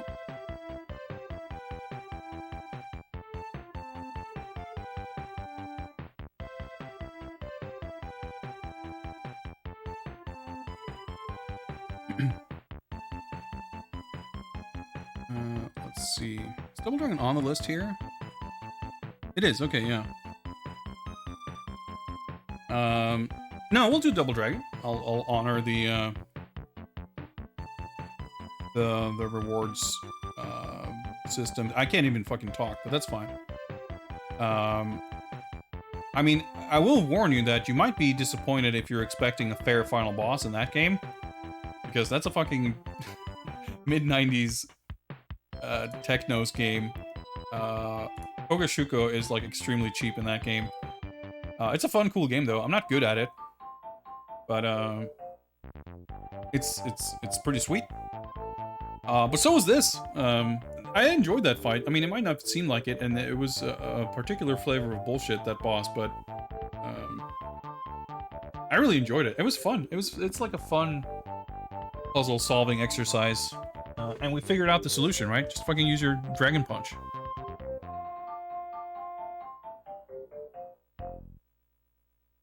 Double Dragon, a good candidate for movie night. Yes, actually, speaking of, we will be doing movie night tomorrow, after a week's break when I was out of town. We're returning to it tomorrow. And we're doing a fighting game special. We have a three-way poll between Tekken, which has been in the poll for a few weeks, The King of Fighters, and DOA, Dead or Alive. I think those are the three movies. That's going to be happening over on my Discord tomorrow night at 9 p.m. Central European Summer Time. You guys get to vote for which movie you want to watch, and we pick whichever one has the most votes. If that sounds like a good time, feel free to check out the old Discord right there. Tomorrow, by the way, I will be streaming again also. Probably a shorter stream because we're getting good weather tomorrow, so I'm probably going to try to go out and get some sun. But we'll finally get to the next backlog game, which looks like it's probably going to be King Colossus, which is pretty sick. I'm very excited to play that. But first, we have some fighting game matters to attend to. Thank Super Chinese Fighter for its service. And we will hop on over to another layout here. Gang Wars, that was a pretty sick game. And let me just do a little bit of setup here. We don't need this. Oh yeah, I need an arcade stick for this, I guess. So let me get that going here.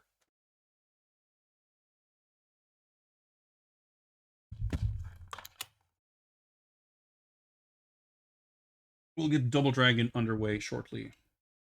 I definitely don't really know how to play that game, but it is a very fun, cool game in which the act of pressing buttons is rather enjoyable, and that's always a good start. Let's see here. Where do we have stuff? I mean, I would not take for granted at all that I will have a much easier time beating this game than I did the game we just played.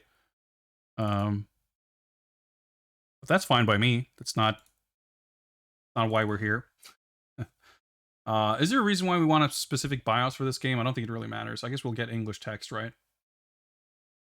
Maybe there's white blood. I don't know. If there's an important reason for me to pick a non-European BIOS, let me know. I'll update this stuff in the meantime.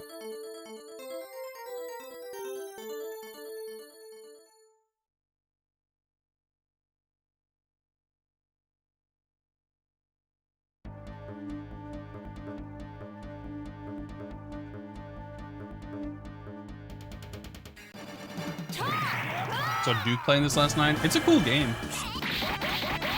When we did the Double Dragon retrospective a few summers ago, that was the first time I played the PlayStation version of this, and that's actually pretty cool. The same company ported the PlayStation, did the ports to PlayStation of this game and Voltage Fighter Gaokaiser, which is another Technos arcade game from the Neo-Geo. And they're pretty similar, the ports, like they have the same kind of features. And there is a, I think it's called like hyper mode or something. There's like a different mode where you can sort of chain all normals into each other, so you get like crazy combos. And there's also this weird like three-dimensional like dollhouse kind of effect where like there's this weird 3D perspective. There's a very interesting, neat little oddity. But the games are cool and fun to begin with.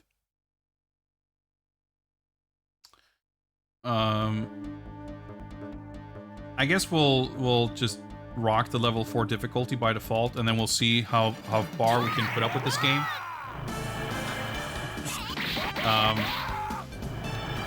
Oh yeah, let me make sure the controls. Actually, they might be.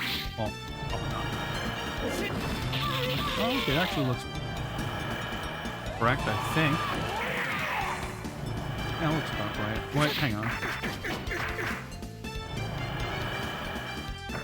This game is like 2 punches, 2 kicks, right? I don't think I should have it set up this way.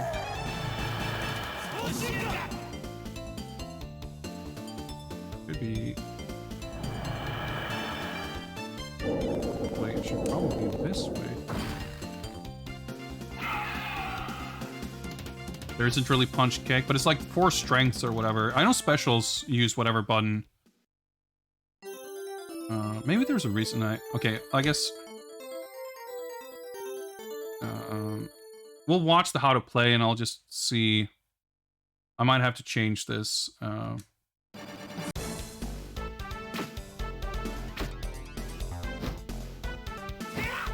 Okay, so it's basically... Okay, actually, let me pause right there. So it's not... It should be... Yeah, I'm gonna do it this way.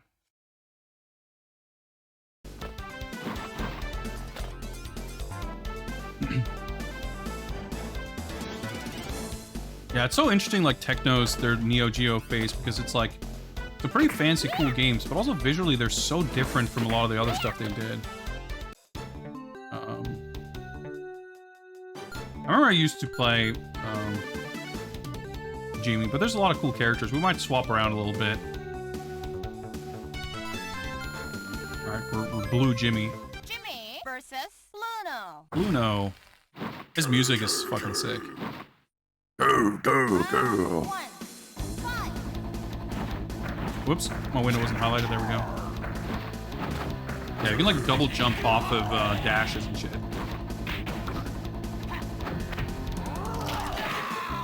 Oh, do the fucking atomic drop to suplex.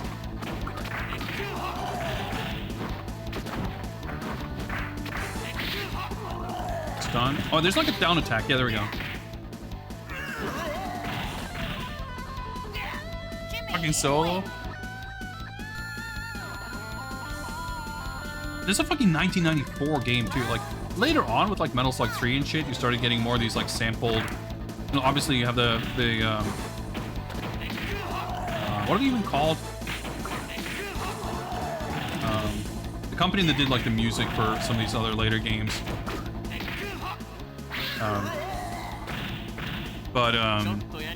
They're basically like playing MP3s or whatever. But from 94, you didn't like the quality of the music of this is really shockingly impressive. Yeah, this is my favorite version of Burnov. Like, this game doesn't really have a lot of classic. Jimmy versus Double Dragon Lono. characters. It's like a very strange roster for a Double Dragon game. Oh yeah, timer, by the way. Round 1. Fight. But Burnov is really cool. Alright, that looks pretty cheap. The zooming in this game is a little bit obnoxious. Pretty whack generic dude. Dalton's got some pretty sick looking moves, by the way. I love his little spin kick. That's a pretty cool move. I love this song. Oh, I got chipped out. Jimmy. We're outside the fucking man's Chinese theater. It's pretty sick.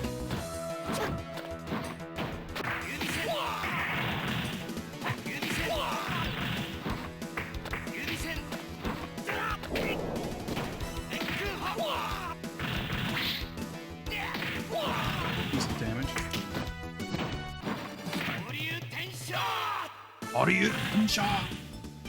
Unfortunately, the characters look super whack. Like Billy and Jimmy when you henshin and turn into their true Double Dragon forms, which is a thing from the movie, by the way.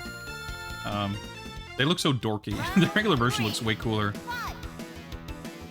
Yeah, the stage intros, like... This game's got a lot of the cool kind of shit. Like, exactly the type of stuff I was, like, mentioning before that, like, you don't... The kind of stuff that's, like, stripped out of a lot of modern fighting games. Oh, dude, I got juggled out of my dizzy state.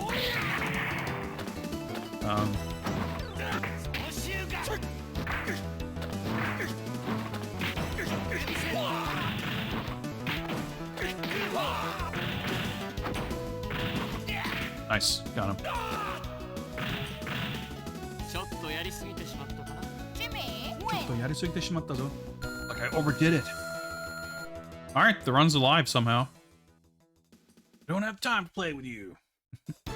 It's so weird, like Jimmy versus Billy. it's strange to think that this is actually made by Technos. Like, so many Double Dragon games were not made by Technos, and this game was.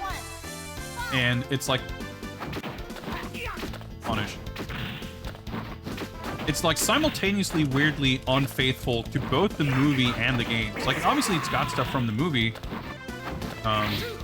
Like the stages for sure, like capture a lot of the look. Unspeakable horror. Dagger Joe gifting a bunch of unspeakable horrors left and right. That is very kind of you. Unspeakable horror. I'm getting too busy getting my ass kicked here. Unspeakable horror awaits you. Round 2. Fight. Seeing several names I'm not super familiar with there. Unspeakable You guys are horror. lurking here and getting a sub. That's pretty cool. I'm appreciative of all people who choose to hang out here, whether you're active in chat or not. Either way, welcome to the Skull Club. Enjoy your emotes. Enjoy your improved raffle luck if you have time to make use of it.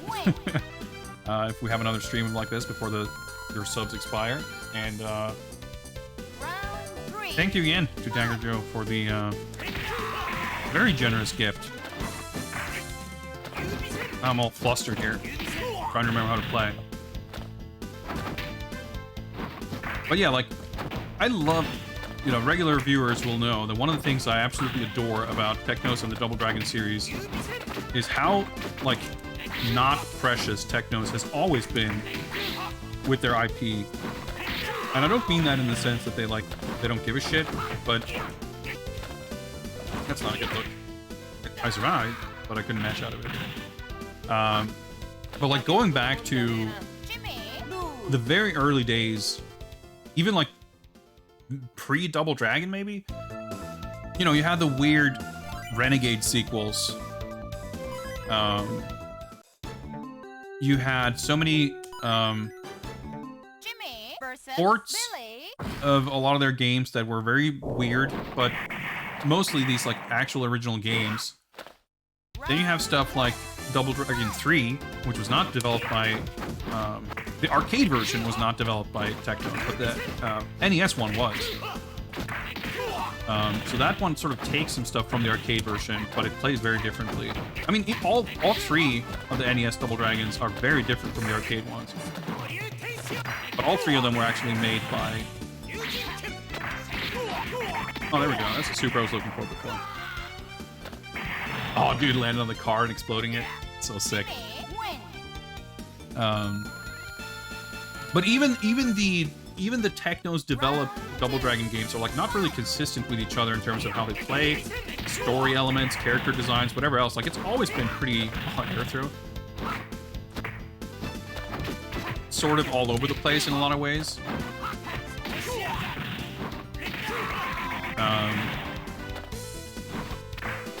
So whenever I'm trying to punish transform, didn't quite work out. Whenever a Double Dragon game is like weird and different and inconsistent, that is consistent with the legacy of the Double Dragon series. And even when Technos is doing their own stuff, like it's not like they have their own like internal, you know, versions of characters or storylines or designs or anything that they stay consistent with. And when they sort of outsource sequels, they get weird. I mean, they do, but so do the actual Technos games. And this is a prime example, because like the movie obviously takes certain freedoms, to say the least.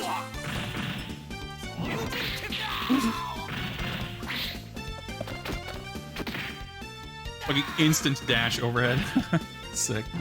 The movie takes a lot of liberties, and it's not like, you know, they were like, yeesh, let's not do that. Let's do something that is ostensibly connected to the movie, but make it a little more like actual Double Dragon. That's not really what they did.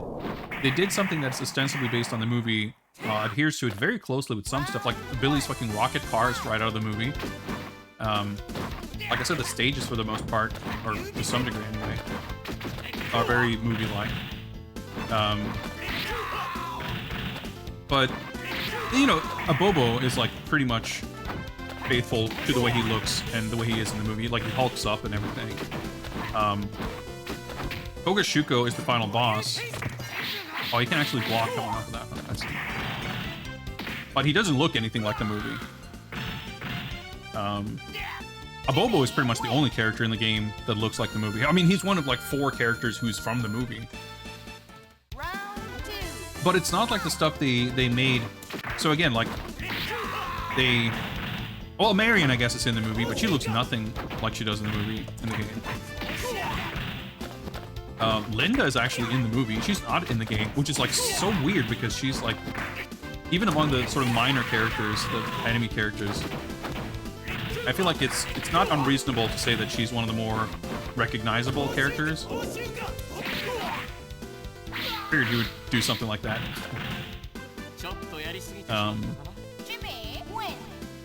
So neither in terms of roster or character designs did they like veer closer to the old games. They just kind of did their own thing.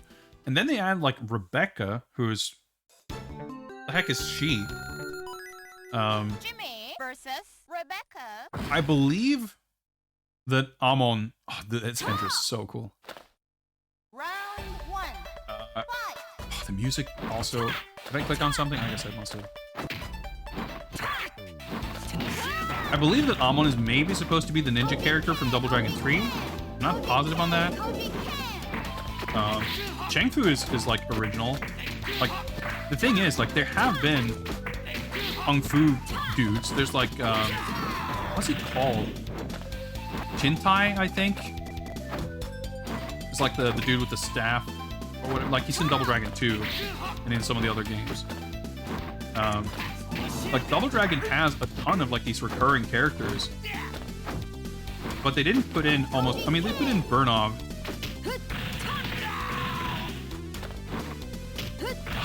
Trying to do an empty jump super. Didn't work out. The roster in this game is just really weird. Yeah, Dalton, Rebecca... what's his name? The black guy? The boxer? Like, he's also just a whoever. There's no Linda, there's no Williams, there's no Roper, there's no Bolo.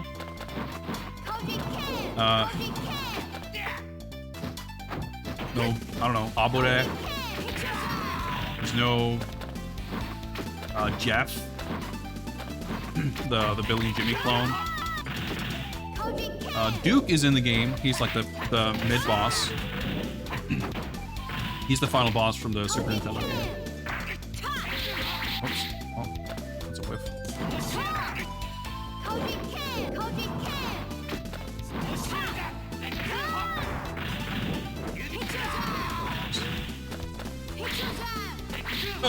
Oh, that was supposed to be a super, but I don't think it would have reached. I haven't burst yet.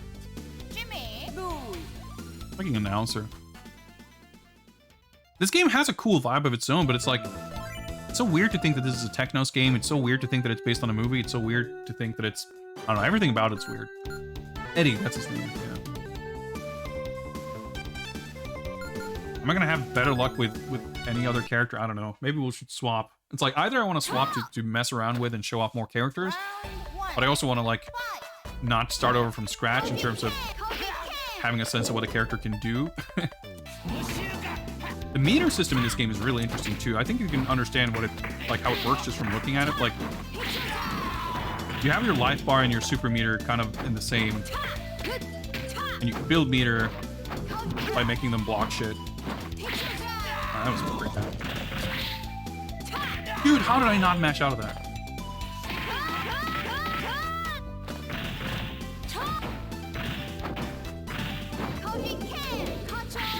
Oh, I got chipped out.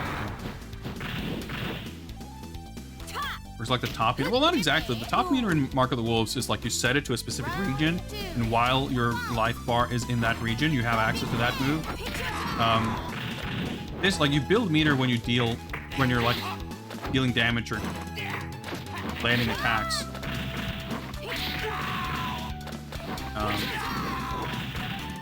So the less health you have, like you can see, you get the charge when it's like, when they reach each other, basically. Ah, it's trying to match out the super. So the less life you have, the easier and more quickly you can build up charge. I think it's a system that works. Okay, I didn't realize that was the final round. I think it's a system that works really well for a game that's so fast-paced and aggressive and high damage like this. I feel like no matter, obviously no matter what, like someone's gonna build meter at some point. Like I think even if you get it perfect and they are do nothing, like you will build meter by the time you win. But more likely they're going to be blocking something and or land a hit. Nice.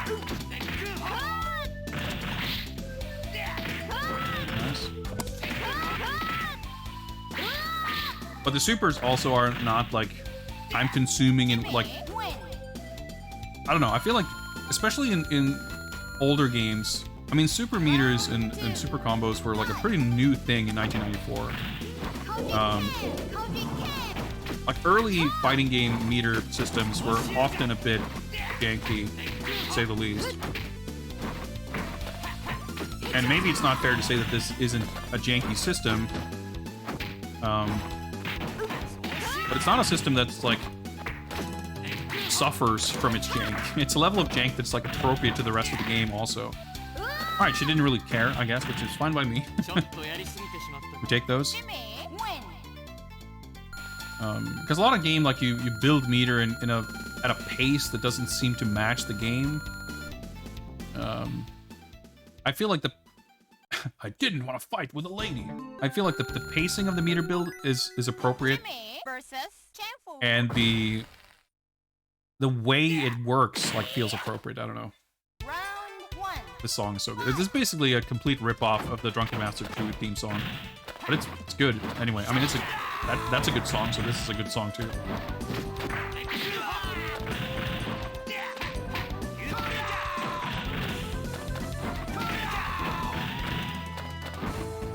This is a pretty early Jackie Chan video game character, like fighting game.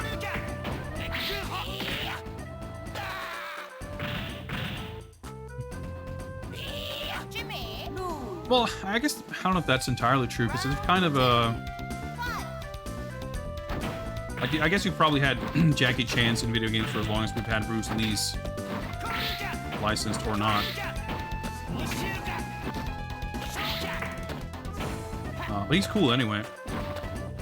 This soundtrack in general is just crazy good. I mean, not that Technos didn't usually have good music, but this is still a standout.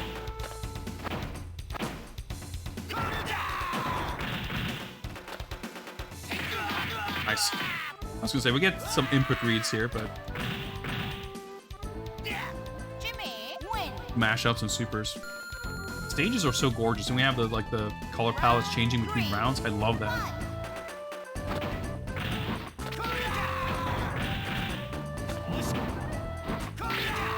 Dude, he's so fucking cheap.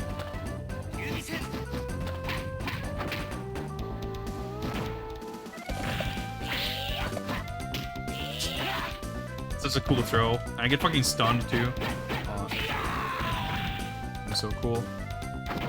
Honestly, it's like a pretty early Drunken Master character too. I mean, I guess this is pretty much contemporary with Virtua Fighter 2, which had Shundi. Jimmy, And I guess it's pretty much contemporary with KOF 94. Same year anyway, I'm not sure. Exact timeline. I feel like I got lucky with that 1 round win, so I'm not really sure what I can do to deal with this. round 1. Fight. A pretty quick stun. Oop, okay.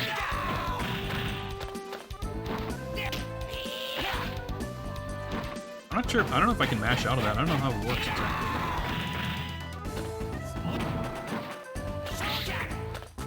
How is that not punished? Okay, I mean, yeah, he really fucking wanted to win. Jimmy, lose. Yeah, this is not an easy game. 2. I mean, it's a Neo-Geo game, 1994. This is kind of what you would expect.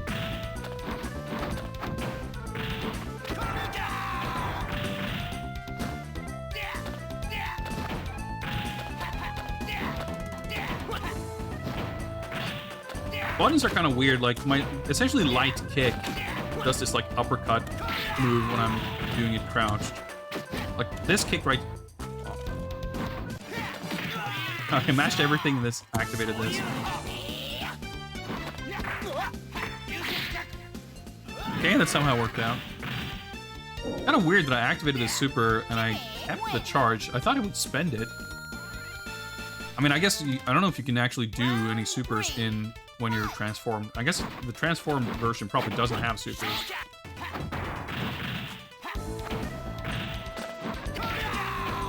It was so good. I mean, good fucking jumping.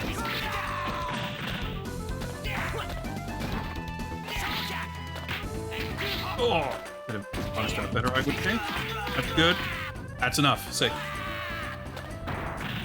Boys, everything about this game is like so cool, but I still can't Jimmy, win. process that this game exists and that it's a Technos game and how it like fits in with every other Double Dragon thing. And again, it's not because it's different.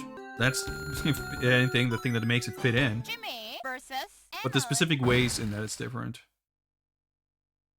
But it's a fairly distinctive game. Like it's not really similar to anything else in terms of fighting games either. I really don't like this stage. I mean, conceptually it's super fucking cool, but the animation is like way too choppy. I don't really get like motion sickness from it, but it's like not comfortable to look at. It's hard to parse.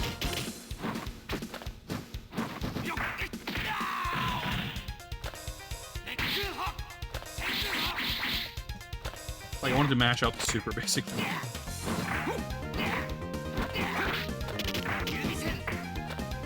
Crossed up, I was trying to do the Dragon Punch, but it turned into the Tatsu, so I ended up on the other side.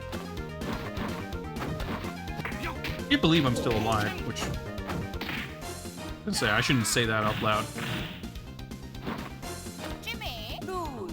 Dude, every time there's a new stage, I always think, damn, this song is so good. Like, that's right, this song. Like, I forgot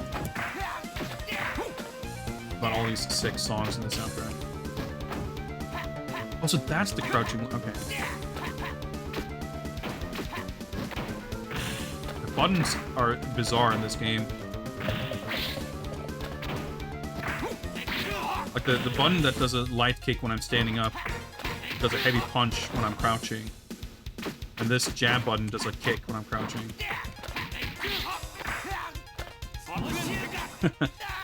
Super. This is cool though, when you lose, yeah, then you fall off the plane. Like all these like unique AO animations and stage intros, like there's so many cool touches in this game.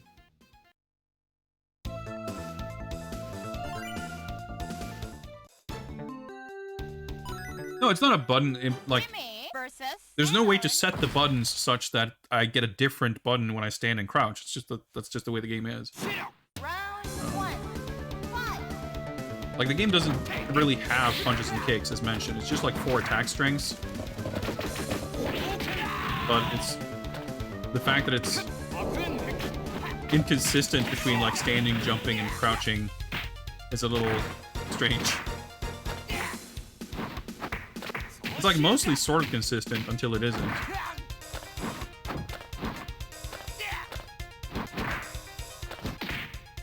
I keep thinking that that's going to be my crouching light kick, but it's my crouching heavy punch.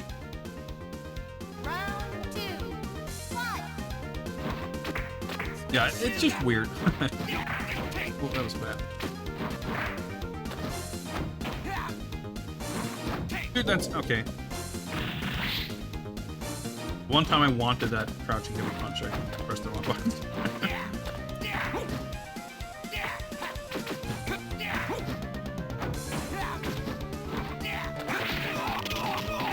Nice.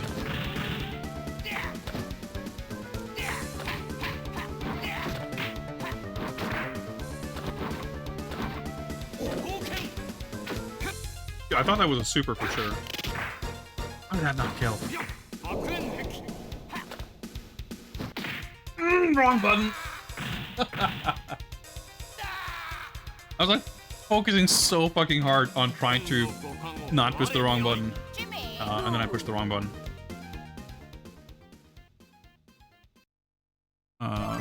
That is the way of Double Dragon Neo-Geo, I guess. Jimmy. Round 1. Fight.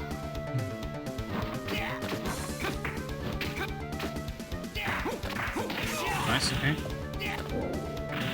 Very cool throw.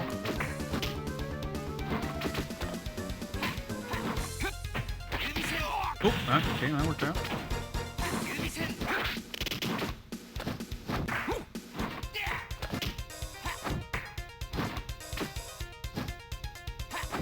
I'm not really sure what the rules are for canceling normals and stuff either. Like I'm not sure if every normal is cancelable or not.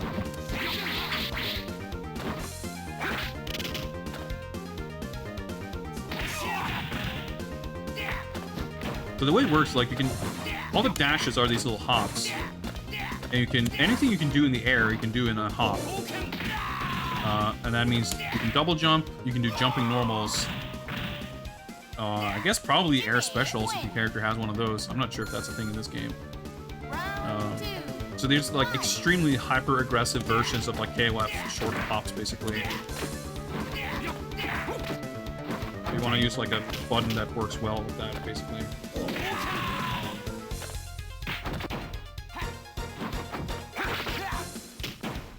I feel like I could have maybe punched there, but dude, holy shit, that combo. Fucking touch of death combo right there. Okay, round 1. 3. I mean his first win this match. Ah.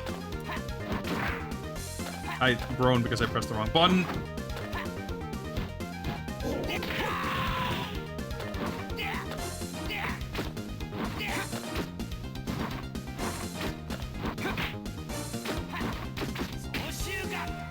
Every special can be done with any button. You have like, I don't think you have 4 strengths, but there's no punches and kicks.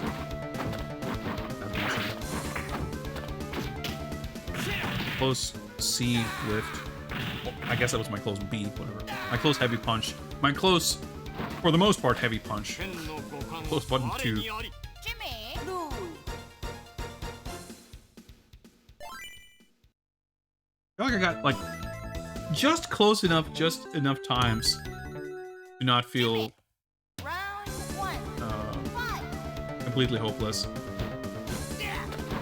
Yeah, it's so funny the way the announcer like announces your name loses. Like instead of Amon wins, it's Jimmy loses. Or Jimmy lose, I guess. Yeah, air blocking was definitely not a super common thing. I'm not even really sure. Like, Street Fighter Zero has it. That was 95. I don't know if Vampire had it. Oh, that was pretty cool.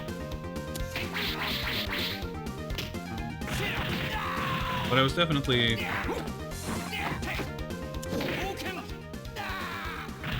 Like, there's some games you can look at, like World Heroes Perfect, Round 2. Fight. Suiko Embu, this game, to a degree, like, it all sort of represent this kind of, like, proto... I mean, even the original Guilty Gear is, like, pretty different from the later games.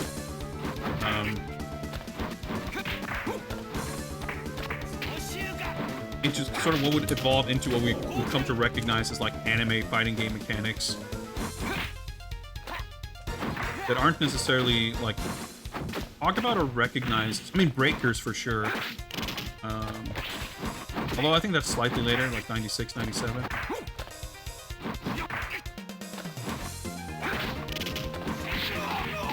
I was gonna say that has to be it. Yeah, of course, Strive. I mean, it's come a long way, but like even there's like a pretty big jump between Guilty Gear and Guilty Gear X.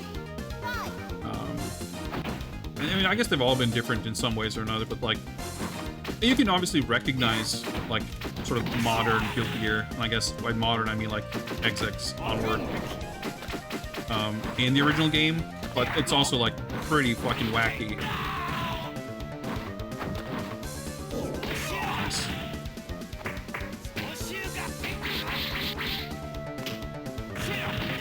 A little bit overexcited there. Dude, my buttons. Okay. Fucking knew it. Like, I could tell that he wasn't having any of that. Yeah, Asuka 120%. Great example. Great example. Like, the clashing and like the looseness. Asuka and Breakers, I think, really have that in common. Like, they have this very smooth feel to them. In a way that you wouldn't expect from a game, Jimmy versus you know, this side of like 2000, if not later. And I mean, I think this game, I mean, especially the PS1 version when you play in that hyper mode or whatever it's called, where you have the chain combos, like it feels so, anime, I guess, for lack of a better word.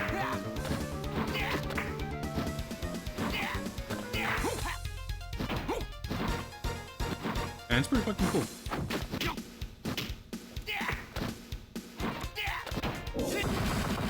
Super. Okay.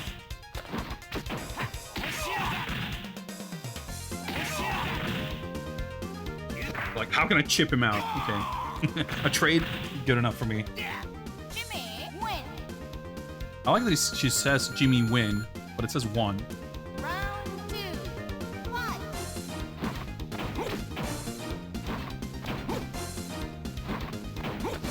Alright, he's not really doing... Okay, is he? So is he gonna let me win? Probably not. Crouching punch is gonna be the enemy. I mean, it has been the enemy several times, I suppose.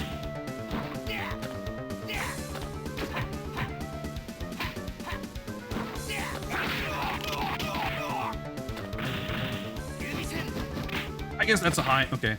Wrong button, but it worked out. I wanted to chip him out, but I guess he could crouch under the spin kicks. Well, we got there eventually. Win.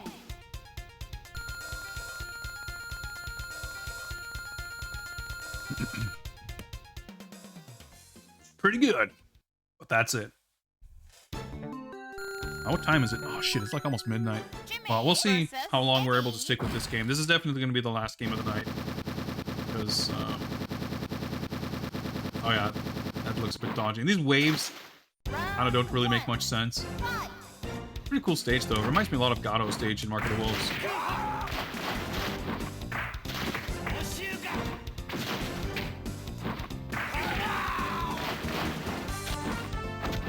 It reminds me a bit of like his name Zazie from fighter's history. Oh. I was gonna say, there's no way I'm getting out of that. Like, he's just like this tall, lanky dude with giant limbs. Round 2. Fight. I really like a lot of the animation and poses and stuff. Like, even these, like, somewhat generic or, like, kind of whatever character designs that feel like they have absolutely fuck all to do with Double Dragon. Okay. They still manage to, like, feel pretty cool. In a way you wouldn't really take for granted. I do remember him being Jimmy. pretty rough. But I guess, I mean, any opponent can be rough. I mean, it's all down to the order you were facing them, probably. Like, Marion's gonna kick our ass for sure. Just out of curiosity, let's try Billy. Billy versus Eddie. Like, Billy has the super on the fireball thing, as opposed to the uppercut. Round 1. Fight. I know they have that difference, but I'm not sure if they... Oh yeah, I think he has like the multi-hit spin kick. Oh, he can do it in the air. Probably Jimmy can also, I suppose.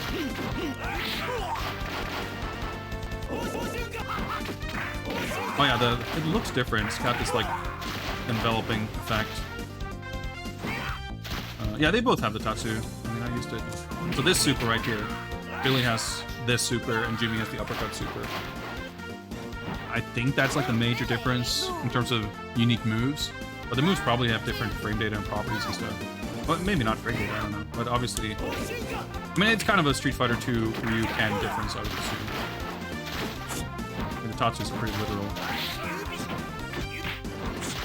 I just wanted to fucking land something once.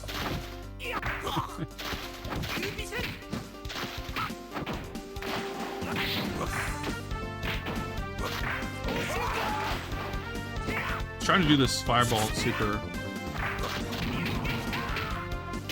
Chipped pretty good, but it's not going to be enough. Oh, of course! I was going to say, oh, I can chip him out, but... Well, I used the B version. I guess that would have been a light, because I pressed the heavy punch button to do that charge. I guess it's weird to call it a fireball, because it's not a fireball. And I thought it would reach him, because it's the heavy version. But because you have 4 buttons, I guess it was a light version. I don't know how many strengths there are, but if there's 4, that might have been a lighter one. I accidentally lost focus on the window. Dude, I didn't mean to backdash there.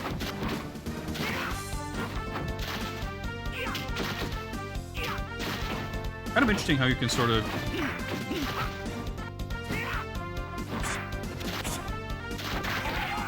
force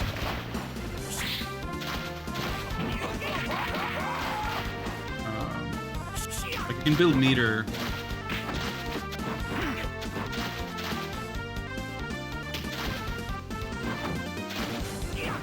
by like oh wow, okay, I pressed the wrong button, but it worked out. Like, it's very, very difficult, if not impossible, to avoid blocking something. Like, the fact that you can dash in and do, like, a very active move, like, you know, this. As long as I touch you, I get meter for it. And, oh, okay. I didn't realize I got stunned until it was a little bit too late.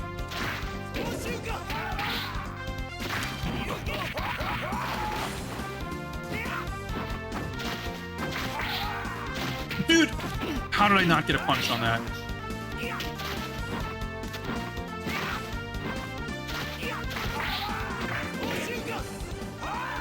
I didn't get the super for some reason, but that works. That's cool animation. I like that they have different wind poses. Do you think only your strength was enough to beat me? The wind portraits look a bit weird, though. Oh, fuck, right. We have Jimmy left. I thought we just had Marion and Burnout. Or, Abobo. Sick, fucking Double Dragon Dojo. This is not a thing in the movie, by the way.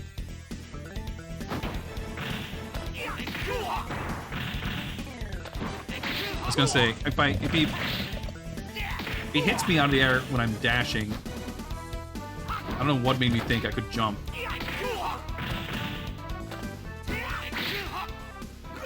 Or poke, I guess. Yep, okay. Pretty much hit me out with anything I could try with the Dragon Punch. So I have that move too, by the way. But I guess mine, I have a little, like, the little effect is like much smaller.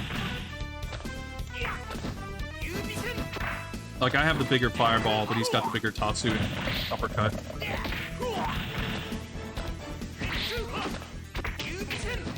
I have the, like, the multi-hit Tatsu.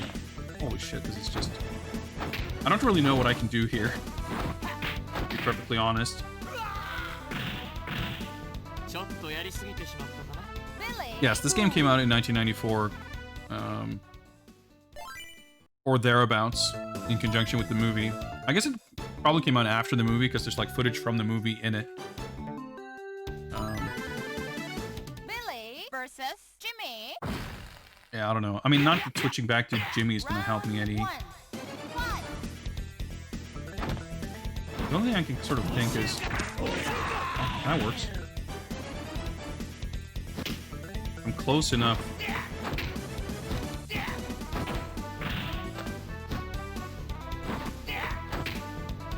Oh, I was supposed to be a poke into something else. All right, whatever. This is still, like, our best round on record here.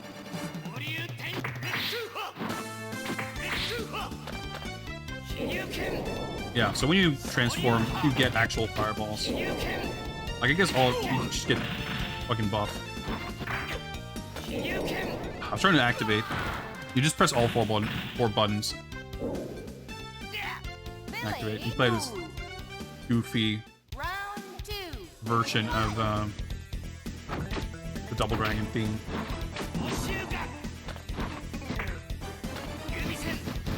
Oh, I was trying to... I guess that was naive.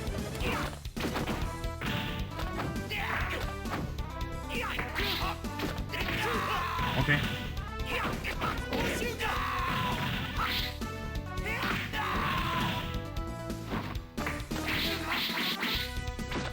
Dude, the fucking close punch is ass. Like, it just... doesn't... Yeah, that's an overhead, by the way. He beat out my super. The fact that you get overheads, like, that you're dashing... I mean, it's to be expected. It would be fairly shocking, I think, for a 1994 game to, like, take that into account and make, like, dashing moves not overheads. But it's still pretty crazy. Schubert, welcome, welcome. We're on the tail end of a night of fighting games here. Getting destroyed by Double Dragon on the Neo-Geo. It's a cool game, but it's not easy. Round one. Fight.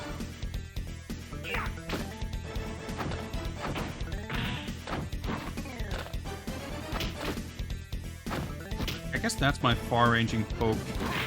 I'm not really... I'm not exactly positive on what I can cancel either, so... I'm, like, assuming... that all normals were cancelable, because that just kind of seems like it would be a thing. Dude, how's that not punishable?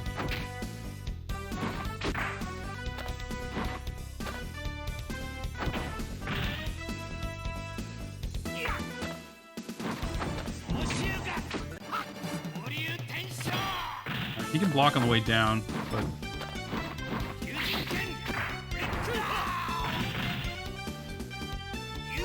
Dude!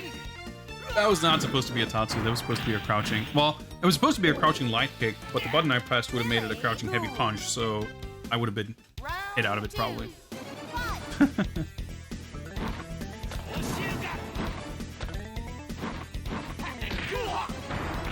Fair enough. Oh, okay.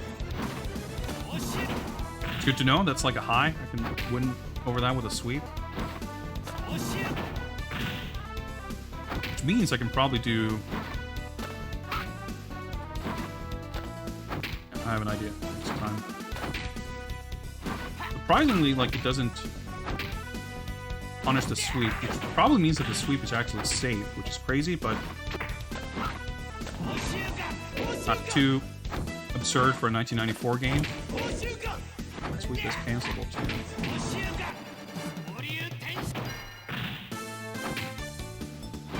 Okay, some of that, most of that goes out the window right now.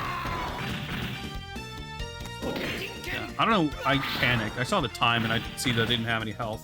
Billy lose. It was a pretty good move getting that super out, but it's pretty sick. You guys like a different wind portrait. Even though that design, I mean, it looks stupid as shit in the movie. They have these like fucking sequined Billy karate versus outfits, Jimmy. but they somehow look even stupider in this game. Round 1. Fight. I think it's cool that they incorporate like, you know, the movie is its own thing. So like, if you're gonna make a game based on it, like, honestly, I think this is kind of the best of both worlds because it's like, it captures a lot of what is actually neat and funny and interesting about the movie. Like, I think the movie has like a pretty cool atmosphere. Like the world, like it successfully conveys the fact that Double Dragon essentially is like set in a post-apocalyptic world, which is not really something that comes across in a lot of the actual Double Dragon games. Alright, worth a shot. And its take on that post-apocalyptic world is actually kind of cool. Billy lose. And we see that in some of the stages in this game. Round 2. Fight. You know, you have the Bizarro Hulk up Abobo, and stuff like that. So the fact that we have like the Double Dragon Henshin activation, which is like such a, like, you know, you would imagine, I guess it's not like spelled out explicitly, but you would think that the games are called Double Dragon because you know, you got these martial artist twins. But in the movie, the title sort of refers to this ancient like medallion that has two halves with dragons on them, and if you connect the two halves, you get like mega superpowers. And I guess that's what unlocks like their sequin karate suits.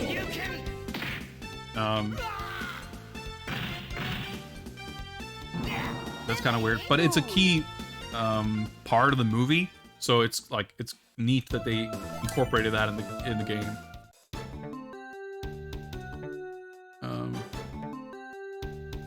No, you can chip out. I mean, I've gotten Billy chipped out in versus this Jimmy. before, I think. Pretty sure. Round 1. Fight. Button.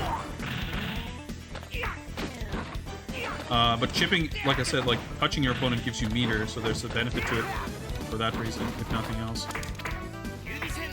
I love the hit sparks in this game, by the way. These big, like, rainbow splashes just look really satisfying. The sound design is really good, too. Like, there's so many aspects of this game that are, like, weirdly good.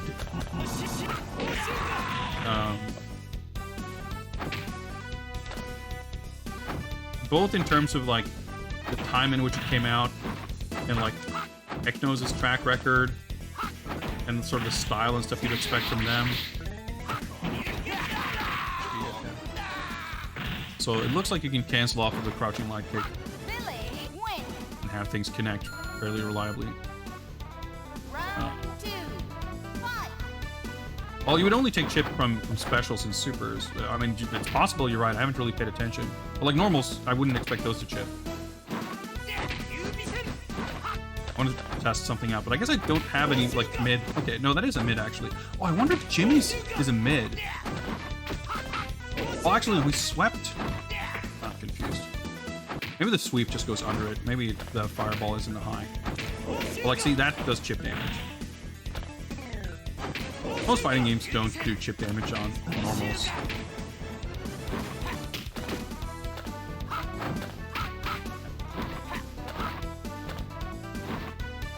I guess even this kick goes under his. That was so. I was being so impatient there to use the meter. But maybe I can win it back. Dude, that was pretty gutsy to use the close punch there because that has not been a lot. I'll take the time win. Fine by me. I'll win whatever way I take. I'm the main man. He looks so weird in that picture. This one is, I mean, he still looks a little goofy, but Billy versus Marion. he looks really strange. In that other one. Round one. It's interrupting her game with fucking Sonic Blast, man. Yeah, okay. Oh yeah, I got the pictures from the movie in the background, of course.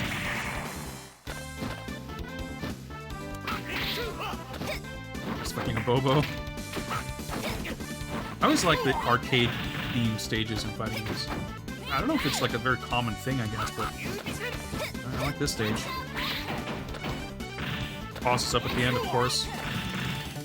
Alright, you just gotta understand and get a sense of what kind of bullshit you have to deal with. I mean, that's fair enough. I was in the air. Yeah, that's the Dragon Medallion right there. That's like the logo of the Round movie. 2. Fight. It's so funny looking the animation on the arcade, like the fighting game screens in the background. Ooh, well, kind of didn't punish it actually, but something bulldog or whatever. Okay. I mean, I just gotta not be stupid.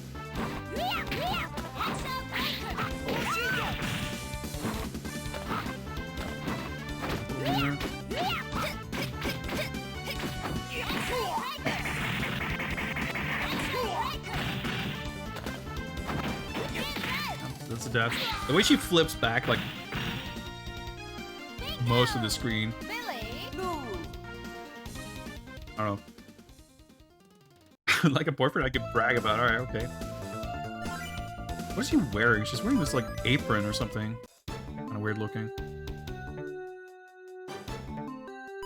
What was I saying? Yeah, like I don't keep like very close tabs on like tiers and stuff. Like I know that people play this competitively, and I know there's some characters that are like mega busted, but I think this is one of those games where like every character is mega busted in their own way. That's not to say that it's like balanced, and it doesn't have like disparaging like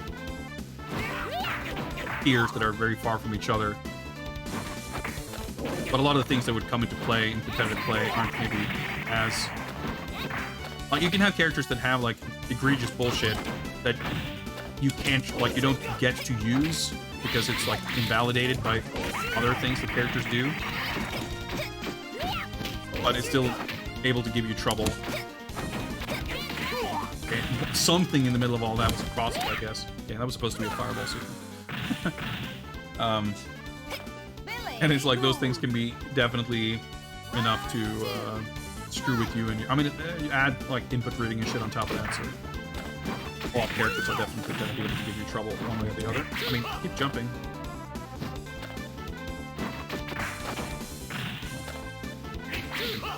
Suck for help. Like moves, like I mean, it's just 1994 sort of comes with the territory to a degree. All right, let me slow down for some reason. PC is not powerful to handle Neo-Geo games, I guess.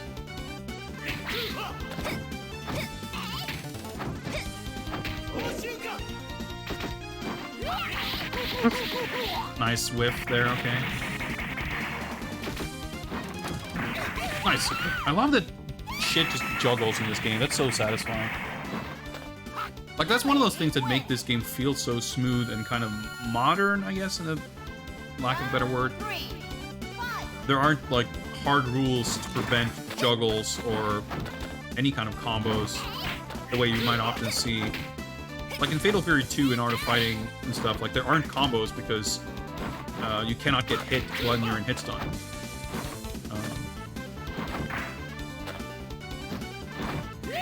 And stuff like that, which isn't like super typical, but there are more games that are like that. By 1994, not so much, but you'd still see it. And having this like very free-form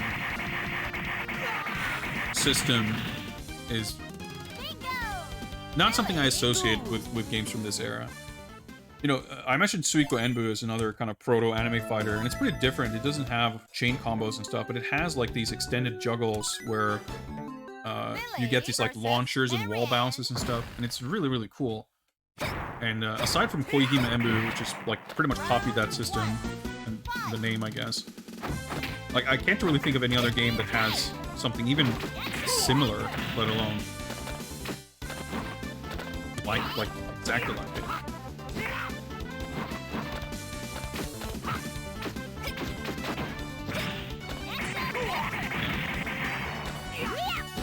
So by the way, we haven't gotten to the boss characters yet. They're definitely going to be way cheaper. That was a bad job. But yeah, speaking of like cheapness, you know, the fact that she can like she does this spin flip kick thing. Well, not that, but like that was supposed to be the super. But that move right there, the fact that she just like recovers by flipping back like the entire length of the screen, or you know, safe sweeps and safe uppercuts. Like at some point, fighting game developers went kind of like, you know what, that's a bit fucked, and kind of stopped doing it. But by 1994, that shit was like prime fighting game bullshit season. Just in terms of like wacky design. I mean, like Super Turbo is a cool game. Holy shit, that doesn't have a lot of absurd whack shit in it. Part of that, like some of that stuff is partially why the game is fun or cool, but some of it you just kind of put up with because it just kind of comes with the territory. What? Oh, okay. I was trying to do the super and I was like, man, I can't get the super out consistently with 2 buttons. Maybe if I press more buttons, it's easier to get it to come out. And I was like, wait, I guess I shouldn't press 4 buttons. Then I just do that.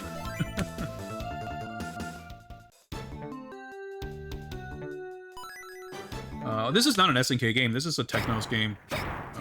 Technos made a few fighting games. They made this and they made Gaokaiser, and I think that's pretty much it. So even that, like, to a degree, like, I can see it being helped by the fact that they weren't... I mean, I guess no one was experienced in fighting games at that point, but they're not building off of a body of work in fighting games. I mean, they made beat-em-ups, of course, you know, Double Dragon and everything, but...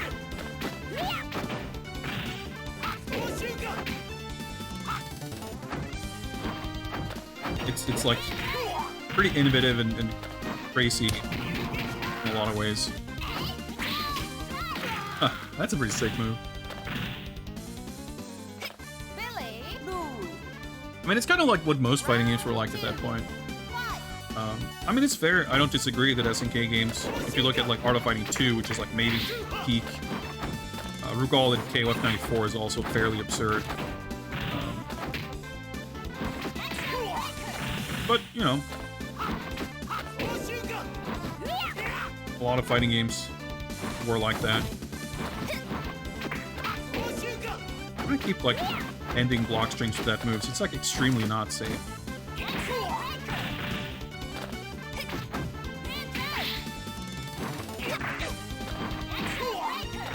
Meanwhile, she seems... Well, I don't know. I was gonna say she seems, like, kind of safe on a lot of stuff, but I guess that's not necessarily true.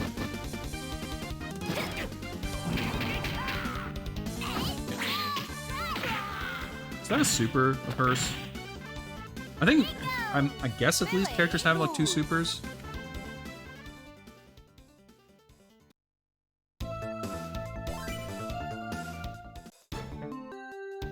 More fine in modern games. I mean, yeah, you would definitely, like, there's a lot of, I mean, that's why I joke about it. I joke about like 1994 throw ranges and shit. Like, early fighting games, throws were often extremely strong because they were like 0-frame startup and they often had very long range. Like it was kind of figured out at some point that like you could actually weaken them a lot and they're still very good for like their particular purpose. And input reading AI is also kind of one of those things. Like the average level of difficulty and cheapness is just very high. I mean, to be honest, like I think most fighting games don't necessarily have that much more sophisticated or improved AI, but they're certainly not as egregious on average.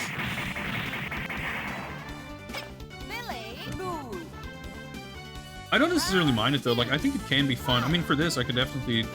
I mean, I mentioned it at the start. Like we'll leave it at level 4. It's gonna kick my ass, but I haven't played this game in a long time, so it's also kind of curious to get a sense of what the difficulty level is actually like.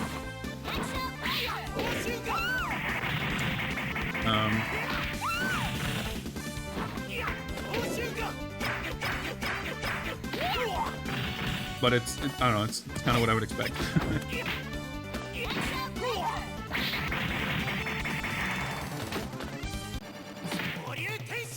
Alright, sure.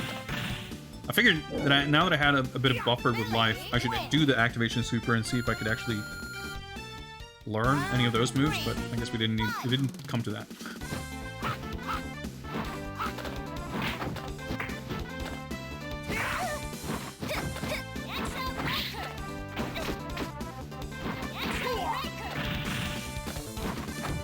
It's kind of weird that it's interesting that she kind of jumped. I was able to kind of jump over her. I wonder if that's something you can bait out. Maybe I shouldn't go for that. Ugh. Dude, that's a fucking overhead. It's like so insane. Blocked some dead. That's very interesting that it said counter even as a punish. Billy, lose. It's interesting. But yeah, like, obviously some games can be more frustrating than others. Depending on my mood. My breaking point might be at a different spot, but I enjoy playing single-player fighting games. And, like, the biggest frustration in a situation like this for me isn't anything that the computer AI does. The biggest frustration I can have with like, dealing with difficult AI like this, that was not deliberate, but pretty sick, is if rematching takes longer than the fight, because you have to go through these like highly elaborate character select screens and continue screens and shit. And this game is very quick about that. Like, it's not gonna waste my time with any of that shit. Like,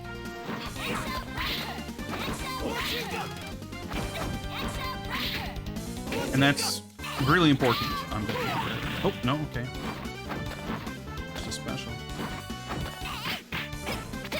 Oh, I was trying to activate. Because as long as I can, like, get back into it and keep trying, I don't mind grinding and trying to solve the puzzle. It's when I don't... It's when the game keeps me from trying that I get really annoyed. That's not to say I have infinite patience, but...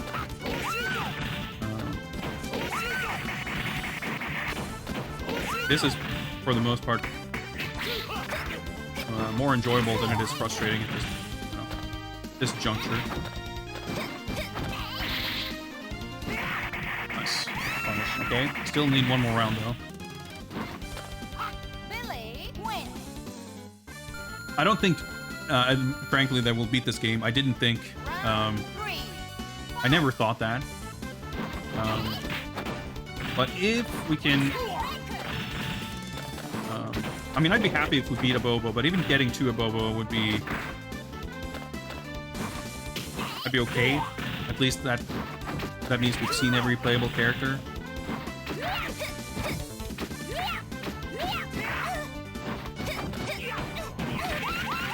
Nice! Okay, that was sick. I got the hop kick into the super. Like, this game, again, it's a very 1994 thing, but there's, like, very generous, it's done.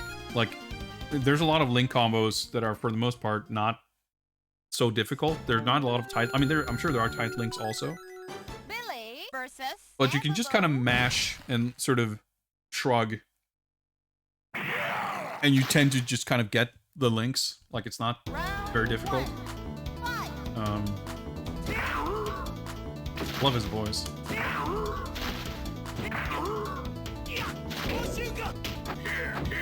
Got the giant swing.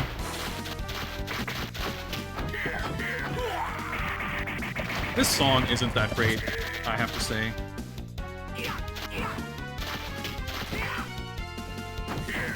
Oh, dude, that's so fucking cheap. Like, mega quick hop into the command grab, and he does this Hulk up. That's just like his super, too. He, like, hulks up and smashes the ground. Speaking of fucking 90s ass throw ranges, that's a prime example right there.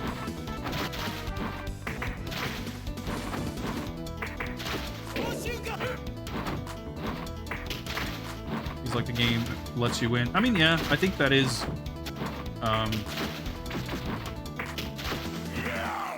Yeah, that move is really good. It's like overhead smash. Really, I should. Oh, shoot. Dude, that was supposed to be my activation. There we go. Nah, that was probably a punish because you can. I guess you can block while you're falling after activating, but it doesn't seem like you could do anything else. So maybe if I landed, I could have jumped to get out of that super, but that might have been a guaranteed punish for him. But yeah, like most arcade games have some sort of rank system, right? Where the difficulty level scales up and down depending on your performance. And in games that have that kind of system, it's very common for the system to lower the difficulty whenever you continue. And in some fighting games, that can feel very tangible. It's also pretty common to have a lot of this stuff isn't explicit to the point where the game is like advertising it to you. So to an extent, it's always going to feel imagined. Dude, I was fucking behind him. But it's very easy to get the sense. Like, I'm sure a lot of people would recognize the idea of like playing a fighting game and you win the first round and you're like, all right, this is going okay, and then the AI like activates in round 2 and like, holy shit. And I don't think it's unreasonable at all to think that that's by design. Like, to be honest, I think if you look at an idea like that and consider it like, if you think like that's being paranoid or like sounding like some kind of conspiracy, like frankly, I think you don't know enough about like arcade game design, because that's like definitely people have and will do things like that in arcade games.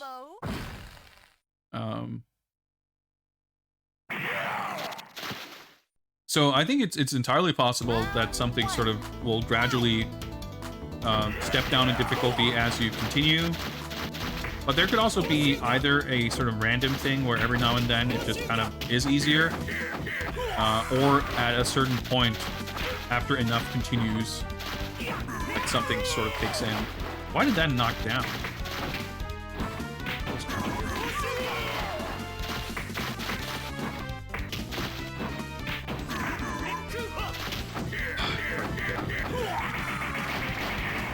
So I don't know.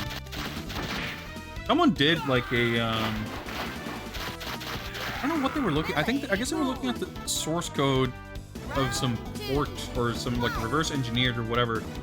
There was some code in some version of Mortal Kombat where they were looking at how it worked. Pretty interesting. Like just to get like, even though I kind of knew, like a lot of that stuff can be sort of felt or figured out. But seeing like sort of specifics of how that worked in that game was kind of interesting. I don't remember if it was Trilogy or UMK3 or something like that, I think, but it was like pretty similar in MK2 at least. MK1 is a little bit of a different story, but like those games have this gradual difficulty curve that goes up, and it sort of goes down if you lose and continue, and like the difficulty level you choose only affects like where on that ladder that like difficulty curve starts, sort of. So like even if you play on very easy, by the time you get to the end of the game, you will be playing on essentially what is very hard, because it's just how the game works. But it's always neat to see like systems like that that are never sort of meant to be transparent, to get like insight into how this stuff works. What's up, Electro? I mean, we're doing viewer's choice fighting games. So this is when we do those. Not exact, well,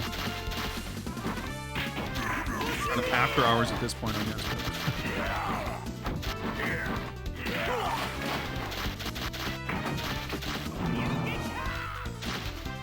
He's gonna kill me one way or the other. Got super too, so. Oh my god, okay. I was gonna say, I got charged. I can chip out with this. Holy shit, I got lucky there. Billy, win. Round 2. Fight. Yeah, I mean, we don't always go this late when we do fighting game streams, but it's pretty reasonably normal.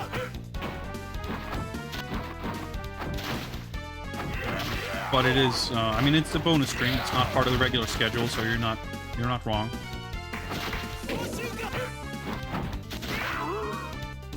Oh, okay. Traded, not the greatest trade, but.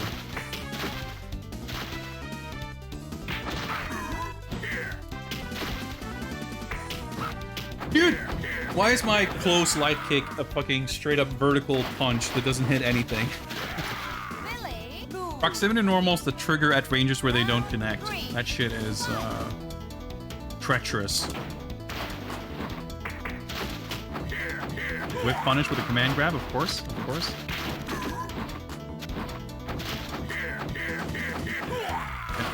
Nothing punished. Okay. I can't fucking land.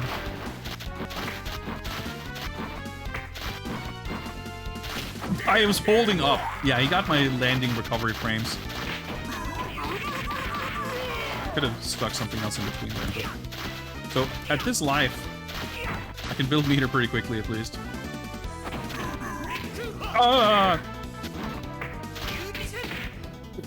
Dude, I was mashing so fucking... I was mashing for my life. I was trying to do the quarter circle forward multiple buttons, and I somehow got my quarter circle backward move.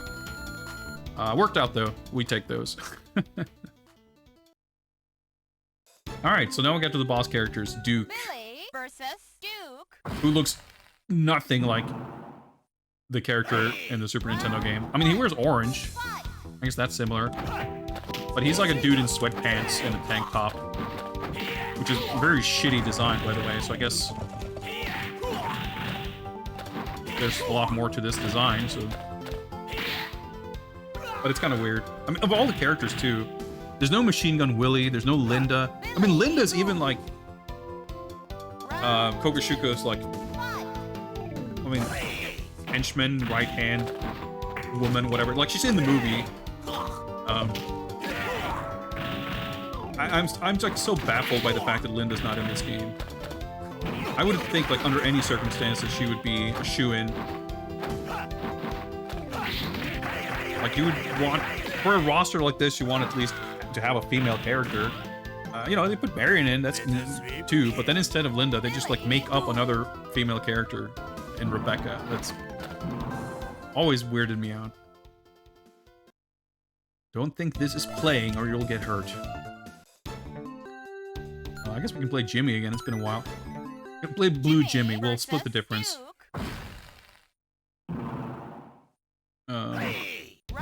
Yeah, it's just like for the stuff that they sort of changed or modified or chose to go in a different like direction compared to the movie. The ways they did it and what they chose to include and how is it's strange. This is a strange game. I mean, it's admittedly, I think, part of what gives it its distinct vibe. But it's still strange. Round 2. Fight. Yeah, if I recall, like, Kogashuko also has, like, these teleports and shit. The move is pretty strong.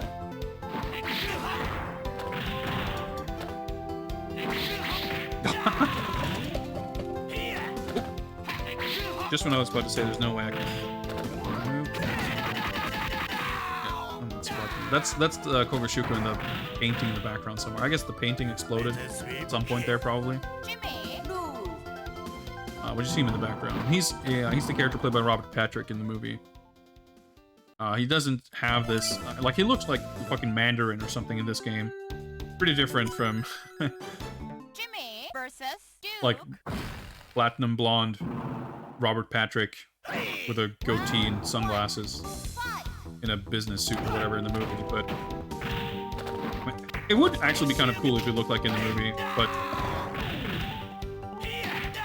I guess they wanted a more video game. So he's got these like kung fu wizard robes and shit, kind of like Duke here, I guess. I think he's like dressed in green. It's been a while since I played this game.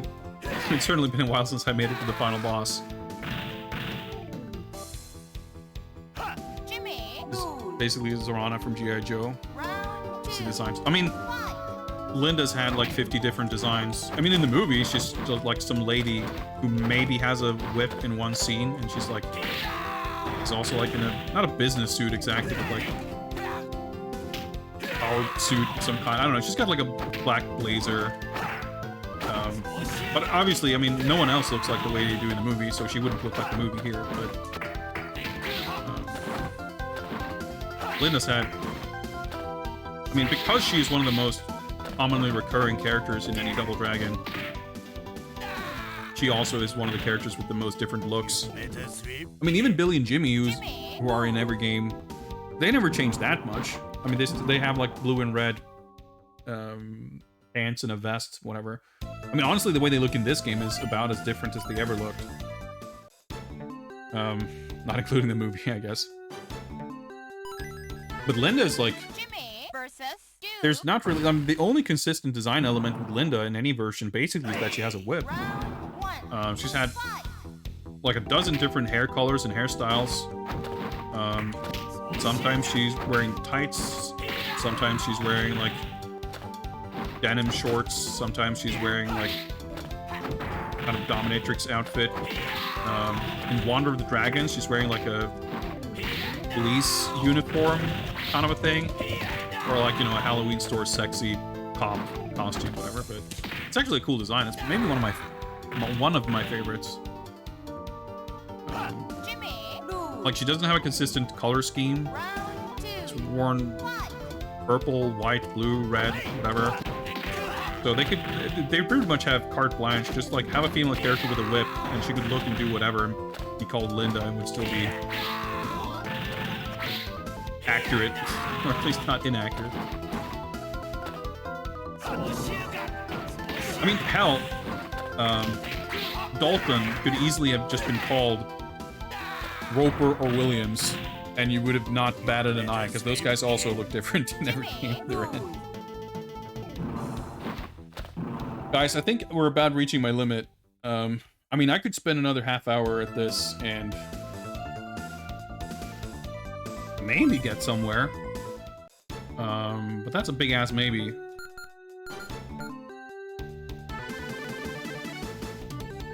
Forward to down. Round 1, fight. That's the slam move. I think it's really cool that this game has like this stun mechanic, the way it works.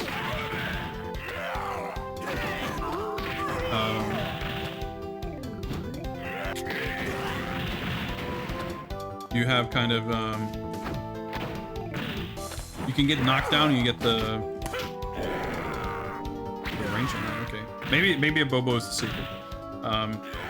If you get the knockdown Win. when the stun triggers, you get to do the down attack. But if you sort of keep them standing, then you get the more traditional stun.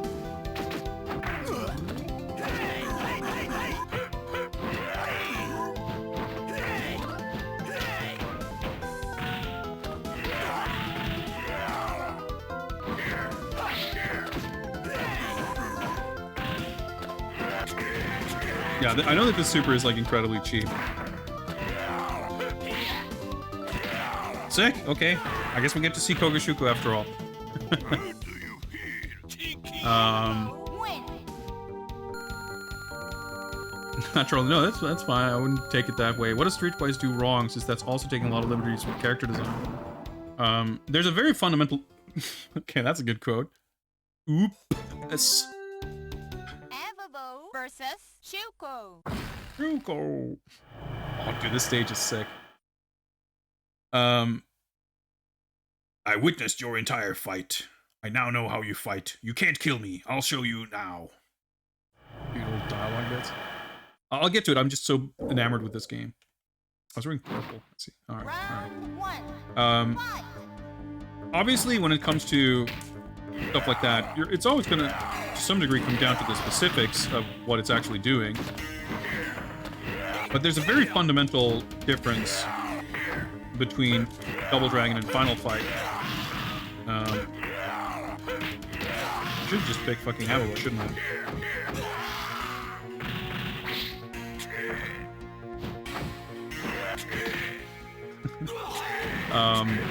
There's a very fundamental difference between Final Fight and Double Dragon, and that is the fact that Double Dragon and Technos in general, has a consistent history of being very liberal with their IP and lending it to different developers and publishers, and not really seemingly interfering with their creative interpretation of what those games are supposed to be.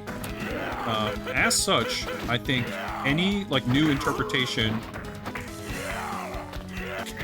and weird shit happening with like Kunio or Double Dragon is adding to a legacy of variety and weirdness. Oh, that's pretty cool, super. And it doesn't matter if it's good or bad, because there's already such a giant breadth of different interpretations, and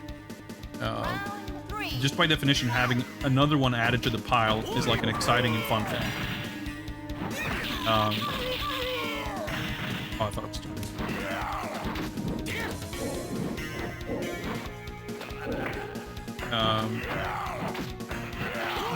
So like I sort of love the movie, I sort of love the cartoon, I sort of love Double Dragon 3, like all for different reasons. They're not all good games, for sure, and they're not all good. Like the cartoon isn't good, the cartoon-based game isn't good, but I love that they exist. We can try out Abobo a little bit more. He might have just gone very soft on us in the first round. It's entirely possible. So that's a big part of it. I happen to think that character designs in this game, for example, are like kind of cool too. Like the art is good, so it's kind of cool to see it. Like Burnov is definitely awesome. I wouldn't say that this is my favorite version of Abobo, but I kind of like it. Yeah, I think he like doesn't do a lot of stuff in the first round, it seems like. But I mean, more than anything, it's just that like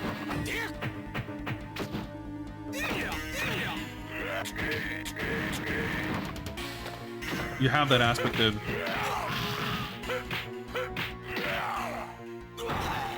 they're already being like it's impossible for an interpretation, a new interpretation of Double Dragon at this point, to be disappointing or to be like failing to live up to the standards of Double Dragon. And when I say at this point, I mean basically from fucking 1989 onwards or whatever, you know? And that's definitely not true of Double Dragon or Final Fight. Because I mean, it's nothing particularly special about Final Fight. That's how the game industry generally works. It's Technos that's the weird outlier, in that like they have this weird like liberal sort of loose grip on what people do with Double Dragon that has allowed it to become this very broadly varied thing. And I think that's a tremendous asset to it. Like it's part of what makes it so cool, and like kind of what I like the most about it in some ways. Like it doesn't matter.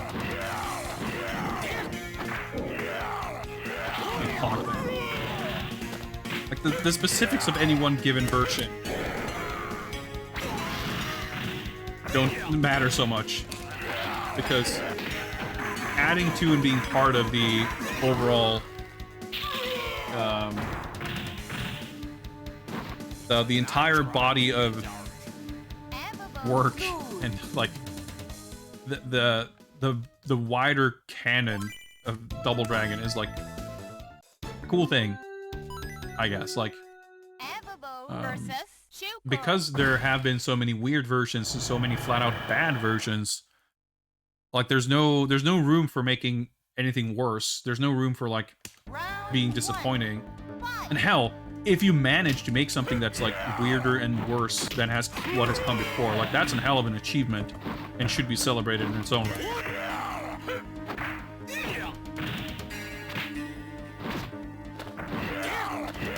No, that's fine, Electro. I would not have expected to get this far anyway. Messing around a little bit more in this round.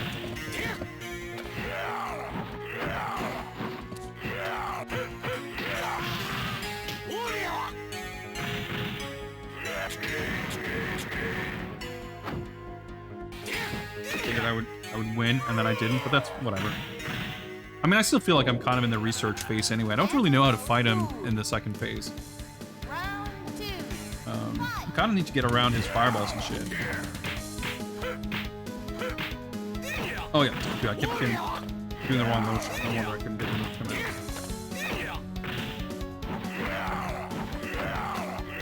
I mean, Final Fight Street Fighter's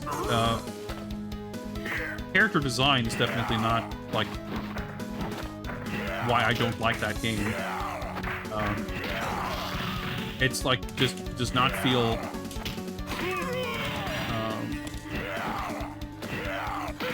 nothing about it feels consistent with anything that had been established previously in Final Fight. The story, tone, characters, visuals, anything. Yeah, and it's like pathetically edgy in a really embarrassing way. It's not like very like it's interesting playing that game because there is actually like a fair amount of merit to it in terms of combat mechanics and stuff. There's just, you know, there's a lot of stuff that you can't really ignore or look past. That has to do with like every other aspect of the game. But I mean, I think that kind of sums it up too, because it is. I mean, it's two things. It is both stupid and bad in its own right, but it's also inconsistent with something that previously existed. I mean, if you look at Final Fights, 1, 2, and 3, there's a consistency there. Not in terms of quality necessarily, but like none of them feel out of place or really jarring. Final Fight Revenge certainly has a very goofy tone, and there's a lot of weird shit going on in that game. But there's also some amount of reverence to the character designs and the world of Final Fight. Some amount of it, not maybe a lot, maybe not as much as you would have wanted, but some amount. And in Streetwise, I don't feel like there's much of anything like that I would describe as reverence or respect for the original games.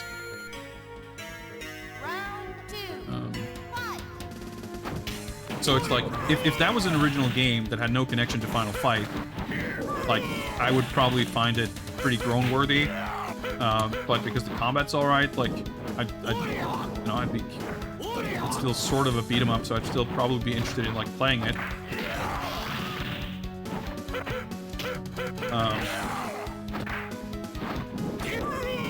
But I wouldn't hate it as much. I would still dislike it on its own merits. Jump is... Oh, doing it fucking combos into his super. Fuck's sake. It's like, alright, I'll land the down attack, and then I'll do my super on his wake up. But the far B looks to be a pretty good normal. And I can double jump to get over some of his projectiles shit.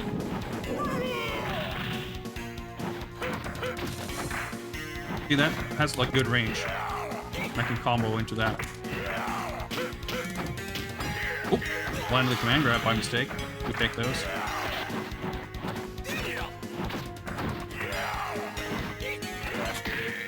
Nice, got him. There we go.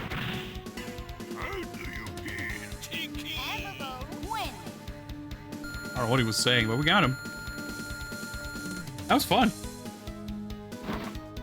Oh yeah, that's right. The monitor's falling and explode. I like that the monitor is like shifted all the way over there so they can fall directly on him. I'm the Dark Master from now on. This art's pretty sick. Lunchtime at the restaurant echoed with an eerie voice. Quality English here. Give me meat that makes my teeth bleed. Something like dinosaur meat.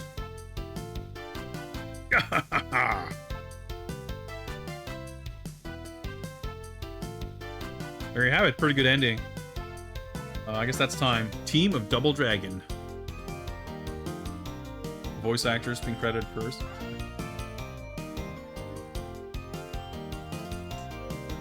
Oh, that is Daisuke Gori. That's pretty sick. I didn't realize. Rest in peace. I'm not very familiar or knowledgeable about Japanese voice actors, so I'm sure there's other people here that are noteworthy names.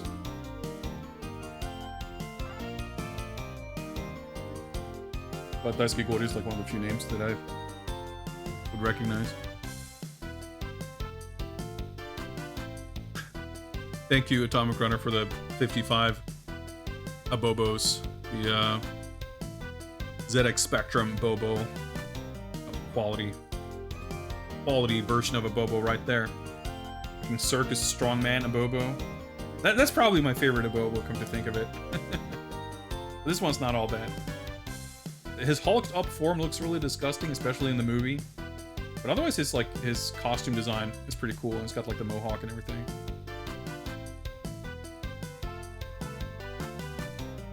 Yeah, this has been a fun stream. A little bit of a different vibe than usual. We spent a lot of time just chatting about Evo news. We talked about the Fatal Fury sequel an awful lot. We didn't get to talk much about Street Fighter 6, but that's fine by me because we will have other opportunities for that. I have a lot of thoughts about Kimberly.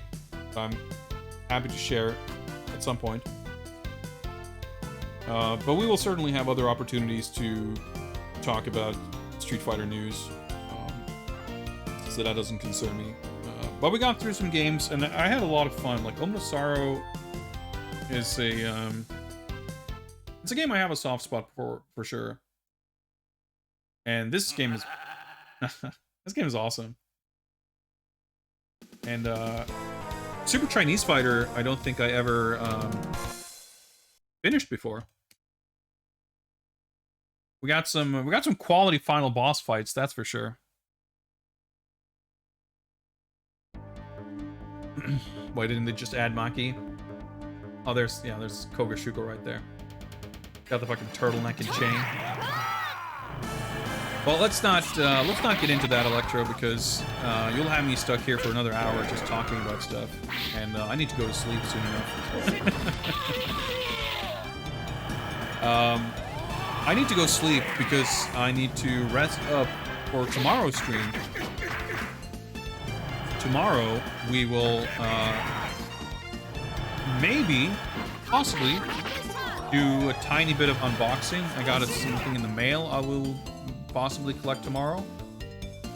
But the main event, so to speak, will be our next backlog game. I was hoping thinking it would be a thing I would do over summer break, and it ended up being like... I was expecting it to be a thing, as in, like, going through a bunch of games. We got through 2 games. We played, what was even the first one? We played, Death by Degrees. Oh yeah, Chase the Express. Dude, that game was so fucking awesome. Chase the Express was an insanely cool game. And I'm so glad I finally got around to replaying that. Or playing it properly, finishing it. And we didn't even get a very good ending, so that's a game we have to come back to at some point to get a good ending. It was still awesome, though.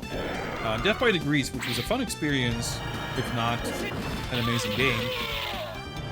That game was also like 4 times longer than I expected it to be, so that sort of got a little bit drawn out. But I've been enjoying doing these little polls and having people have some input for what games from my backlog to revisit. So looking at it right now, I can't be bringing it up on stream, but I have it in front of me. Looking at the results, I'm trying to click a button and it's not. Please. There we go. Okay, yeah, nothing's really changed here. King Colossus taking home the win in this poll. So King Colossus is going to be our next backlog adventure. This action RPG on the Mega Drive, recently announced to be included on the Mega Drive Mini 2, which is coming out in October. We will be beginning our game play of King Colossus that should hopefully not be as long as Death by Degrees, but that'll be our go-to game for the next couple of streams probably. Tomorrow is also going to be movie night, and we'll be watching some fighting game movie. We'll be watching either Tekken, Dead or Alive, or King of Fighters.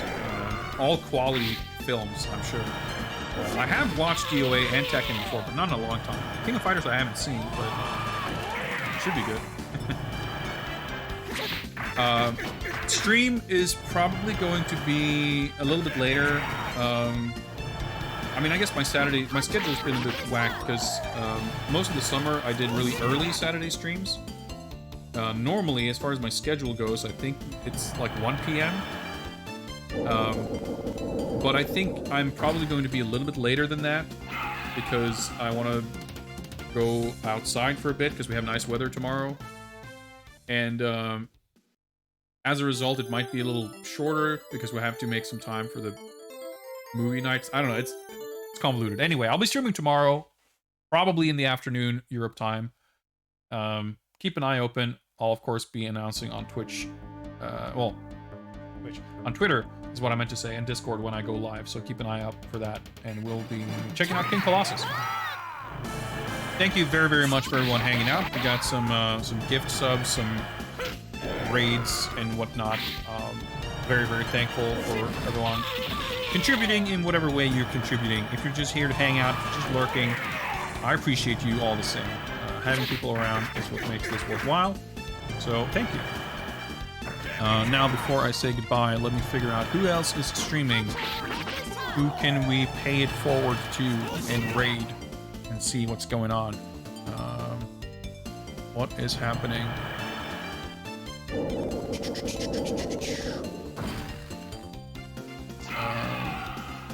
Let's see. It's like 50 billion live channels, and I'm not sure what any of them are. I feel like I don't know how that happened, but I don't ever get to rate him because he streams at like weird hours. But Broy is playing God Hand. It looks like. Let's go rate him before he cuts the stream. Thanks for hanging out, guys. I'll see you guys around, and take care.